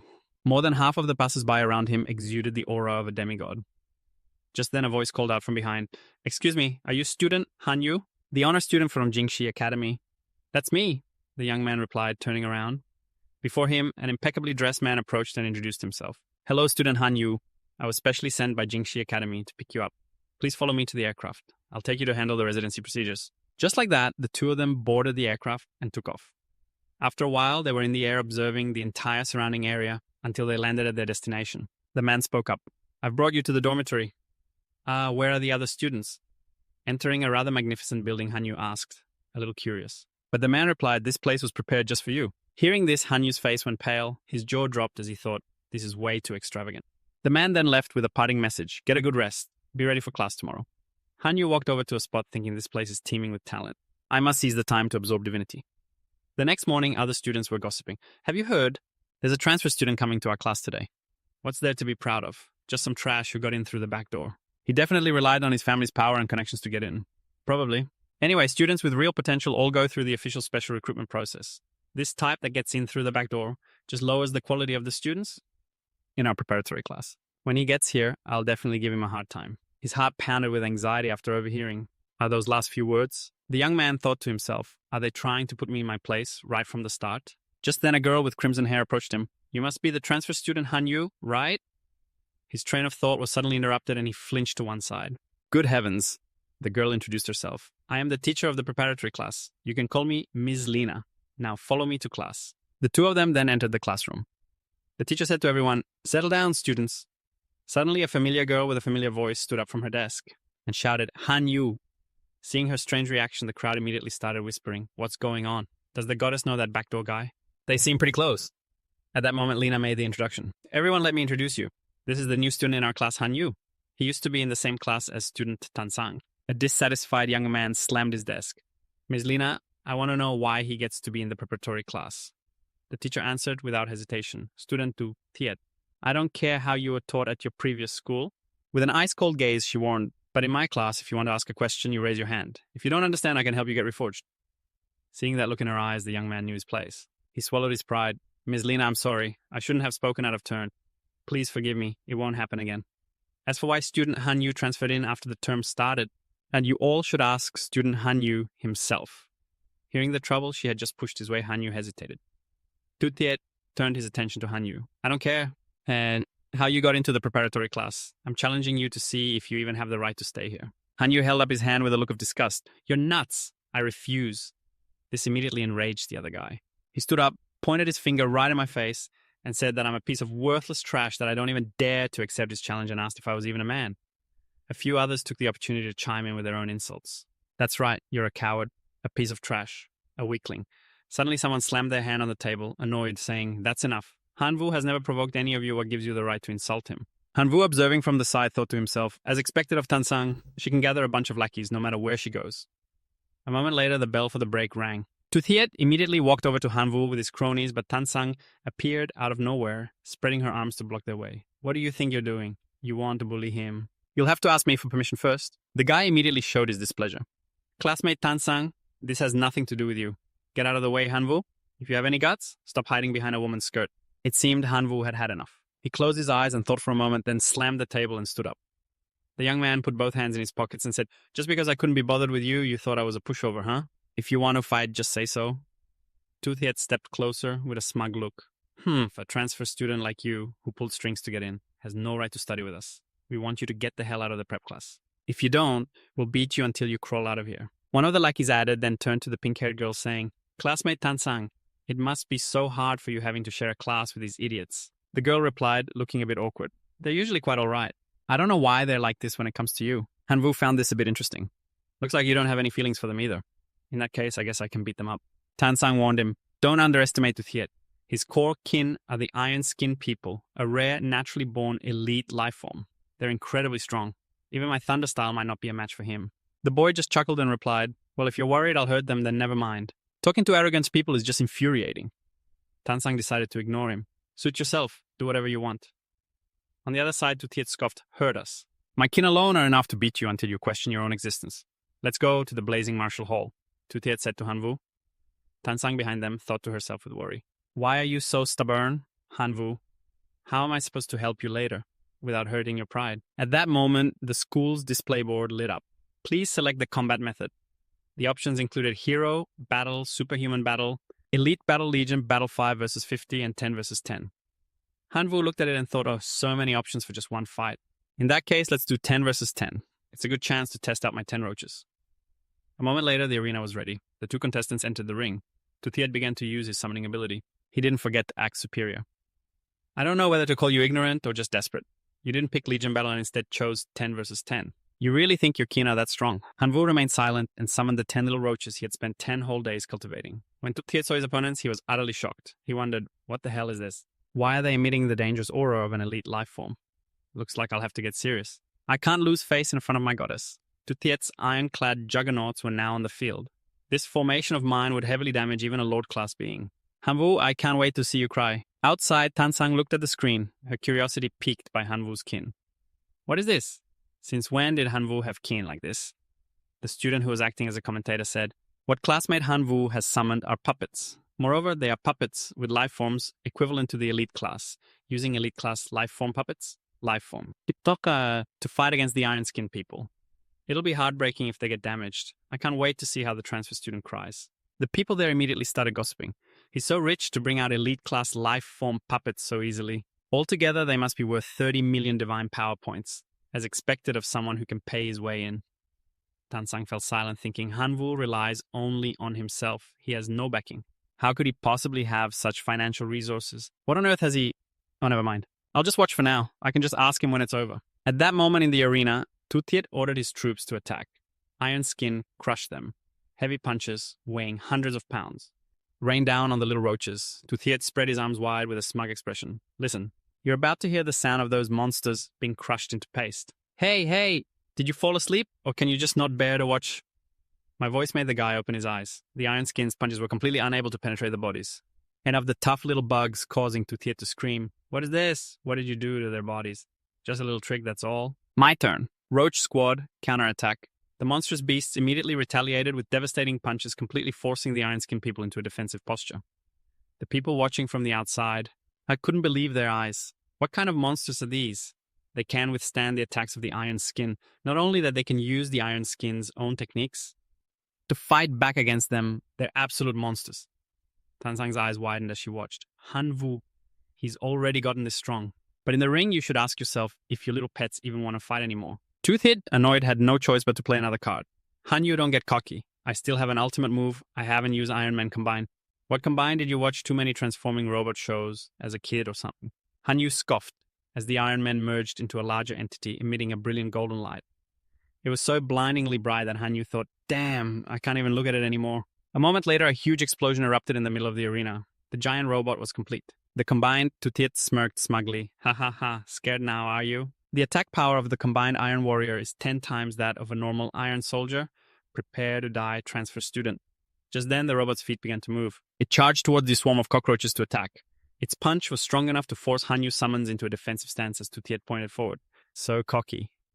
Relying on these things, you actually had the guts to join the reserve class of the Imperial Capital Academy today. I'll show you the true power of a genuine reserve student. Hanyu pretended to be shocked, innocently covering his face. Whoa, it's that strong. Tuthiet added, Hanyu, if you surrender now, I'll spare your summons. My offer is valid for 10 seconds. Then he started counting down.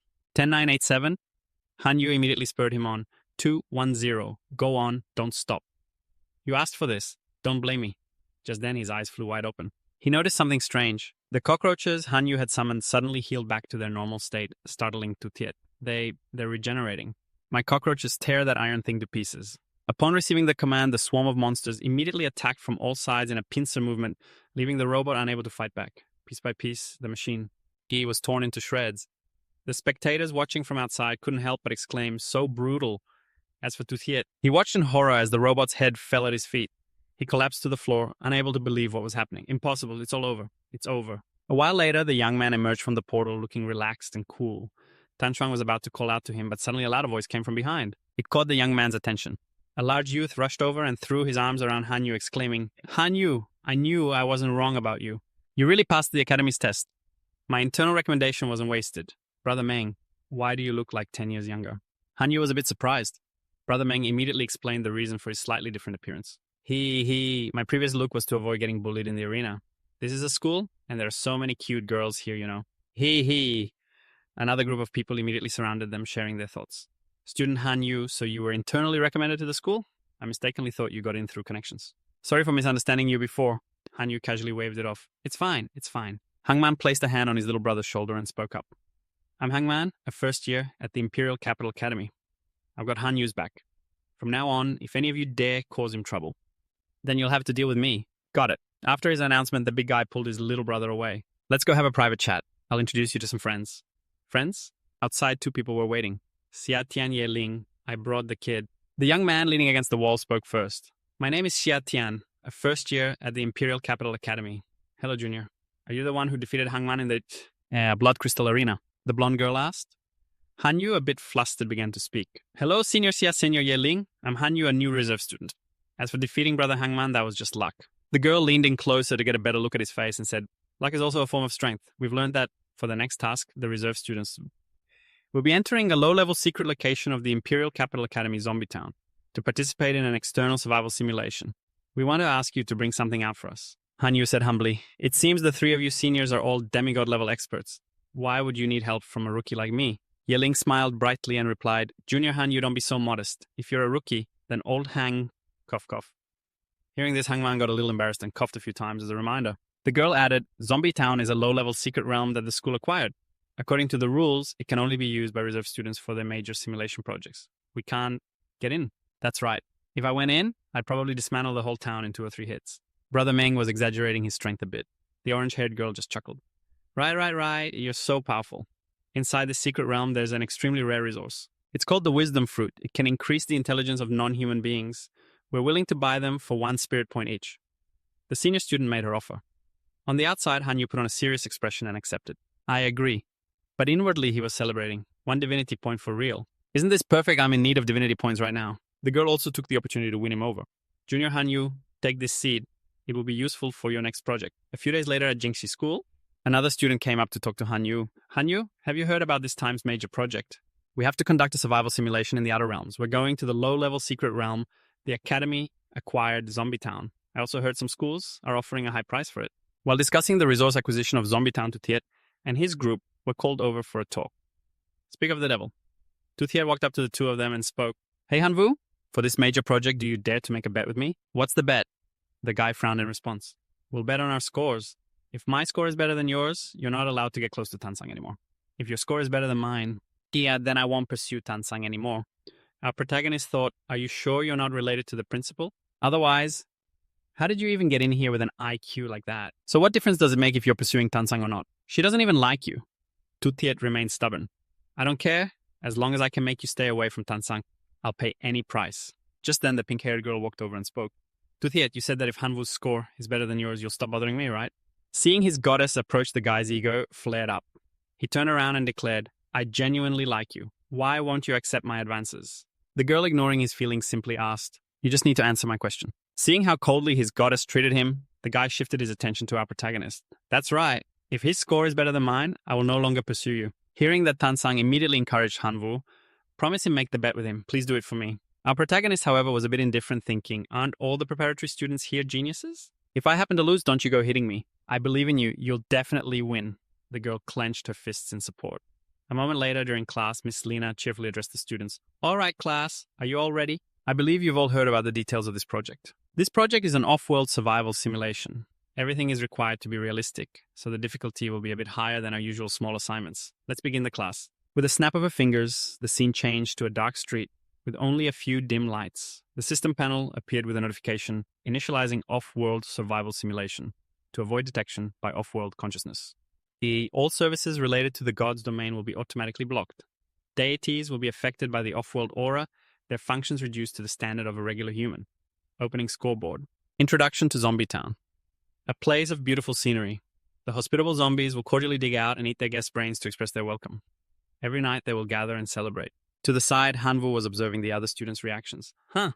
Why am I so hungry? Me too. And what's more, I can't open my spatial ring artifact. I stored so much food in there. Hanvu thought, we're deities. We wouldn't feel hungry, even if we didn't eat for 10 days or half a month. Now our divine artifacts are useless, so this is the survival test. He checked his own status panel. Directional mutation, skill usable as normal.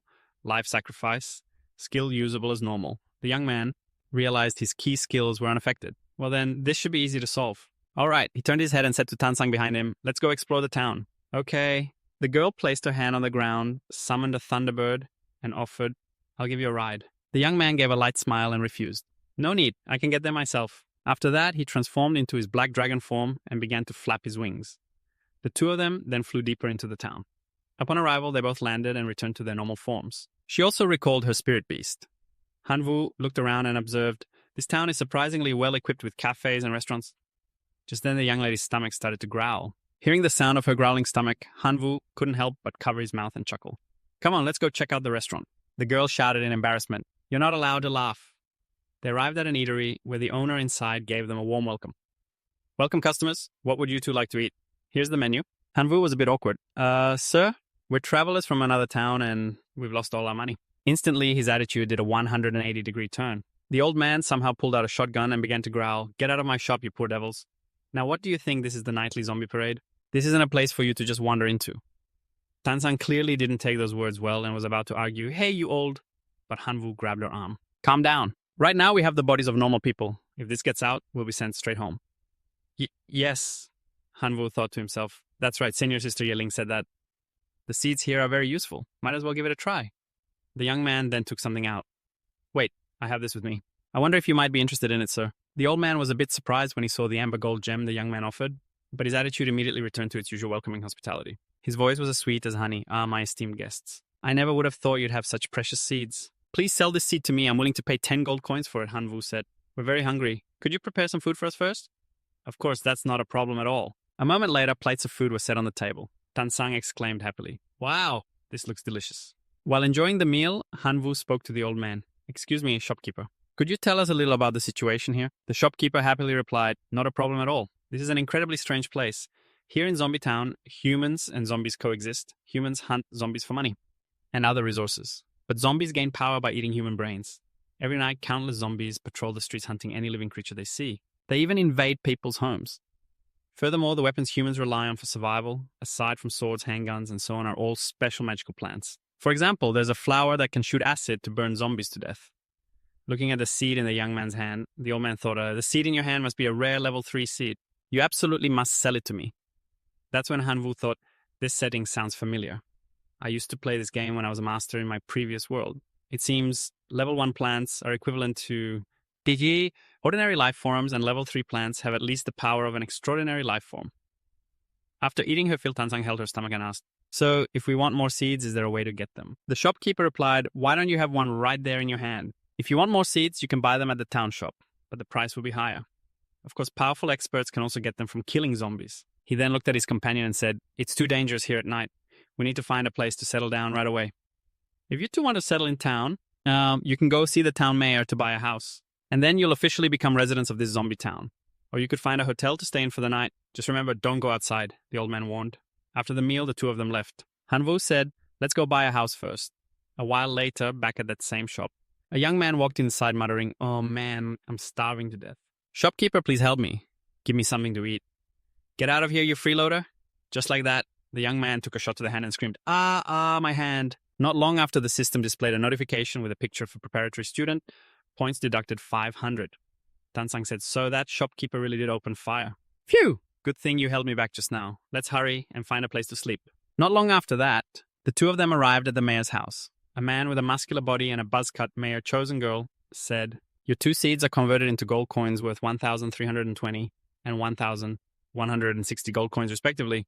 The lowest price for real estate in our town is 1,200 coins per house. Tansang was flustered. We don't have enough.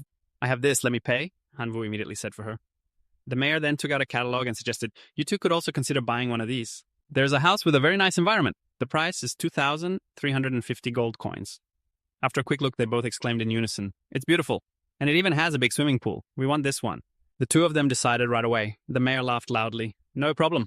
But we have a rule in town about co-purchasing property. The two of you must be husband and wife. So, how about it? Want to get married while you're at it? Hearing this, both the boy and the girl froze like statues, completely dumbfounded and embarrassed.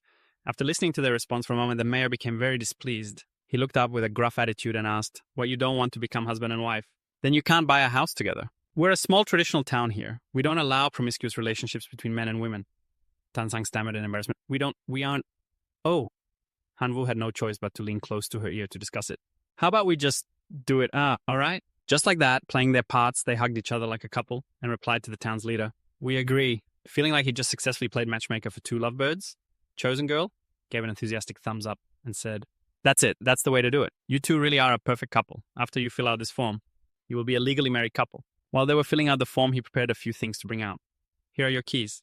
As a gift here are 130 pea shooter seeds and 50 coin flower seeds. I wish you both a happy marriage.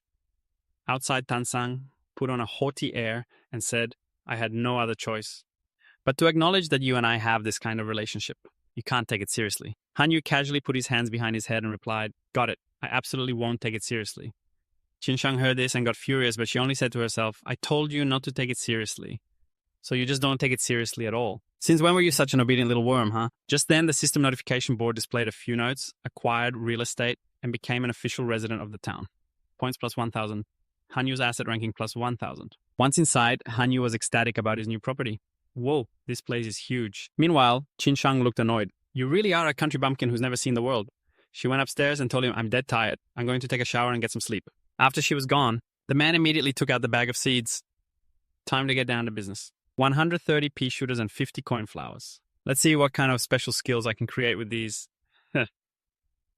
Later that evening, as the time for the zombies to appear drew near, he walked into the lounge hallway muttering to himself. Before I knew it, more than an hour had passed. He suddenly opened a door and walked in, still talking casually. Today, the pea shooters are still... When suddenly a steamy scene not suitable for young children appeared before him. Specifically, it was right when the girl was about to change her clothes. The whole building was suddenly filled with the sound of a loudspeaker blaring with screams and curses. Get out now. I didn't do it on purpose. Sometime after that moment, Hanyu had managed to grow a few plants. Plant name coin flower. Plant level 1. Plant ability generates coins. For every unit of energy absorbed, it generates 1 copper coin. 10 copper coins equal 1 silver coin. 10 silver coins equal 1 gold coin. 1,000 gold coins equal 1 diamond. Plant lifespan. 1 year. Plant name pea shooter. Plant level 1. Plant ability shoots peas, can fire peas at a rate of 1 per second. Deals high damage to undead creatures. Plant lifespan. 1 year? He thought to himself, they grow so fast, huh? I wonder how strong they are. Just then, Qinshang came outside and asked him, What are you muttering to yourself about? Oh, it's nothing. The man suddenly blushed and flinched. You... Confused, she asked again. Why are you blushing? Don't tell me you're thinking about...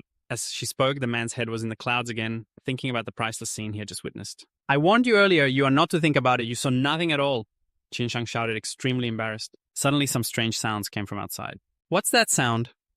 The girl immediately used a light spell to illuminate the surroundings. In the light, the two of them saw a horde of zombies approaching the house. Their eyes were crimson red as they ran at high speed towards the two of them. Having prepared for this, Hanyu calmly crossed his arms and thought, All right, let's see what you guys can do. The pea shooters immediately unleashed a high-speed barrage of projectiles at the enemy. But despite the number of peas, they didn't do much damage to the monsters. He felt a little let down.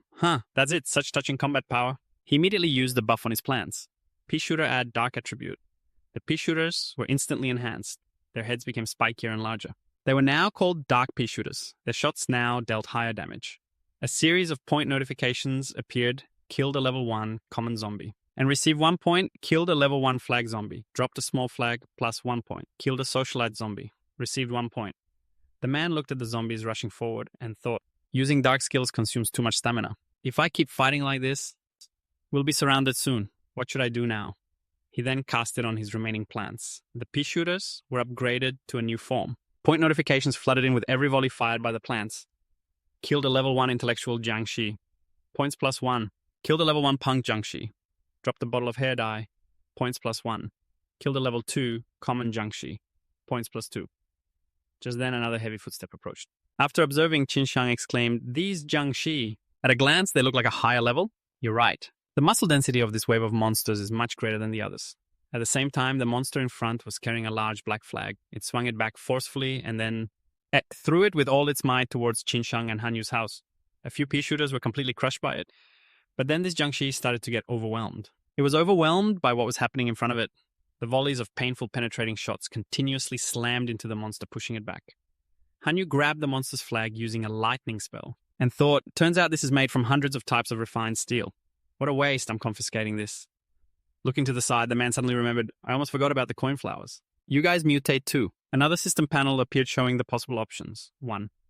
A versatile variant that increases the money flower's yield. The trade-off for doubling the yield is a 1-month reduction in lifespan. It can be upgraded a maximum of 13 times, leaving the money flower with 12 hours of life left. 2, an absorption variant that increases the money flower's atmospheric absorption range. The trade-off for doubling the atmospheric absorption range is a 2-month reduction in lifespan. It can be upgraded a maximum of 7 times. That leaves it with 12 hours of life. Given my greed, my answer was obvious. I want it all. Just like that, tons of coins began pouring out of the flowers I had planted earlier. They continuously spewed out countless coins. Tan Sang, watching the leaderboard, joyfully announced, "You did it. Your cumulative score has surpassed 2 Tiets." Meanwhile, on the other side, that guy 2 Tiet was stunned when he was suddenly knocked down to second place. What? The scores were Hanwu, 1,436 points. 2 Tiet, 1,313 points. So that guy has started to use his trump card. He pulled out a crimson seed, a level 4 plant, the seed of a fire dragon grass. With this weapon in hand, he snarled, "Hanwu, don't even think you can surpass me. Never." 2 hours later, the seed hatched into a sprout that looked like a small, overwhelmingly powerful dragon. It let out a heaven-shaking roar. With a single blast of fire, an entire horde of zombies was turned to ash. They had absolutely no chance to fight back. All the monsters touched by those flames withered away and disintegrated.